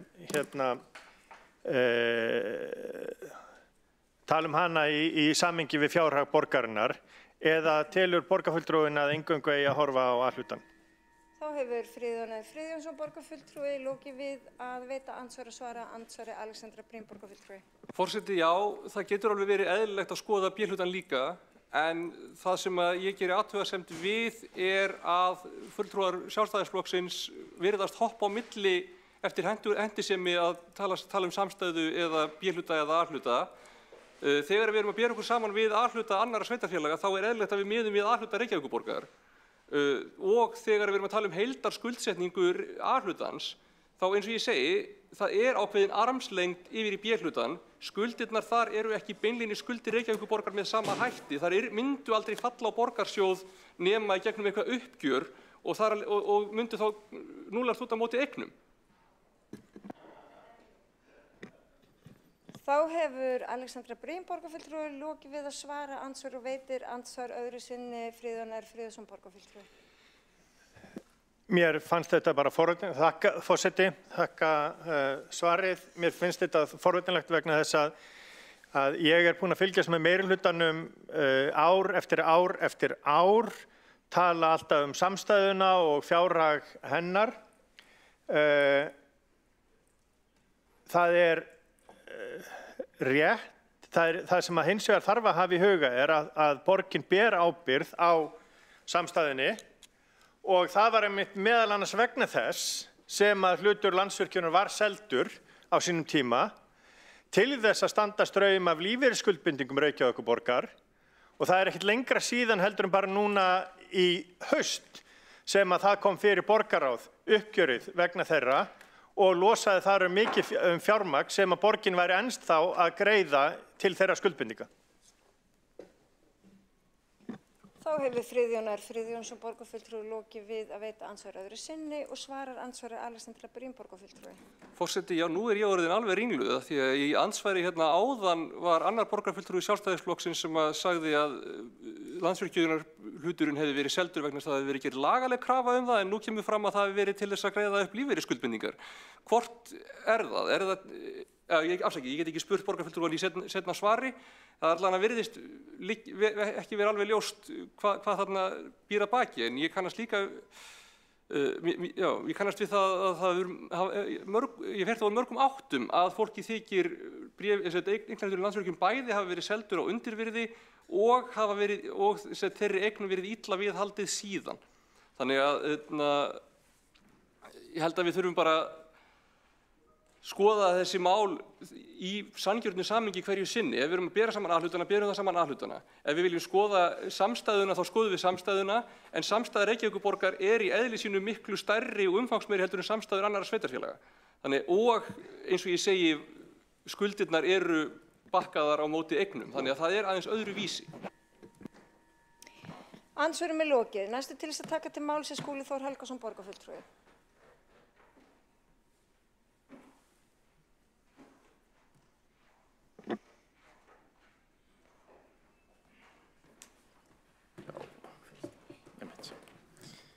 Forseti, ágæta borgarstjórn, ég ætla að halda áfram með ræðu mína frá því hér fyrr á fundinum þar sem ég var að ræða fjárhagsleg samskipti ríkis og sveitarfélaga og sérstaklega stöðuna á vanfjármögnun ríkisins á málaflokki fatlaðs fólks og vildi rétt hnykkja á því sem þó hefur þokast í rétta átt á liðnum misserum þar. En staðan lagaðist góðu heilli á síðasta ári í krafti tveggja samninga sem náðust á milli sambands íslenskra sveitarfélaga og ríkisins og tryggðu sveitarfélagunum heiltæpa 12 milljarða króna upp í hallan sem hafði myndast frá 2011 og Reykjavík þar með rúmlega þriðjunga þeirri upphæð. Hlutdeild ríkisins í framlögum til málaflokksins hækkaði þá góðu hilli úr 53% í 62% sem var mikilvægt skref í rétta átt, en við sjáum auðvitað á myndinni að það er enn mjög langt í land. Og það sem skiptir mestu máli núna er að framtíða fjármögnun málaflokksins verði tryggð að fullu, svo sveitarfélögin geti með fullum sóma sinnt lögbundinni þjónustu við fatlað fólk í landinu á þess að stöðugt sé tekist á fjármögnun málaflokksins við ríkisvaldið. Ég legg áherslu á að það hefur verið góður gangur í samskiptum sambandssveitarfélaga við ríkið undanfarin misseri undir styrkri forystu formanns sambandsins Heiðu Bjargar Hilmisdóttur, borgarfulltrúa. Eins og fyrrnefndi samninga bera vottum og vonir standa til að þriðja áfanganum verði náð á allra næstu vikum, jafnvel í næsta mánuði.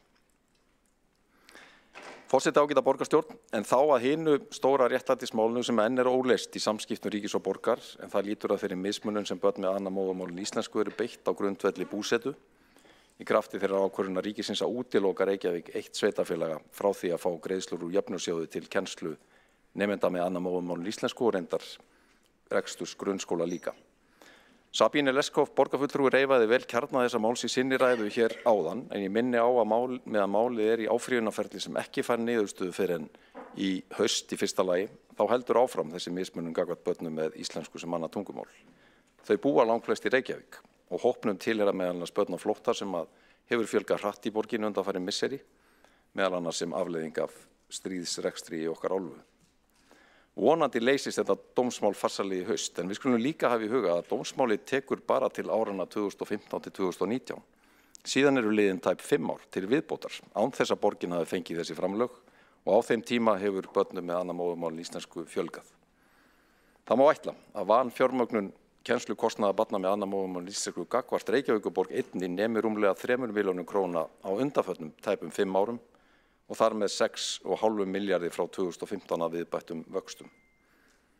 Uppgjör þessa einamáls myndi því þurrka út allan halla borgarsjóðs í fyrra og gott betur. Og þá standa eftir milljarðarnir 44 sem ég nefndi í fyrri ræðu minni sem tengjast vanfjármögnun á málaflokki fatlaðs fólks, 2 milljarðar sem hefðu átt að skila sér til borgarinnar af gistináttagjaldinu, ef loforðið í stjórnarsáttmálinu frá 2017 hefði verið efnt, 760 milljónirnar til strætó vegna verðlagsuppfærslu sem ekki hefur verið gerð í 10 ár og svo framvegis og svo framvegis. Forseti, ágætu félagar í borgarstjórn. Ég hef hér rakið í dag nokkur dæmi vanefndir ríkisins á samningum, fyrirheitum og áformum fjármögnun mikilvægra málaflokka í samfélaginu sem tengjast grundvallar þjónustu og stuðningi við börn og fullorðið fólk í okkar samfélagi. Í mínum huga sýna þessi dæmi og fleiri að það þarf að skera upp það úr sér gengna skömmtunarkerfi sem hefur einkennt fjármálaleg samskipti ríkis og sveitarfélaga í áratugi. Þar sem að Sjálfstæðisflokkurinn hefur sannarlega lagt línuna í krafti nær óslitins húsbóndavalds í fjármálaráðuneytinu undanfarna áratugi. Höfum í huga á síðustu 40 árum hefur þessi eini flokkur stýrt fjármálaráðuneytinu í 32 ár. Ábyrgð þess flokks er því gríðarleg á þessum ólánlegu fjárhagssamskiptum ríkis og sveitarfélaga undanfarin ár. Það þarf að smíða nýtt módel í samskiptum ríkis og sveitarfélaga, nýtt módel sem tryggir sanngjarnari skiptingu tekna milli ríkis og sveitarfélaga og viðurkennir í verki það mikilvæga nauðsynlega hlutverk sem sveitarfélögin gegna við að veita almenningi brýna grunnþjónustu í okkar samfélagi. Þá hefur Skúli Þór Helgason borgarfulltrúi lokið máli sínu og næstu til þess að taka til máls er Kjartan Magnússon borgarfulltrúi.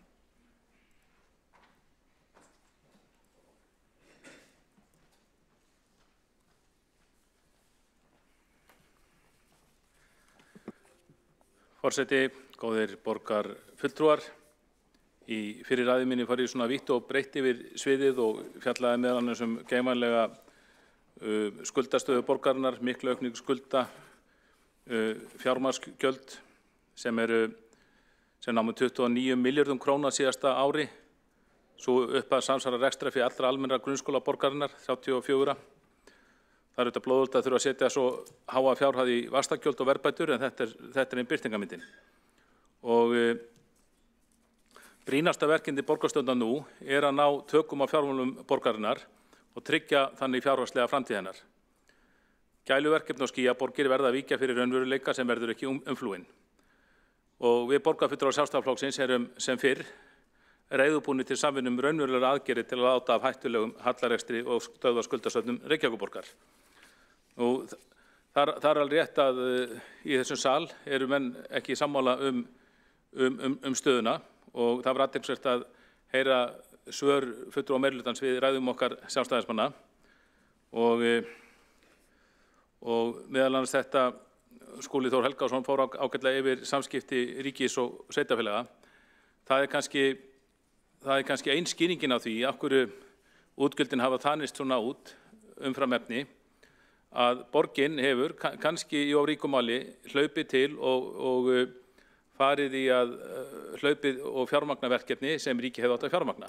Auðvitað gæti borgin sagt, eins og mér skilst að fleiri önnur sveitarfélög hafa sem gert, sagt bara meðan að hvað sem lögin segja, meðan að verkefni er ekki fjármagnað, þá tökum við ekki í því eða sinnum ekki nema upp að því leyti sem það er fjármagnað. Og þá dettur mér líka í hug borgarfulltrúi vitnaði hér í stjórnarsáttmála ríkisstjórnarinnar og talaði loforð.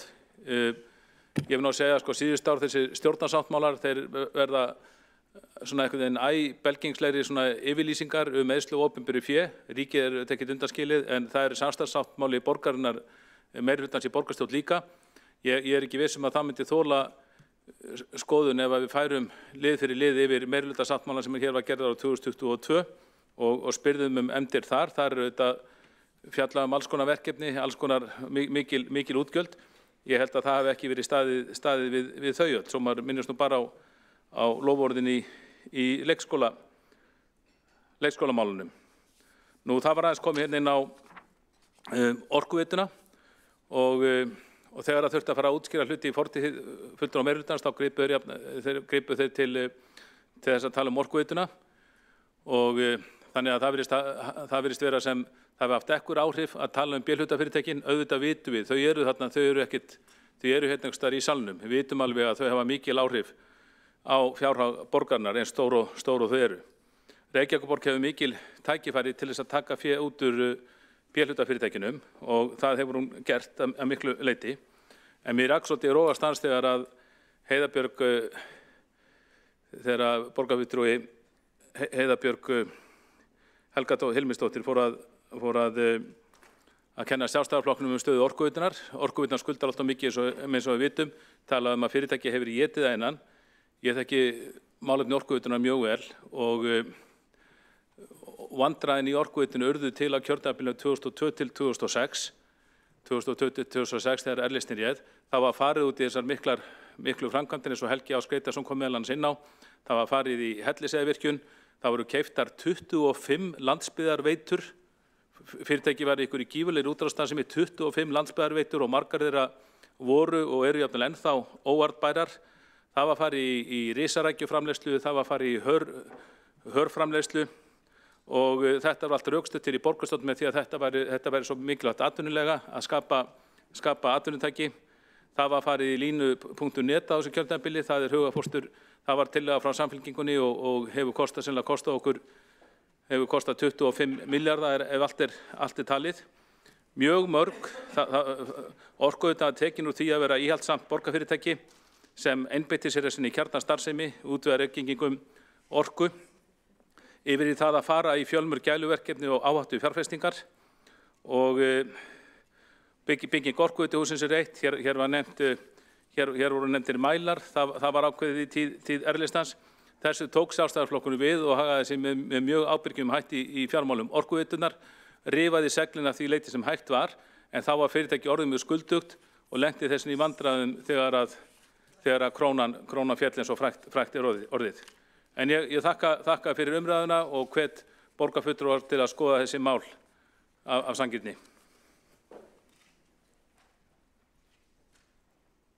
Þá hefur Kjartan Magnússon borgarfulltrúi lokið við ræðu sín og einn borgarfulltrúi var óskað eftir því að koma upp í tveir borgarfulltrúar hafa óskað eftir því að koma upp í andsvör við ræðu Kjartans Magnússonar borgarfulltrúa og fyrst til þess er Heiðabjörg Hilmisdóttir borgarfulltrúi. Já, forseti, ágætu borgarfulltrúar. Ég ætla að byrja á að hrósa Kjartani Magnúsinni fyrir það að benda á að vissulega getum við hætt að gera hluti sem við erum að gera og stundum tekur Reykjavíkurborg á sig verkefni sem ekki eru lögbundin. Það er alveg rétt ábending og það er eitthvað sem við þurfum þá að meta í sameiningu. Almennt er það svo að við ákveðum að hætta að gera eitthvað þá mótmælir minnihlutinn því í hástöfum og ég er bara tilbúin til þess að setjast yfir og skoða allt slíkt sem við getum fundið út úr í sameiningu.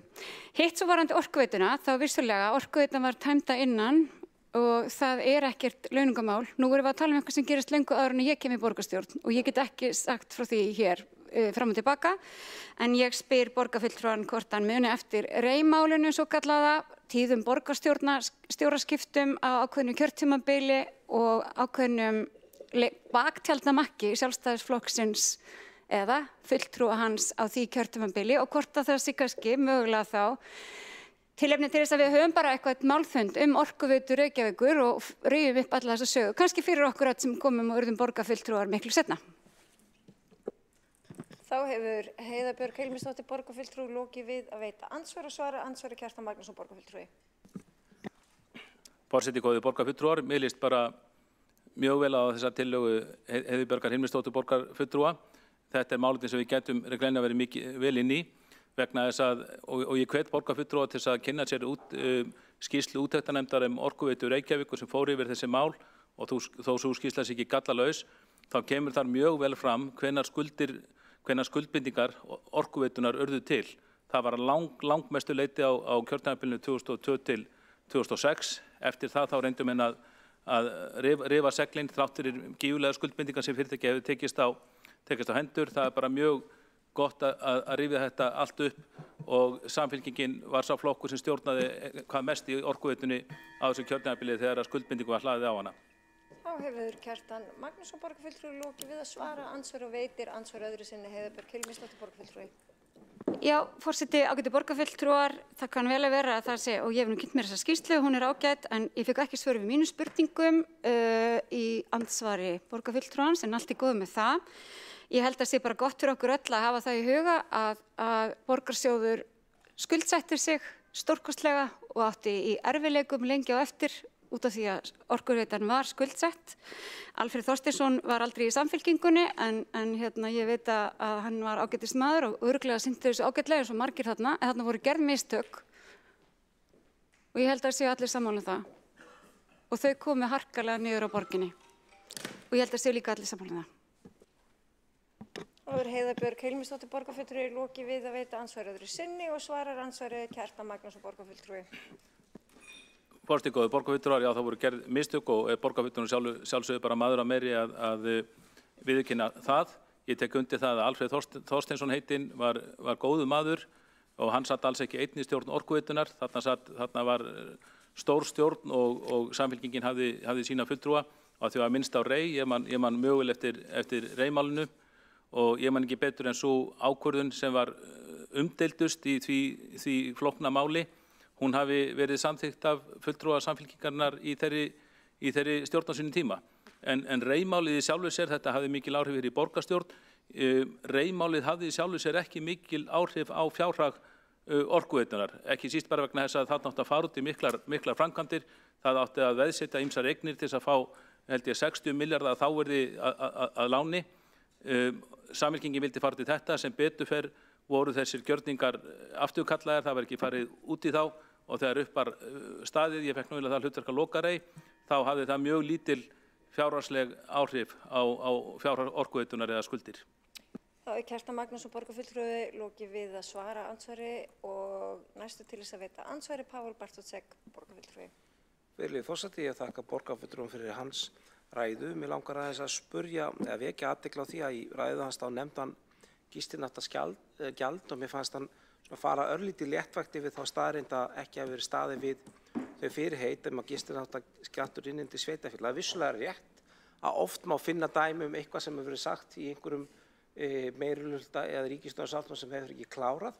Ég hins vegar að það sé fáheyrt að svona fortakslaus yfirlýsing peningamál og skattamál hafi ekki náð fram að ganga án víðtækari skýringa. Mér langar bara að spyrja hvort að borgarfulltrúi sé sammála mér í því að það sé óheppilegt þegar svona afdráttarlausar yfirlýsingar skatta eða skiptingu tekna á milli ríkis og sveitarfélaga séu ekki kláraðar. Þá hefur Pavol Bartótsek, borgarfulltrúi, lokið við að veita andsvar og svara. Andsvari Kjartan Magnússon, borgarfulltrúi. Forseti góði borgarfulltrúar, ég myndist ekki á gistináttagjald í ræðu minni, hins vegar fjallaði bara almennt ýmsar skuldbindingar eða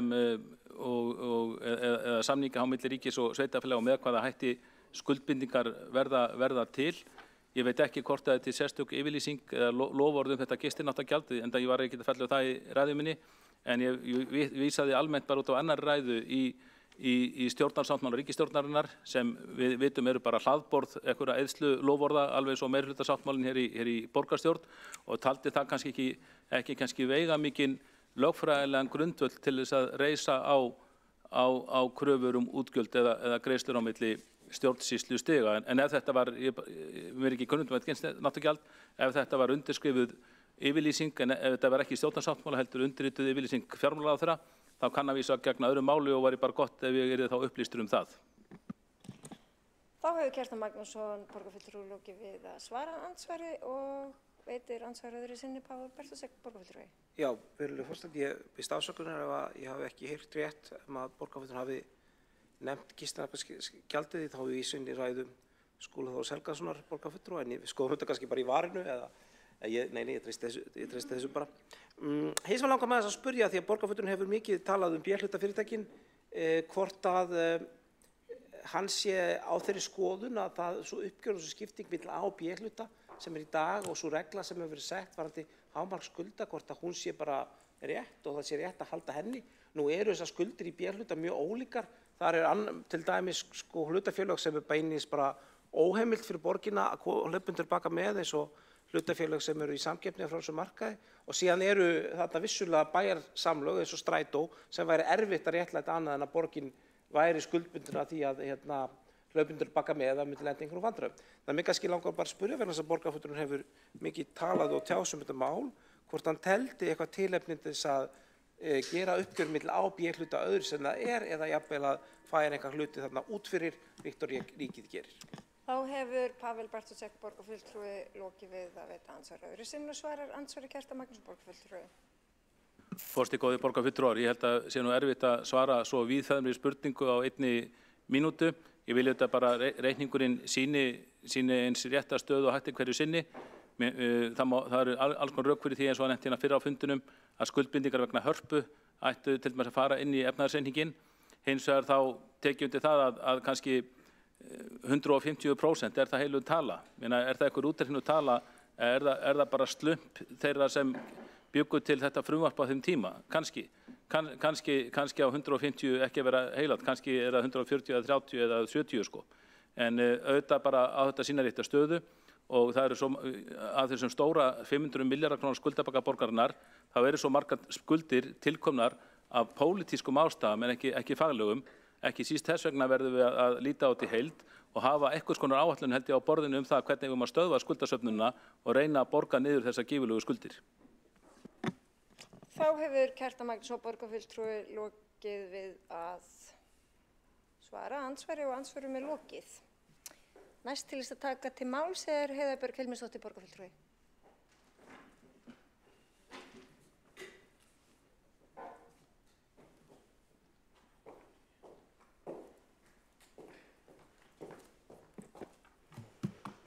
Já, forseti, ágætu borgarfulltrúar, ég ætlaði nú bara rétt aðeins að bæta við ræðuna mína því að þó að rekstrar niðurstaðan okkar er sannlega betri en við áætluðum, þá erum við auðvitað í krefjandi verkefni og þurfum að ná okkar markmiðum það að koma rekstrinum í plús og við erum auðvitað mjög meðvituð það eins og framkemur í fjármálaáætlun og þarna erum við auðvitað í stórum verkefnum, ekki bara Reykjavíkurborg því þó við höfum vissulega sérstöðu.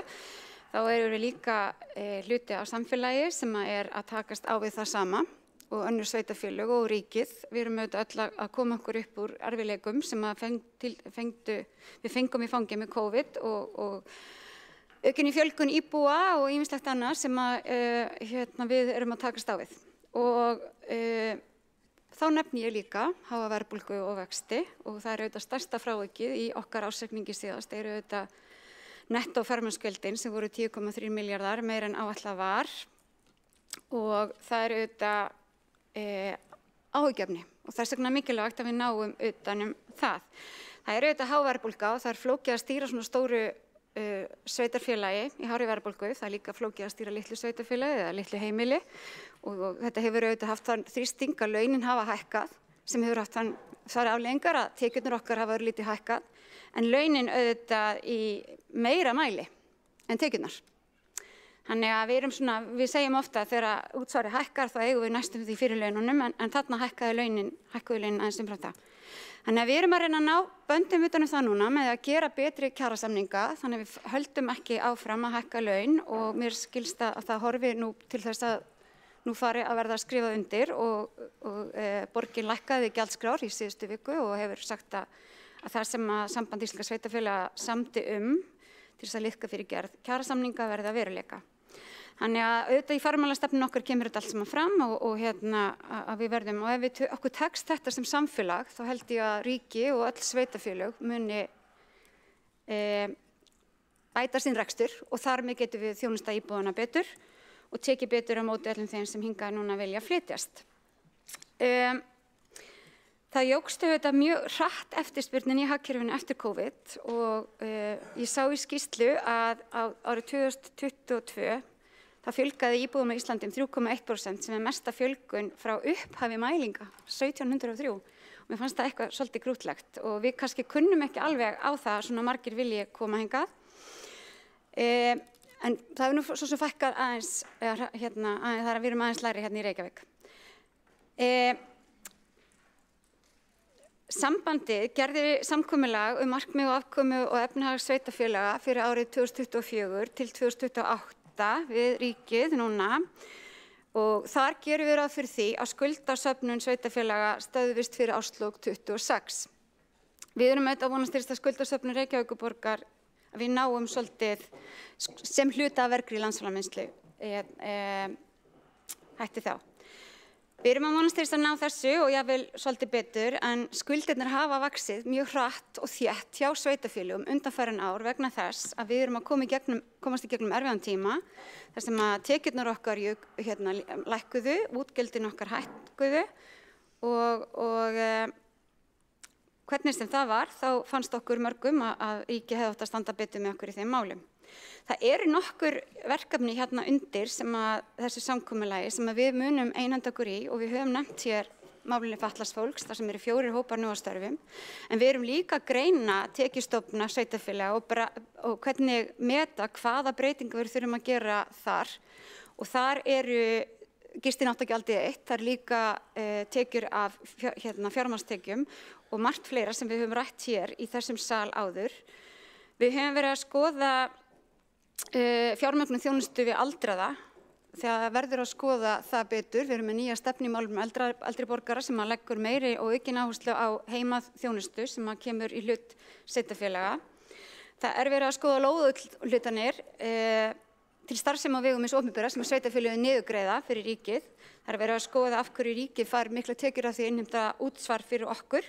Það er verið að skoða samstarf ríkis og sveitarfélaga í stafrænni þróun sem auðvitað getur gert mjög mikið fyrir rekstur okkar allra og svo fleira og fleira. Þannig ég held að með því að fækka þessum gráusvæðum, eyða þessari óvissu og þessum stanslausa reiptogi og reyna að hugsa hvað er það sem við myndum vilja gera, koma okkur saman í það og gera það samtaka, þá held ég okkur myndi farnast betur, ekki bara hér í borgarstjórn, heldur bara almennt á Íslandi. Það er Heiða Björg Hilmisdóttir borgarfulltrúi lokið málu sínu og næst til þess að taka til máls er Kolbrún Áslaugar Baldursdóttir borgarfulltrúi. Nei, Helgi var undan. Það er Helgi Ás Grétarsson borgarfulltrúi.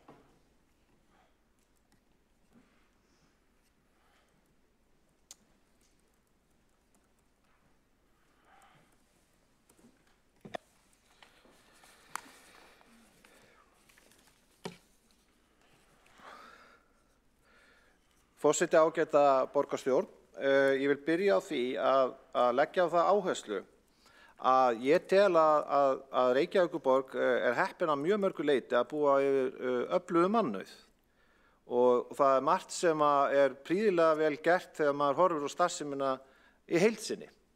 Ég tel hins vegar, eins og ég talaði hérna fyrr í dag, að taka verður rekstur A-hluta borgarsjóðs rækilega til endurskoðunar og fókusera á grundvallaratriðin og grunnreksturinn. Ég held að það sé líka mikil tækifæri að taka til í rekstri B-hluta fyrirtækja og draga úr starfsemi Reykjavíkurborgar á ýmsum sviðum og eftir atvikum selja eignir til þess að lækka skuldir vegna þess að það náttúrulega mjög alvarlegt mál þegar verið að borga vexti í samstæðinu heild og afborganum og fleira sem að nema 20 milljarða á hverju ári. Og okkar ágæti nýji borgarstjóri náttúrulega að taka við búi sem að hann ber að einhverju leyti takmarkað ábyrgð á og situr uppi með meirihluta sem að hefur stjórnað borginni lengi. Og það verður bara mjög spennandi að sjá hvernig tekst til á næstu árum og misserum. En tölurnar ljúga ekki sama hversu stimamjúk rödd maður hefur og hversu reyndur maður að koma fram í fjölmiðlum. Það einfaldlega harðkjarnan veruleiki sem að tölurnar gefa til kynna að rekstur A-hlutans alls ekki nógu góður. Ég ætla að minna á í þessu samhengi að í árslok 2015 þá var skuldsetningarhluta A-hlutans 54% árið 2015 og í árslok núna 2023 var sama hlutfall 151,4%. Við getum farið með fleiri starfir þar sem að augljóst bæði ef við horfum á eiginfjárhlutfall, veltufjárhlutfall og önnur hlutföll, að rekstrarafkoma A-hlutans ófullnægjandi og þá verðum við líka að hafa í huga að tölurnar varðandi rekstur A-hlutans þær taka tillit til þess að A-hlutin að taka marga milljarða á ári frá B-hlutafyrirtækjunum. Svo það einnig svo að borgin svo heppin að hér eru mikil efnahagsleg umsvif með mörg önnur sveitarfélög og þá það svo að skatttekjurnar á síðasta ári urðu mun hærri en áætlanir gerðu ráð fyrir. Og þá komum við að því að það ekki stjórn á útgjöldunum. Ég minntist hérna á áðan að bara á skóla- og frístundasviði var hallinn í leikskólahlutunum, hann var 2,5 milljarðar. 2,5 milljarðar. Þannig, það virkilega þörf á því að framsóknarmenn sérstaklega íhugi sína stöðu í þessu meirihlutasamstarfi ef að þeir vilja standa við það sem að þeir lofuðu, breytta Reykjavík. Reykjavík sem að væri blómleg og byggð á traustum fjárhag. Þannig að það væri svigrúm eins og kemur fram í sáttmála með meirihlutaflokkana að lækka til dæmis fasteignagjöld á atvinnuhúsnæði. En á meðan að reksturinn svona eru litla líkur á að það sé hægt að grípa til slíkra aðgerða. Og það nokkuð hlægilegt, eins og kollegi minn og borgarfulltrúi Kjartan Magnússon sagði, að það væri verið að reyna að koma á þeirri ímynd að það hafi orðið gífurlegur viðsnúningur í rekstri Reykjavíkurborgar. Þegar hallinn hann lækki 10 milljarðar en samt töluverður, eða 5 milljarðar. Sko, ég held, það sem mér finnst vera mjög spennandi við borgarmálin, að við búum í frábæri borg. Það sund hérna, það fullt af landi sem hægt að brjóta, það fullt af tækifærum. Og ég tel að með borgaraleg gildaða leiðarljósi þá gætum við komið rekstri borgarinnar í miklu betra horf og hjálpað fólki, hjálpað litlum fyrirtækjum, einstaklingum og öllum öðrum til þess að bjarga sig sjálfur í staðinn fyrir að búa til enn eitt opinbera apparatið, búa til enn fleiri opinbera starfsmenn sem að skila að mínu mati almennt séð mun minna til samfélagsins en ef að borgaraleg gildi fái að ráða hér við stjórn borgarinnar. Þá hefur Helgi Ás Gretarsson borgarfulltrúi lokið máli sínu og næst tekur til máls Kolbrún Áslaugar Baldursdóttir borgarfulltrúi.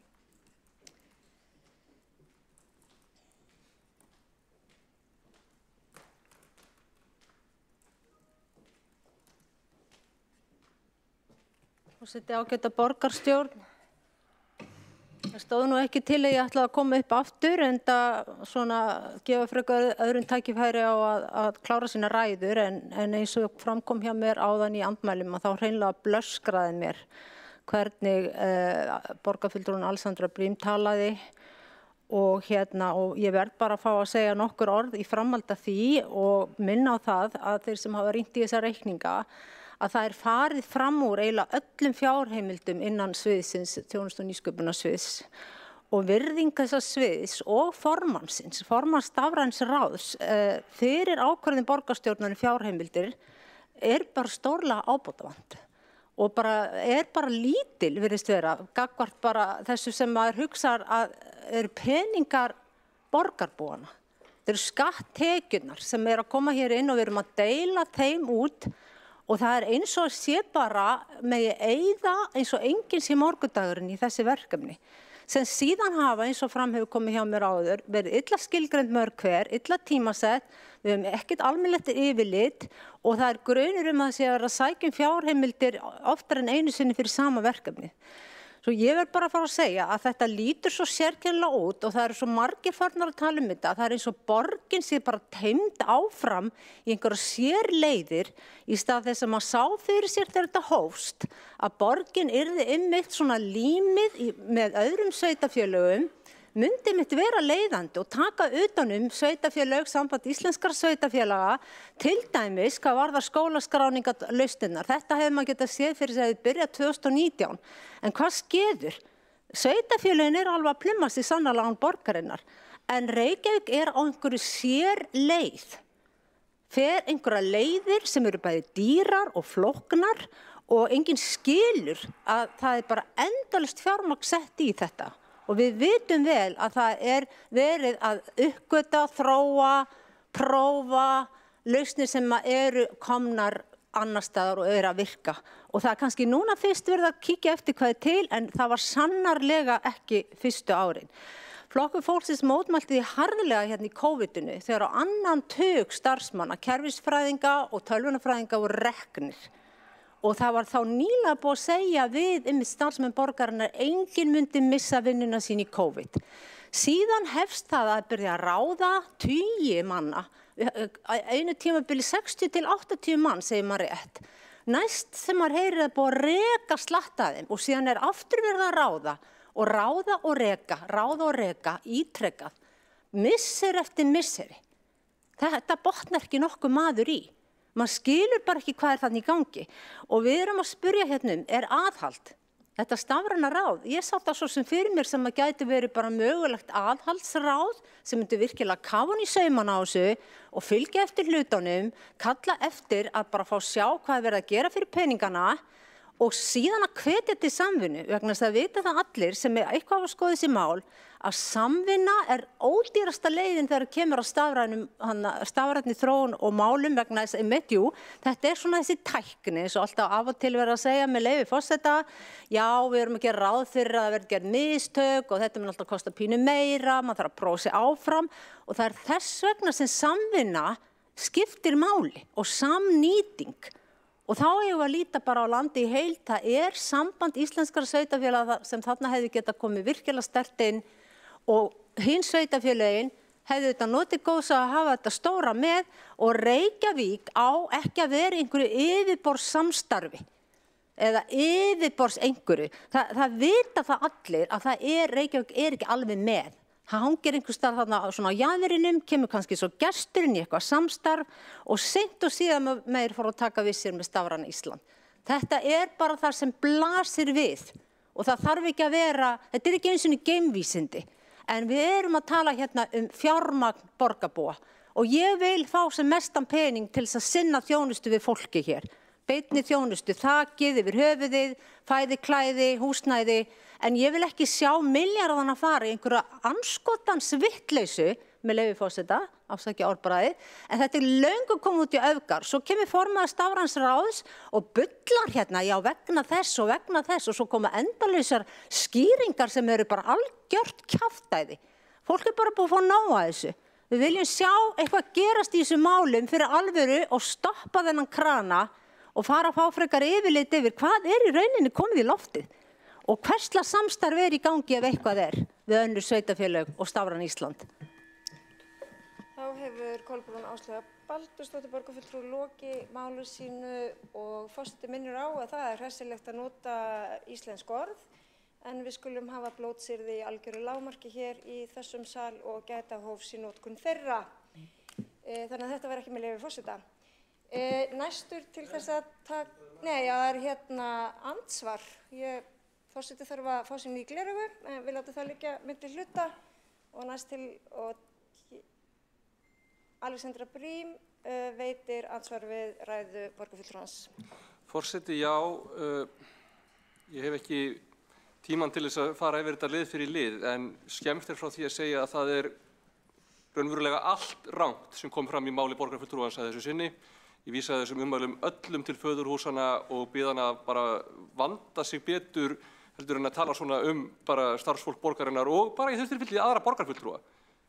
Og þetta bara ekki borgarstjórn sæmandi að tala svona, eins og ég fór yfir hérna áðan, þá eru sumir liðir í rekstrinum yfir áætlun, aðrir eru undir áætlun, það farið töluverðar aðhaldsaðgerðir áramótin. Við erum búin að draga heilmikið úr fjárfestingu. Ef að borgarfulltrúi myndi einhvern tímann kynna sér sniðmátið á því hvernig lagaðar eru til áætlanir nýja fjárfestingu eða ný verkefni, þá myndi borgarfulltrúin vita að það tekið fram hver ávinningurinn, hver kostnaðurinn, hvar ávinningurinn kemur fram. Þetta er mjög ítarlegt og faglegt hjá sviðinu og öllum fyrirspurnum frá flokknum hefur verið svarað og ég hef farið ítrekkað í gegnum það hér í borgarstjórn hvernig fjármunum varið á þessu sviði. Ég vísa þessu alfarið frá. Þá Alexandra Brím borgarfulltrúi lokið við að veita ansvar og svara andsvari Kolbrún Áslaugar Baldursdóttir borgarfulltrúi. Forseti, ágæta borgarstjórn, ég skil vel að borgarfulltrúin Alexandra Brím getur ekki mikið sagt við þessu því að hún hefur bara einfaldlega ekki svörin.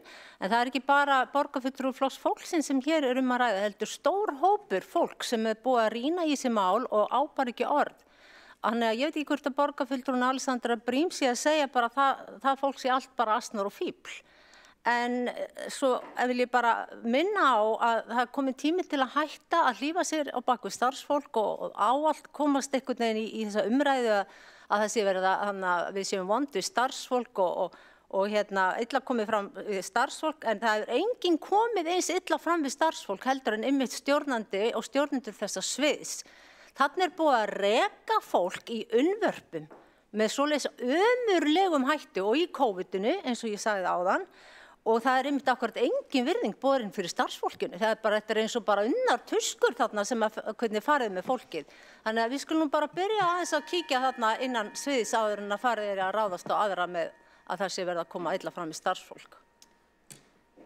Þá hefur Kolbrún Áslaugar Baldursdóttir borgarfulltrúi lokið máli sínu og ég vil minna borgarfulltrúa á að vera kurteisir hér í salnum og næst til þess að svara andsvari Alexandra Brím borgarfulltrúi. Ég veit ansvar öðru sinni. Öðru sinni, þakka þér fyrir, já. Forseti, eins og ég segi, það engin stoð í þessu. Vissulega var farið ákveðnar mannabreitingar þegar við fórum í stafrænu umbreytinguna, en það var gert ekki með því að vera ráða fólk og segja því strax upp aftur. Það voru gerðir oft þjónustusamningar og þetta kemur stundum í ljós þegar maður fer í mikið átaka að þarf að breyta einhverju, en þessi orðræða á engan rétt á sér og hvernig getur borgarfulltrúin sagt að hún sé ekki að illa starfsfólk og vindur sér svo beint í að tala niður embættismann borgarinnar sem sviðsstjóri sviðsins. Hann á það ekki skilið og ég bara bið borgarfulltrúan að vera vandari að virðingu sinni heldur en þetta. Þetta er ekki í lagi og eins og fram hefur komið þá gegnum bara ánægjumælingar hjá starfsfólki þá er það ekki sviðsstjóri eða borgarstjórn sem hafa verið að valda álagi á starfsfólki heldur einmitt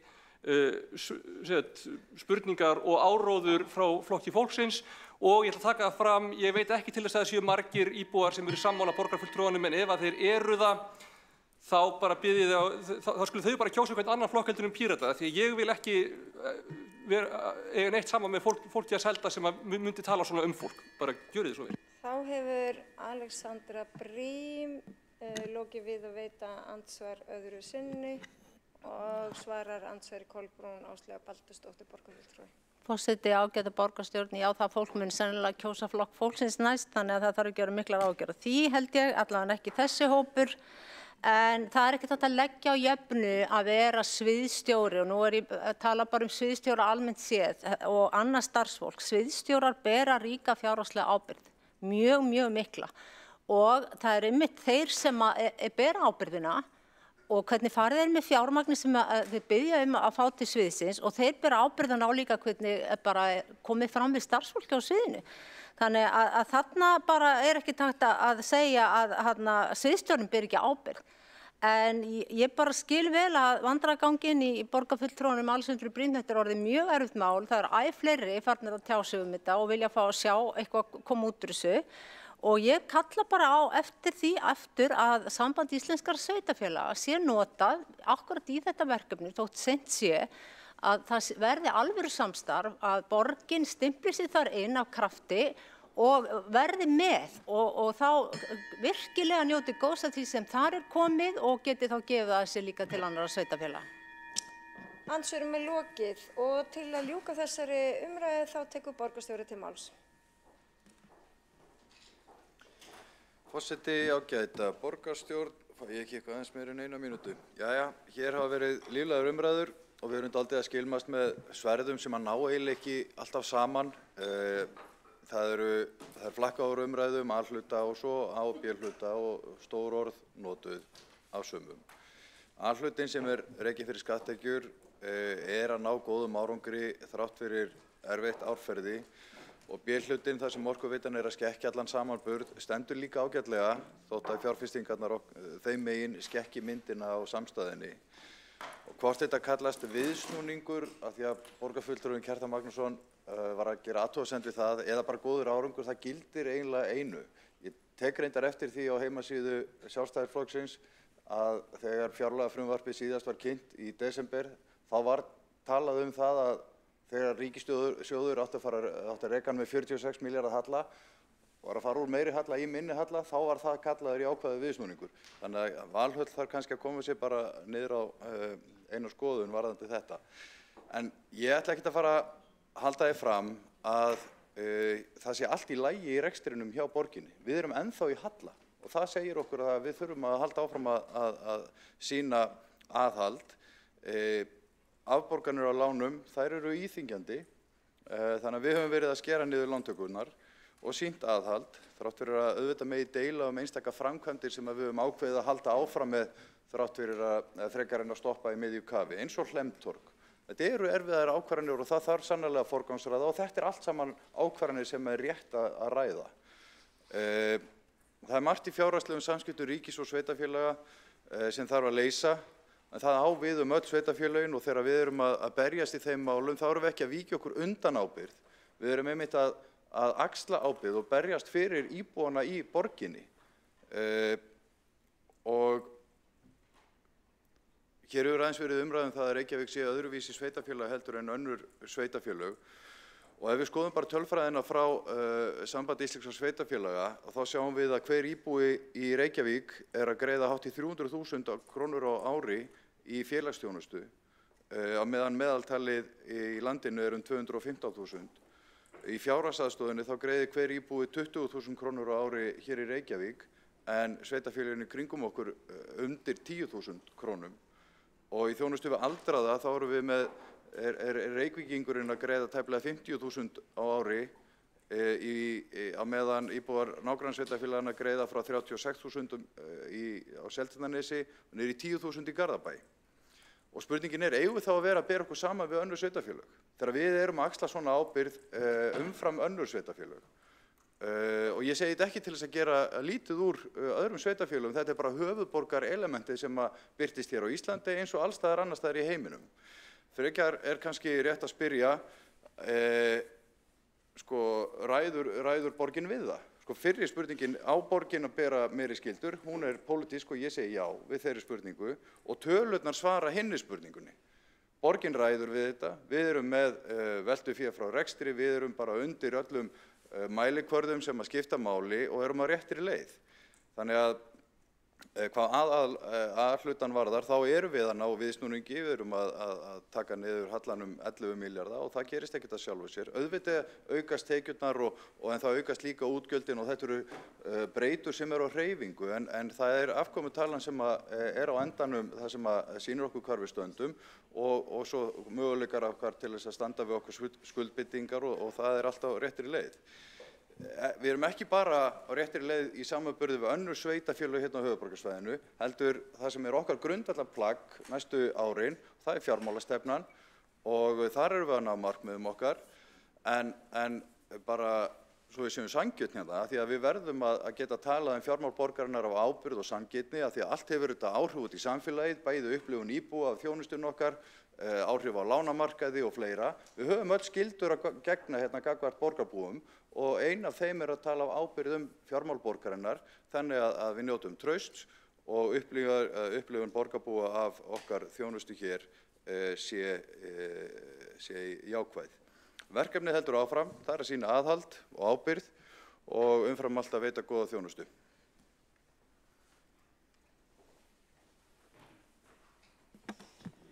Borgarstjóri hefur lokið við mál sitt, einn hefur óskað eftir því að veita andsvar, það er borgarfulltrúinn Helgi Ás Grétarsson. Forseti, ágæta borgarstjórn, ég vil byrja því að hrósa núverandi borgarstjóra fyrir að vera með svona jarðbundnari málflutning og hafa held ég meiri áhuga en forverar hans á þessum verkefnum og ég vona virkilega að hann gerir sitt allra besta til þess að ná tökum á rekstri borgarinnar og Sjálfstæðisflokkurinn hefur margoft lagt fram alls konar tillögur til þess að taka til hérna í kerfinu, hérna í miðlægri stjórnsýslu sérstaklega, en það er eitt atriði sem ég langaði að spyrja út í vegna orðræðu hér, vegna þess að við sem erum hér í minnihluta erum að veita lýðræðislegt aðhald og ég get ekki ímyndað mér að sérfræðingar á fjármálamarkaði sem eru að velta fyrir sér hvort að það eigi að kaupa skuldabréf Reykjavíkurborgar að það hafi nokkur áhrif á mat þeirra, hvernig þeir bjóða í bréfin, hvað við lýðræðislegu kjörnir fulltrúar erum að tala um. Tölurnar tala sínu máli og þess vegna spyr ég, er það á að reyna að stoppa lýðræðið með því hvernig við eigum að tala fjármál borgarinnar? Borgarfulltrúinn hefur lokið við það að veita andsvar, svara þá andsvari borgarstjóri Einar Þorsteinsson. Forseti, ágæta borgarstjórn, þvert á móti, eina sem ég óska eftir er að borgarfulltrúar sýni sanngirni og ábyrgð, nálgist fjármál borgarinnar af yfirvegun og tali af sanngirni þau. Það sem að ég held að hafi mest áhrif á álagið á borginni, sem er hærra heldur en til dæmis dótturfyrirtækjan okkar, hærra en hjá Icelandair sem hefur farið á hausinn. Við erum hérna, ég held að það skýrist að einhverju leyti að því að við erum yfir skuldaviðmiðinu þegar kemur að samstæðunni.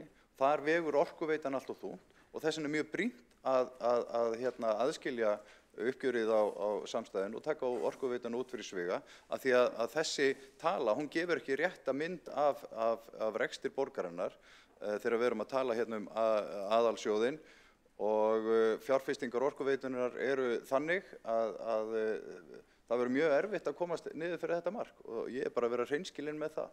Þannig að ég vil ekki setja hljóðkúta á kjörna fulltrúa en ég óska þess að þið sýni ábyrgð í umræðinni og mér hefur dálítið þótt skorta á það þegar það verið að halda þið fram eða í að því við eigum ekki fyrir launum eða afborgunum lána eins og kjörni fulltrúar hafa látið eftir sér að hafa í opinberu umræðu. Borgarstjóri hefur lokið við að svara andsvari, veitir þá andsvar öðru sinni borgarfulltrúinn Helgi Ás Grétarsson. Forseti, ágæta borgarstjórn, ég fagna því að borgarstjóri vilji frekar láta okkur fá hátalara en hljóðkút. Það er mjög gott vegna þess að það er mjög mikilvægt að það heyrist hver staða fjármála borgarinn er og hvernig hún hefur þróast núna í allt og langan tíma. Og það er svo mikilvægt að ná tökum á þessum rekstri til þess að við getum sinnt því sem að skiptir mestu máli. Þá ætla ég að spyrja kannski út í annað atriði sem er þetta að mínu mati, með fullri virðingu, væl út á fjármála samskiptum borgar og ríkis. Í ljósi þess hvernig borgin er að afla hárra tekna, þá er fullt svigrúm til þess að hagræða innan þess ramma. Þess vegna, svo komum við þá bara að öðrum punkti, þá ekki bara tímabært fyrir borgina að hafa alvöru samningsteymi til þess að ná betri samningum ef að ríki vill leggja eitthvað á borgina. Þetta finnst mér vera mikilvægt og að það sé ekki alltaf verið að vorkenna sér og kenna öðrum Við berum ábyrgð á þessum rekstri innan þess ramma sem að sett samkvæmt lögum og hefðum og öðru. Og þannig að ég tel að okkar málflutningur sjálfstæðismanna varðandi fjármál borgarinnar sé bæði ábyrgur og sanngjarn. Borgarfulltrúinn hefur lokið við að veita andsvar öðru sinni og svarar þá borgarstjóri Einar Þorsteinsson andsvari öðru sinni. Forseti, ég held að hér sé enginn að barma sér undan því að veita þjónustu. Ég hef hins vegar orðið var við þverpólitískt ákall sveitarstjórnarfólks allt land það að leysa á ýmsum ágreiningsmálum varðandi fjármögnun þjónustu sem að ríkið hefur falið sveitarfélögunum að veita. Og ég held að það sé ekkert bundið við stjórnmálaflokka. Ég held að öll þau sveitarfélög sem eru að veita þjónustu við fatlað fólk til dæmis vilji skýra þann tekjugrunn betur. Og það þokast. Það eru 2 áfangar eru þegar komnir og nú erum við að reyna að ljúka þeim 3. Það er öflugt samningateymi í því og vonandi gengur það vel. En það er enginn að fela sig eða varpa ábyrgð annað. Þetta er bara hluti af vinnunni og það er að berjast fyrir borgarbúa og það erum við að gera.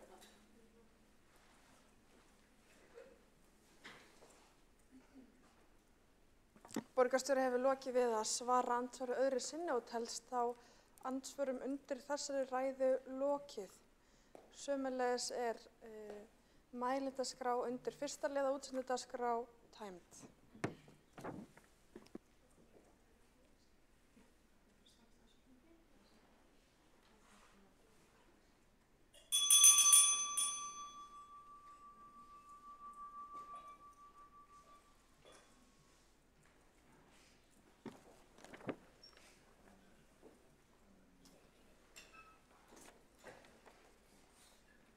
Við erum að fara að ganga til atkvæðagreiðslu fyrsta mál á dagskrá. Það vantar 2 fulltrúa í salinn.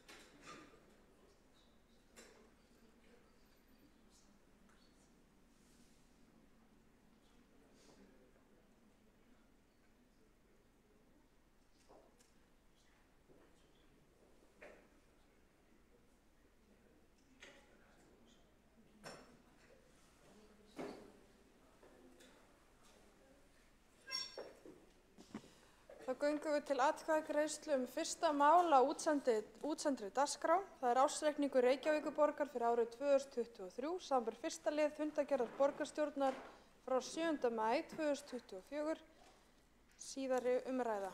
Og þeir sem eru samþykkir þeim lið vinsamlegast gefi þess merki.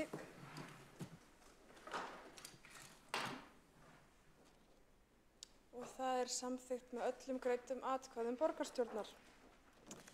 Þá er það annar liður á útsendu dagskrá tillaga borgarfulltrúa Sjálfstæðisflokksins afléttingu trúnaðar yfir skýrslu Orkuveitu Reykjavíkur og forseti leggur til að því máli verði frestað og lítur á það sem samþykkt ef enginn hreyfir andmælum. Það er beðið atkvæðagreiðslu og þá greiðum við atkvæði frestun á tillögu 2 á útsendu dagskrá. Þeir sem eru samþykkir frestun vinsamlegast gefi þessi merki. Og þeir sem eru samþykkir frestun vinsamlegast gefi þessi merki geti sýnt skýrlega atkvæði.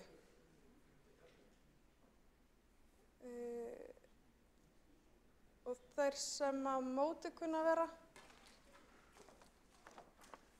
Á móti er Sjálfstæðisflokkur, getur þér ekki að tala þetta aftur, eða ekki? Ég var bara með 13 gegn 6 eins og síðast. Já, var það rétt, forseti spyr hvort það rétt skil að meirihlutin var með frestun? Það er hjáseta í sem við þurfum að greiða atkvæði aftur. Þær sem eru samþykkir frestun? Fundarhlé. Forseti samþykkir 3 mínútna fundarhlé.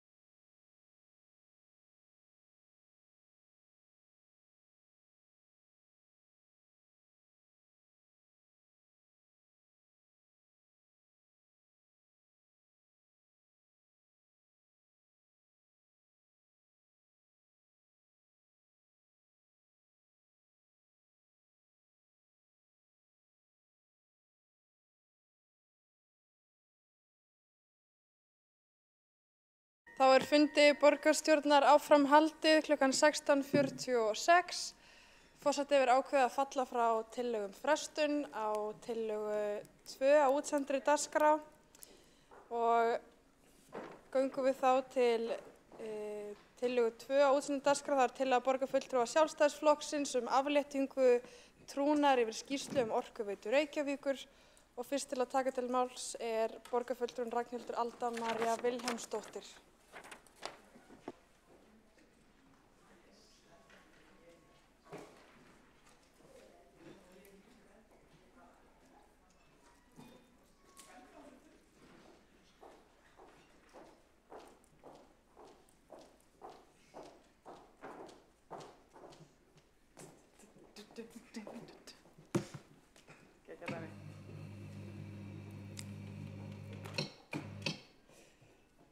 Já, ágæti forseti og borgarstjórn, ég svo ánægð að þessu máli hafi ekki verið frestað. Ég svo ánægð, ég búin að skrifa hérna svaka reiðilega ræðu og mér svona skapi næsta bara, þú veist, hætta við all reiðilega dæmið í ræðunni, en fyrst ég búin að skrifa hana nokkrum sinnum aftur og aftur og það ætla ég bara að flytja hana. Þetta 4. útgáfa af þessu ræðu, vegna þess að við erum búin að fresta þessu máli svo oft. Allavega.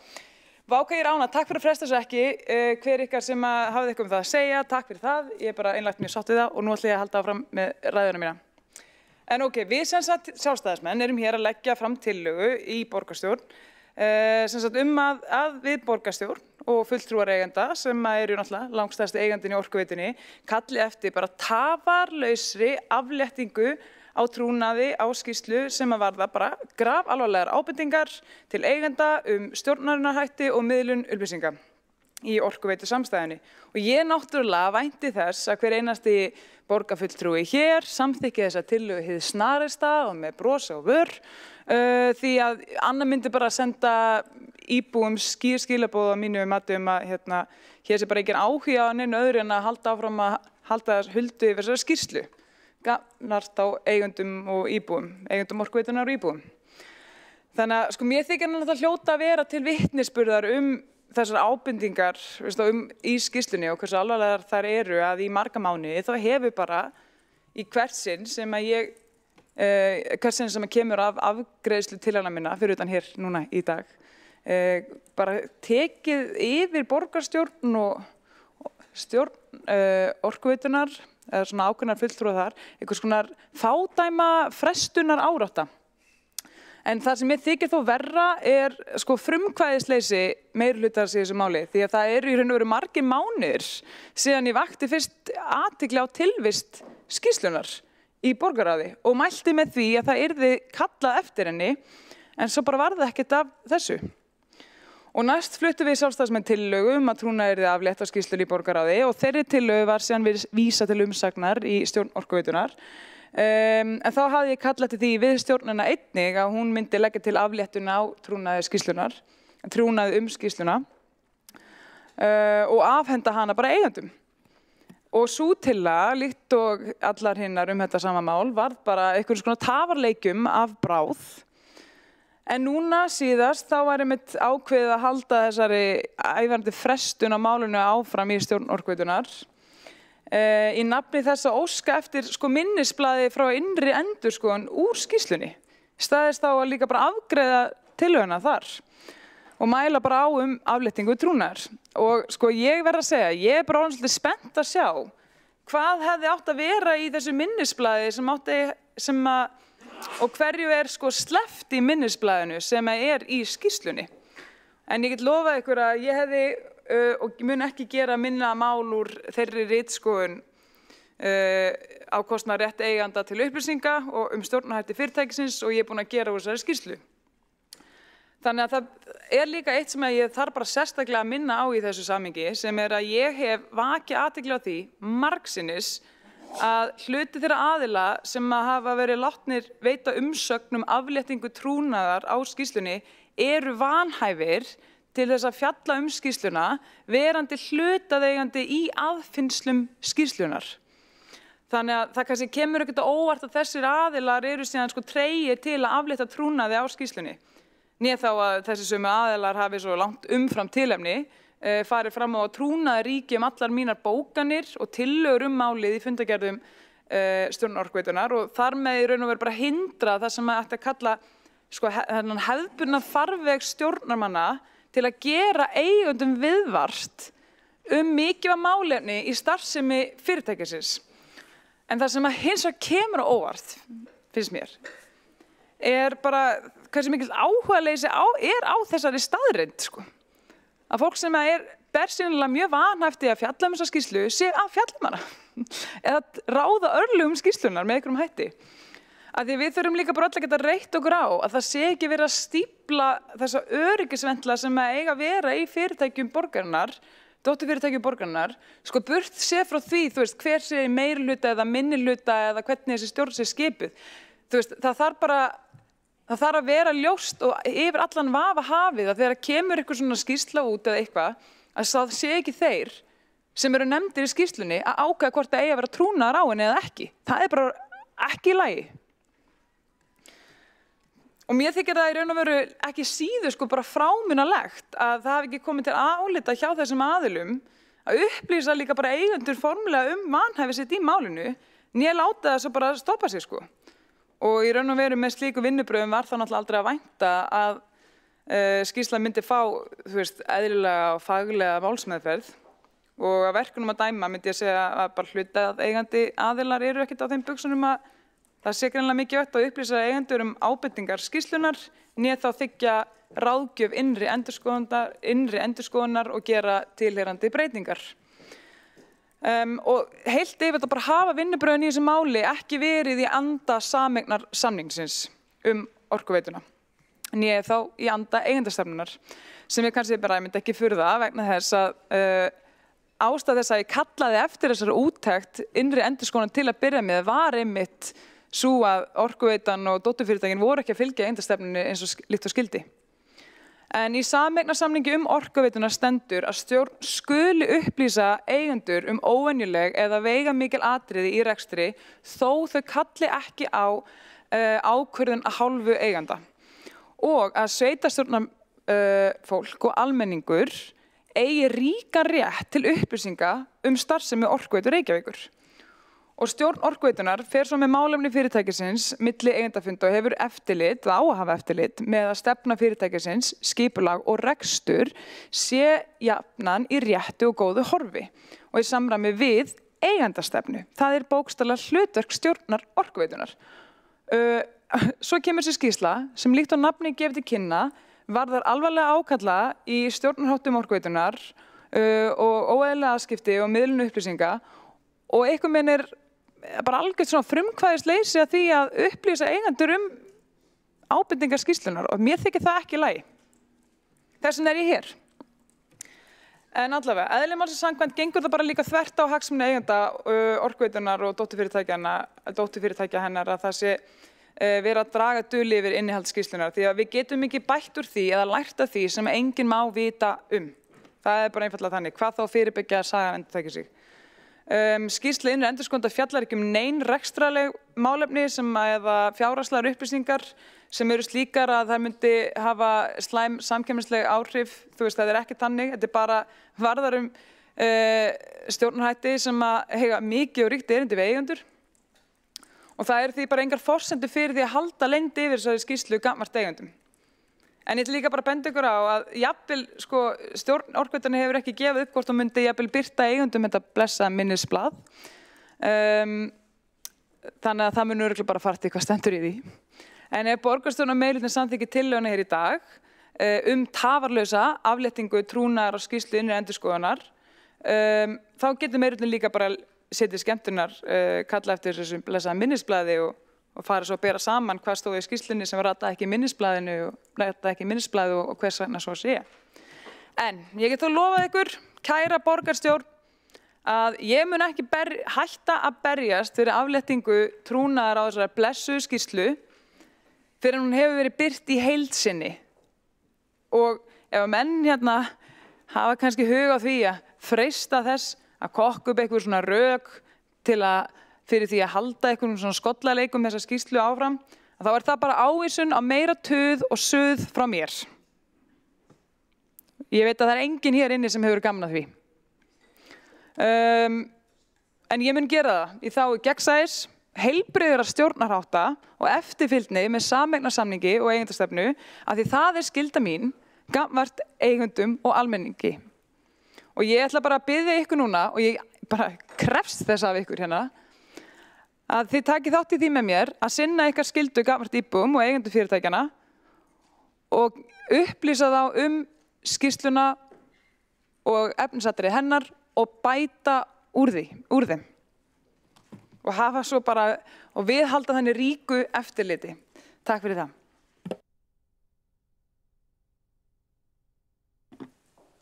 Borgarfulltrúin hefur lokið við mál sitt. Næstur á mælendaskrá borgarstjóri Einar Þorsteinsson. Forseti, ágæta borgarstjórn, það alltaf aldrei gaman þegar það verður svona, þarf að ganga frá einhverju.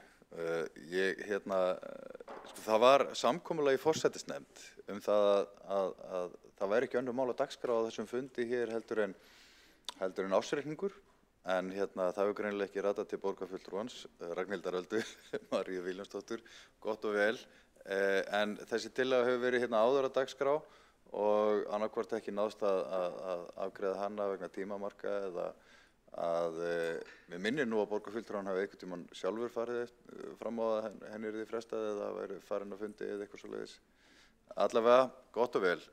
Hún hér á dagskrá núna en þetta dálítið óvenjuleg tillaga vegna þess að borgarstjórn, þetta ekki gögn sem unnin hér.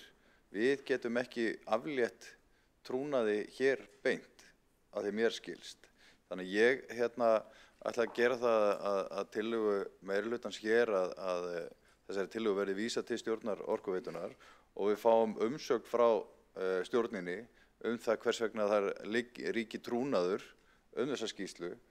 Á grundvelli þeirrar umsagnar gætu við þá tekið ákvörðun það hvort að það þyrfti að fara lengra með þetta mál.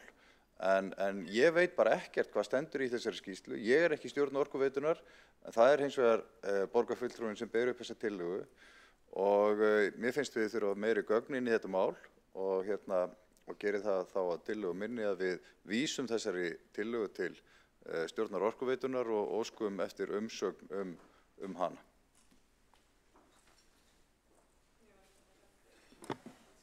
Borgarstjóri hefur lokið við mál sitt. Einn hefur óskað eftir að veita andsvar. Það borgarfulltrúin Ragnhildur Alda María Vilhjálmsdóttir. Ágæti forseti, borgarstjóri gerir þetta áreiðanlega af heilum huga en sko málið við erum búin að vísa því til stjórnar Orkuveitunar að veita umsögn afléttingu trúnaðar á skýrslunni. Það búið að gera og svarið sem hefur komið þaðan að fresta því máli aftur í marga fundi í röð og komið með minnisblað upp úr skýrslunni og það ekki búið að ákveða hvort það svo jafnvel að birta það minnisblað ekki. Borgarstjórn meirihlutaeigandi augljóslega í Orkuveitunni og hefur fullt umboð til þess að kalla eftir skýrslunni og hún sé birt og það sé aflétt trúnað af henni. Það þannig. Við getum flutt tillögur að fá umsögn frá stjórn Orkuveitunar sem við höfum gert. Hún hefur bara ekki verið afgreidd í að verða ár. Allan ekki síðan í allan hálft ár, kannski hálft ár. Þannig að það er algjörlega óþarf að kalla til fleiri koma með þriðju tillöguna aftur að hún skili veita umsögn. Það það sem ég segja, við bara gerum þetta. Borgarfulltrúin hefur lokið við það að veita andsvar, svara þá andsvari borgarstjóri Einar Þorsteinsson. Forseti, ágæta borgarstjórn, ég held að það séu bara eiginlega flestir inni, bara alls ekkert inni í þessu máli. Nei. Eins og borgarfulltrúin og ég bara ber virðingu fyrir hennar metnaði fyrir að fá þessa skýrslu inn í umræðuna. Enginn veit hvað hún snýst. En þegar borgarstjórn fer þessa leið við stjórn Orkuveitunar að gefa umsögn þá trúi ég nú ekki öðru en að slík umsögn berist hratt og örugglega og þannig ég held að það sé rétta leiðin núna og hvað sem svo verður.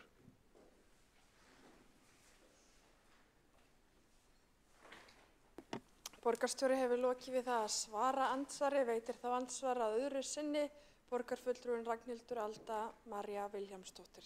Já, ég ætla bara að minna á vegna þess að við höfum flutt þessa tillögu áður sem og vísa þessu bara nákvæmlega það sem ágæti forseti, nákvæmlega það sem meirihlutin að leggja til að gera hér eða borgarstjóri það sem hefur verið gert og það var ekki fljótt og örugglega veitt umsögn, þess vegna ég hér, það hálft ár síðan og þannig að þú veist þetta við höfum bara fullt umboð og erindi til þess að kalla eftir skýrslu sem að fjallar stjórnarhætti í fyrirtæki sem 90% í okkar eigu.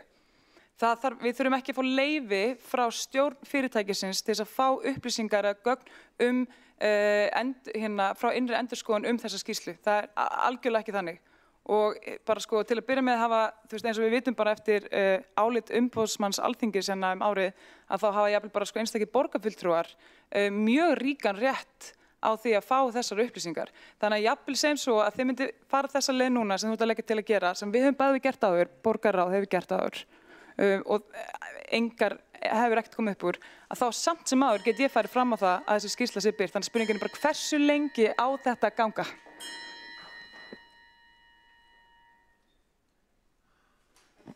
Borgarfulltrúin hefur lokið við það að veita andsvar öðru sinni, ekki hafa fleiri óska eftir því að veita andsvar undir þessari ræðu og telst því andsvörum lokið. Næstur á mælendaskrá borgarfulltrúin Björn Gíslason.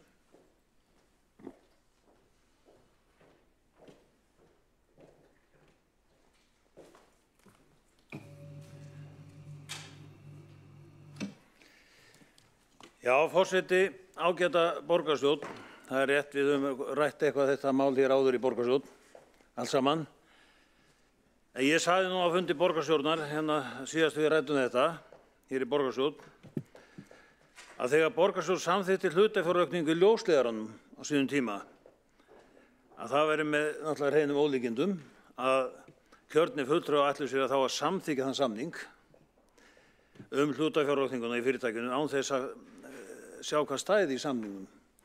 Þetta svona til upprifjunar, þá munum við þetta held ég allt saman. Og þetta var samningur sem gerðum milli sínar og ljósleiðarans. En fulltrúar meiri hlutan samþykktu þennan samning. En eins og fram hefur komið, meðal annars í fjölmiðlum og hún Ragnhildur Alda Vilhjálmsdóttir, borgarfulltrúi, hún óskaði eftir, og borgarfulltrúi okkar Sjálfstæðismann óskaði í stjórn OR eftir að innri endurskoðun borgarinnar myndi skoða máli með tilliti til eigendastefnu Reykjavíkur. Enda fékk eigandinn borgarstjórn í þessu tilviki ekki að skoða málið og enga samninga sjá. Nú síðan kom í ljós að fyrrverandi borgarstjóri, sem því miður ekki hér, hann hafði haldið 67 fundi með stjórnarformanni og eða velvöldum stjórnarmönnum í Orkuveitunni. Nú einungis 7 þeirra funda voru haldnir með formlegum hætti og 5 af þeim tengdir Carbfix. En restin voru haldnir óformlega og án undirritaðra fundagerða og svo framvegis. En þetta alvarlegt og í rauninni ólíðandi fjölskipuðu stjórnvaldi sem borgin náttúrulega. Nú, já, þeir eru verulega ámælisverðir þessi stjórnarhættir og benda til þess að borgarstjórinn fyrrverandi hafi staðið í einhvers konar baktjaldamakki að manni finnst. En forseti ágæta borgarstjórn, tekið skal fram að verja það 20 milljarða króna í að leggja net ljósleiðara og allt land, en á síðasta ári samþykkti meirihlutinn að breyta lánaskilmálum Orkuveitu Reykjavíkur svo unnt væri að hefja lagninguna. Þetta kannski munum við nú svona í flest okkar. Nú sú staðreynd að Reykjavíkurborg sem skuldum vafin hafi heimilað lagningu nets ljósleiðara allt land ekki síður með hreinum ólíkindum enda mikil áhætta af kostnaði sem fylgir slíkri lagningu. Nægir þar að nefna að tækninni fleygi fram og margir byrjaðir að nota svokallað 5 netbeina og fyrir sér að svo notkun mun aukast. En forseti, ég hef áður sagt í tengslum við þetta mál að við borgarfulltrúar megum ekki missa sjónar af því að fyrirtæki ljósleiðarinn í eigu skattgreiðenda í borginni.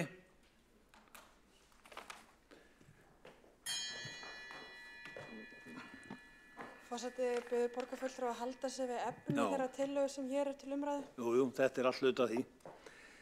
Ég skal hafa það í huga, en ég held að sé rétt að krefja þess enn fremur eins og kom fram í máli Ragnhildar Öldu Vilhjálmsdóttur borgarfulltrúa að skýrsla innri endurskoðanda verði opinberuð og án allra tafa.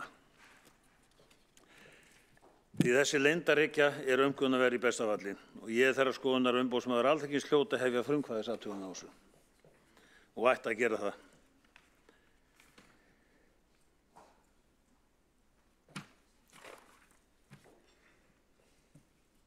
En það eru náttúrulega, forseti, við berum endanlega ábyrgð á þessum fjármálagerningi og öllu saman og óábyrgt annað að við fáum að rýna málið í heild sinni fyrir skattgreiðendur Reykjavík. Og þar með talið samningin og skýrslu innri endurskoðunar. Ég ætla ekki að hafa þetta lengra sinni og hef lokið máli mínu. Borgarfulltrúin hefur lokið við mál sitt, einn hefur óskað eftir því að veita andsvar, það borgarfulltrúin Skúli Helgason. Já, forseti ágæta borgarstjórn, nú verð ég að játa það að það ekki auðvelt að tala þetta mál og þetta snýst í kjarna sínum einmitt trúnað og meint trúnaðarbrot. Það efni og tilefni þess að farið var í að vinna þessa skýrslu. Og ég held að borgarstjóri Einar Þorsteinsson sé á hárréttum stað með því að leggja til að tillögunni væri vísað til stjórnar Orkuveitunnar og fá umsögn þetta álitamál. Eðlilegt og rétt að viðhalda þeim trúnaði sem hefur verið á skýrslunni fram á þessu eða ekki. Ég hef mína skoðun á því. Ég myndi styðja það að trúnaði yrði aflétt í ljósi þess að líka efni skýrslunar hefur því miður ratað í fjölmiðla að hluta til og þeim trúnaði sem þar með var settur utan málið að ósk dótturfélags Orkuveitunnar hefur í raun og veru verið aflétt nú þegar. En sjáum hvernig það fer. Ég styð það að þetta fari til stjórnar Orkuveitunnar og verði útkljáð þar sem fyrst. Borgarfulltrúin hefur lokið við það að veita andsvar. Óskar borgarfulltrúin eftir að svara? Já, örlítið. Svarar þó andsvari borgarfulltrúin Björn Gíslason. Forseti, ágæta borgarstjóri, ég ætla nú að taka það bara fram að það var fyrirspurn í borgarráði til varðandi fundi borgarstjóra með forstöðumönnum Orkuveitunnar. Það kom fyrirspurn í borgarráði og því var svarað þar. Nú, en ég held að, sko, náttúrulega, ég þekki það rétt, þá þarf stjórn Orkuveitunnar, ef það eitthvað trúnaðarbrestur eitthvað því líkt, þá þarf stjórn Orkuveitunnar að í rauninni að opinbera það með hvað hætti þeir ætla að ákveðja það. Ég held að það sé þannig rétt muna hjá mér.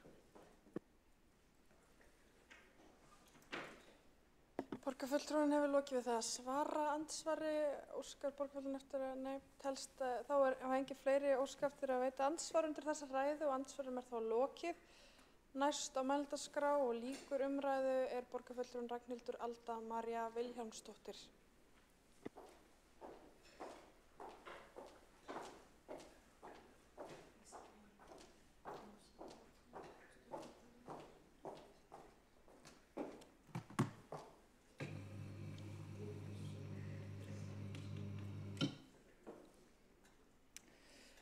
Ágæti forseti og borgarstjórn, það sem að hann, kollegi minn Björn Gíslason, borgarfulltrúi, var að vísa í fyrirspurn Sjálfstæðisflokksins sem dagsett 5. júlí árið 2022. Þannig að það hefur allavega ekki verið lekja minni hálfu úr stjórn Orkuveitunnar innihald þessar skýrslu. Ég hef þó algjörlega vitnað í þessa fyrirspurn og svöru henni og svo hef ég sett þetta í tímaröð. Þannig að ég allavega bara bera mér allar slíkar íanir eða einhvers konar sakir. Hitti það að fyrsta lagi þá þessi tillaga sem við erum að leggja hér fram sem það að eigendur kalli eftir skýrslu sem að fjalla trúnaðarbrest og trúnaðarbrot gagnvart eigendastefnu eins og þú ert að tala ágæti kollegi minn, eins og ágæti kollegi minn hann Skúli Helgason að tala Við erum að kalla eftir því að það veri afleitt trúnaðar þeirri skýrslu og hún veri afhent eigendum. Það tillagan sem hér. Sú tillaga sem það að vísa þessari tillögu til umsagnar hjá stjórn Orkuveitunni eðlislega ólík tillaga. Þannig að þið verðið þá, borgarstjórn verður þá að fella þessa tillögu og leggja til breytingatillögu þessa vísun eða þá endurtaka aftur, af því að þetta hefur verið þannig að ég hef flutt áður tillögu í borgarráði það að það sé kallað eftir afléttingu trúnaðar og skýrslan afhent og það var vísað til umsagnar í stjórn Orkuveitunnar. Þannig að ég bara, þú veist, mér þykir þetta allt bara mjög áhugaverst að það sé að fara aftur í nákvæmlega sama farveg og ég held bara vissulega sé þetta orðið klárlega mál sem þarf að taka á annað stjórnsýslustig því þetta er bara orðið orðið furðulegt. Svo er það annað. Ég er núna líka búin að flagga því sérstaklega hér í þessari ræðu að það er verið að vísa þessari tillögu þá til umsagnar aðila sem eru vanhæfir til þess að veita tillögunni umsögn. En hér hefur ekkert verið rætt það hvað borgarstjórn hyggst gera í því og hvort að það sé eðlilegt. Því þessu hefur bara ekki verið svarað hér af borgarfulltrúum. En það hlýtur að þurfa svör. Af því að við getum ekki verið að leggja til þess að tillögur eða að aðilar sem eru vanhæfir sé að veita umsögn tillögur. Afléttingu trúnaðar og skýrslu sem að þeir eru hlutaðeigandi í aðfinnslum Þetta er bara orðið mjög sérkennilegt. Þannig að ég bara, þú veist, eins og ég segi, ef að það greinlega, ég tek þessu sem bara einhvern einstakann vilja fyrir því að ég haldi áfram aftur og aftur og aftur að tala þetta mál og kalla eftir því að eigandinn hérna ræki sína skyldur, axli ábyrgð og kalli eftir þessari skýrslu. Af því það er líka bara rosalega skrítið að eigendur eða fulltrúar eigenda sem eru hér séu einhvern veginn að taka þátt í því að vera ekki upplýstir það sem stendur í skýrslu sem varðar rosalega alvarleg brot á eigendastefnu eins og hefur komið hérna fram í máli Skúla Helgasonar borgarfulltrúa. Það er bara stórfurðulegt. Ég á ekki til orð. Þannig ég velti fyrir mér bara hvað, þú veist, að því eina sem þetta bara endalaus efni fyrir kæru til sveitarstjórnarráðuneytisins eða til umboðsmanns Alþingis að hann taki þetta fyrir aftur út af sama fyrirtæki sem aftur tekið fyrir þetta með að þeim beri að veita eigendum upplýsingar mikilvæg mál í, þú veist, þetta jafnvel stendur hérna í sameignarsamningnum, að þeim beri að upplýsa eigendur mikilvæg mál í rekstri fyrirtækisins. Sama hvort það kalli eitthvað svona sérstakt samþykkið ekki. Þannig að ég skil ekki hennan einbeitta vilja til þess að tefja málið. Af því mér finnst að vera skýrt og það er það sem er í gangi hérna. En ég segi bara gott og vel, við skulum bara halda áfram að tala þetta. Ég þreytist aldrei á því eins og þið hafið tekið eftir.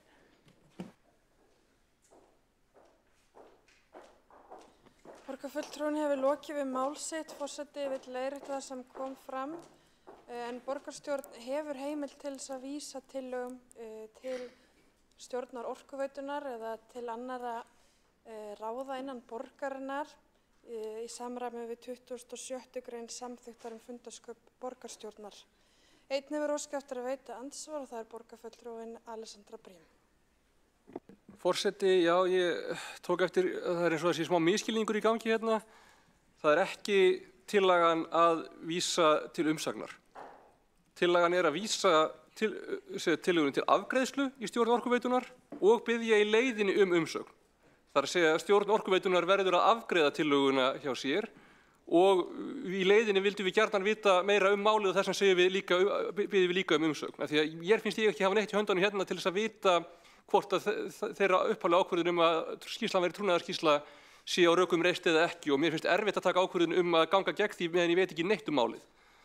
Ég svona almennt séð styð það að aflétta trúnaði á þessari skýrslu. Það liggur líka fyrir frá að fulltrúi meirihlutans í stjórn Orkuveitunar fylgjandi því að aflétta trúnaði á skýrslunni.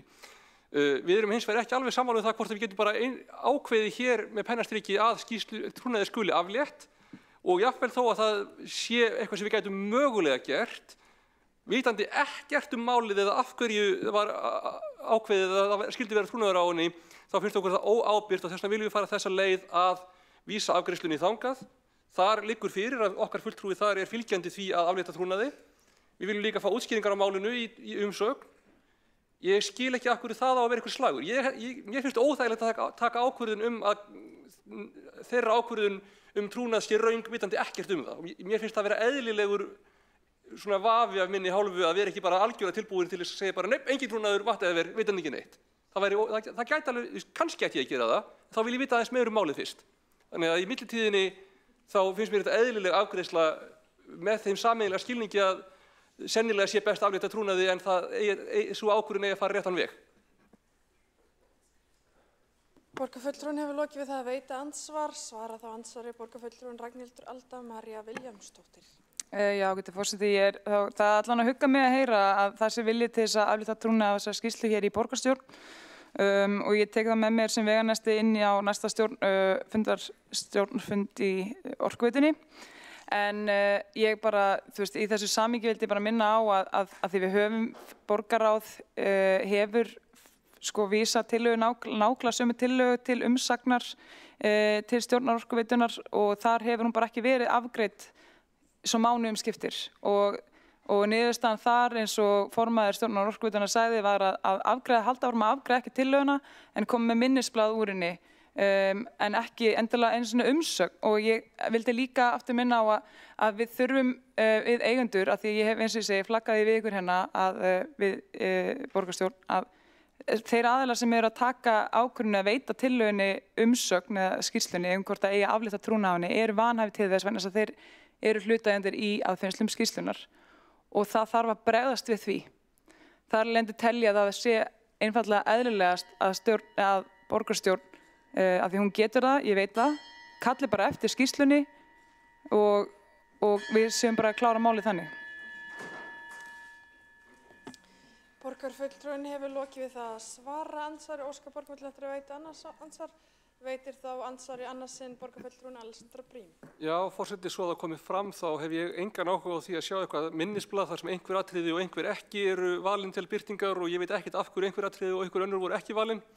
Þannig að við skulum bara, eins og ég segi, vísa þessari tillögu. Ég gerir mér vissar væntingar það að annað hvort verði trúnaðarskýrslunni aflétt eða þá í versta falli fáum við einhverja greinagóða útskýringu á því af hverju ekki og svo myndi ég kjölfarið á því vænta þess að minnstakosti borgarráð eða borgarstjórn myndi fá skýrsluna sem einhvers konar trúnaðargagn svo við gætum þá áttað okkur á því af hverju það væri svona brýnt að hafa trúnað á henni og þá í kjölfarið taka ákvörðun það hvort að sú ákvörðun eigi að standa eða ekki. Ég er ekki tilbúin til þess að ákveða hér og nú að sú ákvörðun megi ekki standa, af því ég veit ekki meira málið. Borgarfulltrúinn hefur lokið við það að veita ansvar í annað skipti.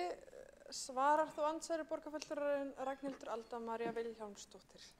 Ágæti forseti, ég heyri að við borgarfulltrúinn Alexandra Brím erum að mörgu leyti mjög sammála í þessu máli, þannig að ég er bara mjög ánægð að heyra það og skal líka taka það með mér inn á næsta stjórnarfund að hér sé ekki vilji fyrir einhverju minnisblaði heldur þá frekar að fá bara skýrsluna alla afhenta.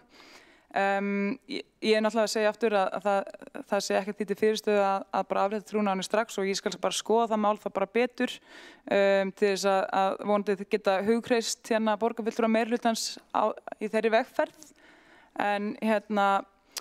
en ok, gott og vel, ég læti þetta, við verðum bara að láta þetta duga núna en eins og segi, ég er glöð að heyra að það sé ekki vilji fyrir að fá eitthvað ritskoða minnisblað á okkar borð en það er stórfurðulegt.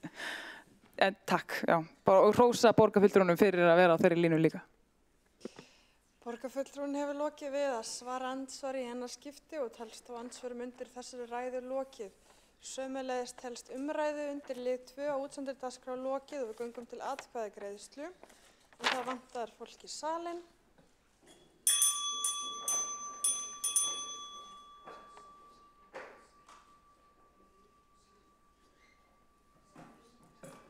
Og enn vantar fulltrúaflokk fólksins.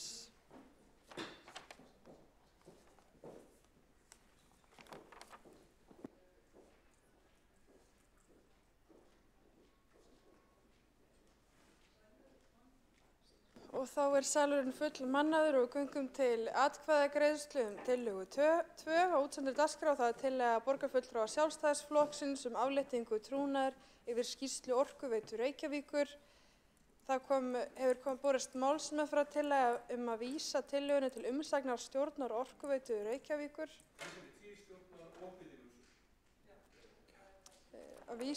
Forseti leiðréttir sig að vísa tillögunni til stjórnar Orkuveitunnar og til umsagnar stjórnar Orkuveitu Reykjavíkurborgar. Og þeir sem eru sammála þeirri málsmeðferðartillögu vinsamlegast gefi þessi merki.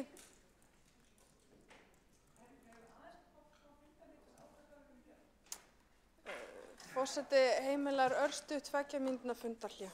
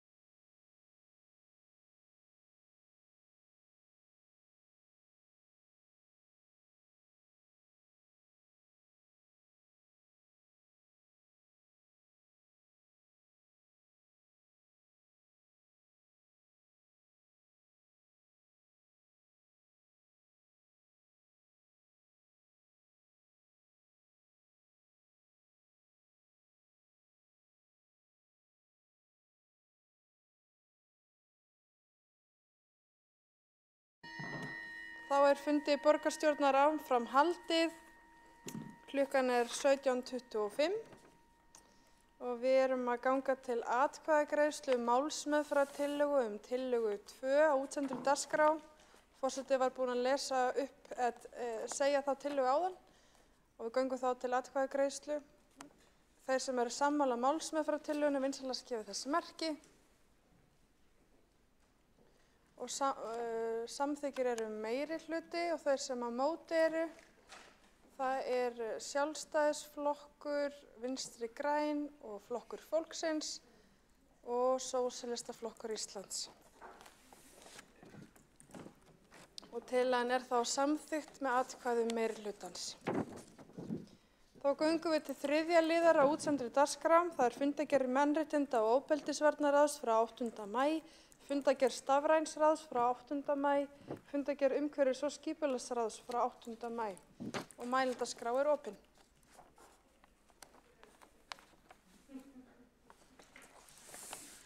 Og enginn óskar eftir því að taka til máls. Og þá hefur forseti ákveðið að leita til afbrigða til að taka inn atkvæðagreiðslu.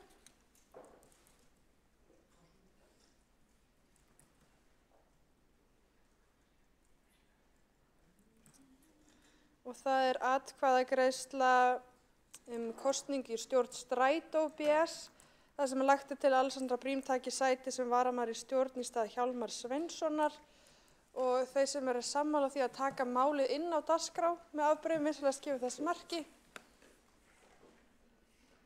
Og það er samþykkt með öllum greiddum atkvæðum og þeir sem eru samþykkir því að Alexandra Brím taki sæti sem varamaður í stjórn Strætó í stað Hjálmar Sveinssonar vinsamlegast gefi þess merki. Og það er sömuleiðis samþykkt samhljóða. Og þá liggur ekki fleira fyrir dagskrá fundarins og fundi Já, það eru bókanir sem eru eftir og við gerum örstutt fundarhlé til þess að klára bókanir. Já, við lesum bara allar bókanir í lokin. Já, við ætlum að taka örstutt fundarhlé. Bið borgarfulltrúa að fara ekki úr salnum fyrir að fundur slitið.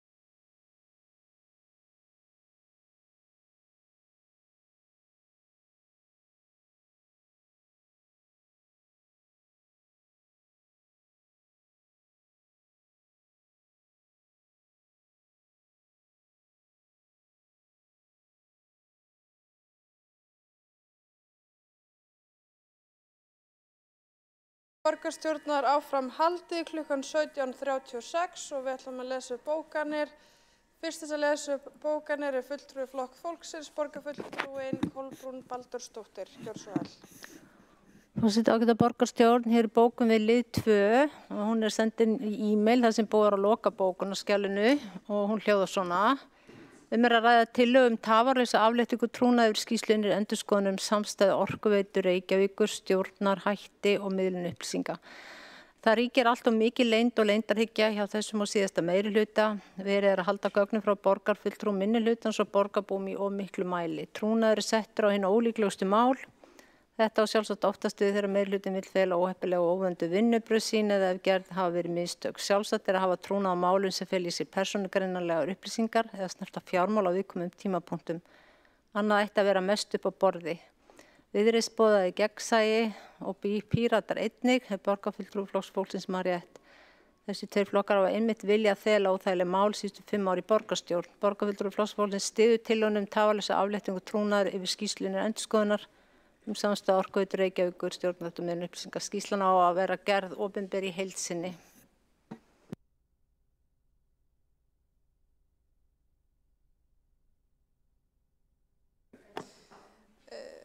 Borgarfulltrúin er búin að lesa upp bókun. Mér heyrist að einhverju ætla að leggja fram gagnbókun og endilega vinna í því, en það er þá Sjálfstæðisflokkurinn sem lesa upp næstu bókun, borgarfulltrúin Ragnhildur Alda María Vilhjálmsdóttir.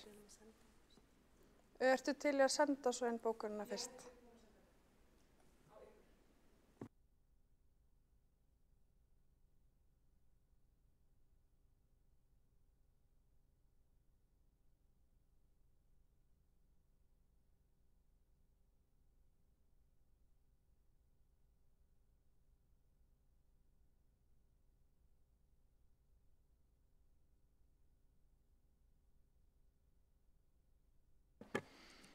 Tillaga borgarfulltrúa Sjálfstæðisflokksins gekk út á að stærsti eigandi Orkuveitu Reykjavíkur samþykkti að beina eftir því til stjórnar Orkuveitu Reykjavíkur aflétta trúnaði við tiltekinni skýrslu frá nóvember 2003.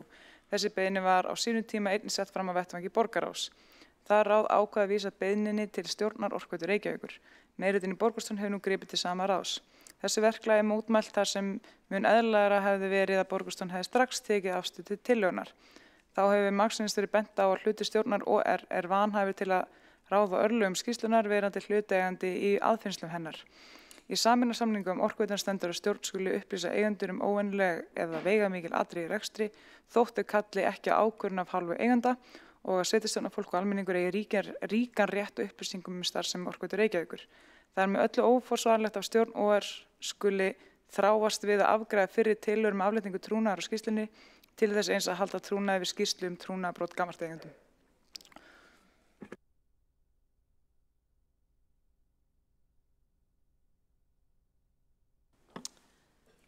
Eru fleiri bókanir sem þarf að lesa upp?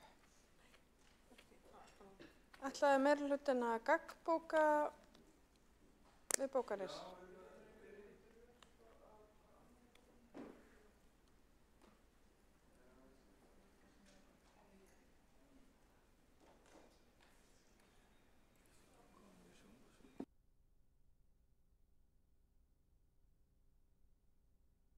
Borgarfulltrúinn Helgi, varstu að biðja orðið?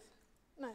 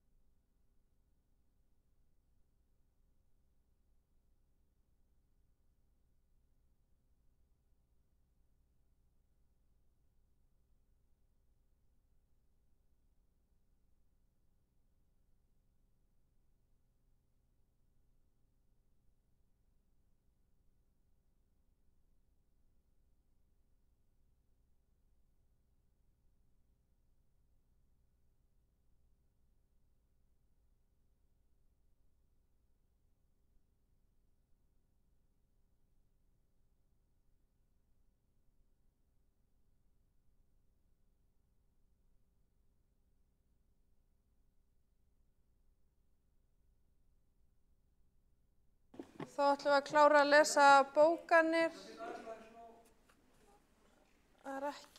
Bókunin er ekki tilbúin. Vinsamlegast hafið hraðar hendur.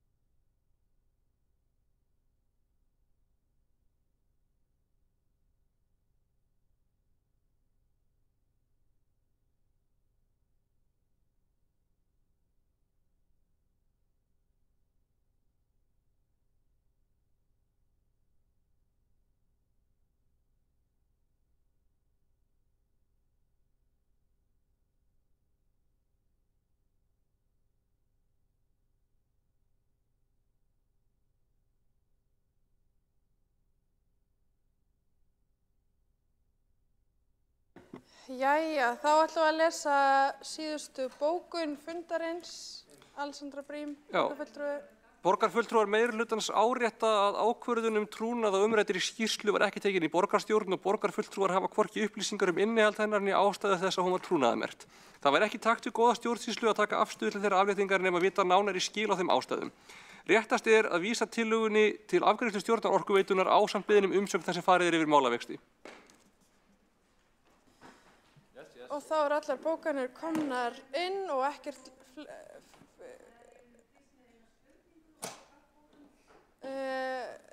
er það spurningu borgarfulltrúan Kolbrún Baldursdóttir, gjör svo vel. Varðandi þessa gaggbókun eða var þetta bókun að gaggbókun við minni bókun eða var þetta bara bókun almennt séð við málinu? Þetta er almenn bókun.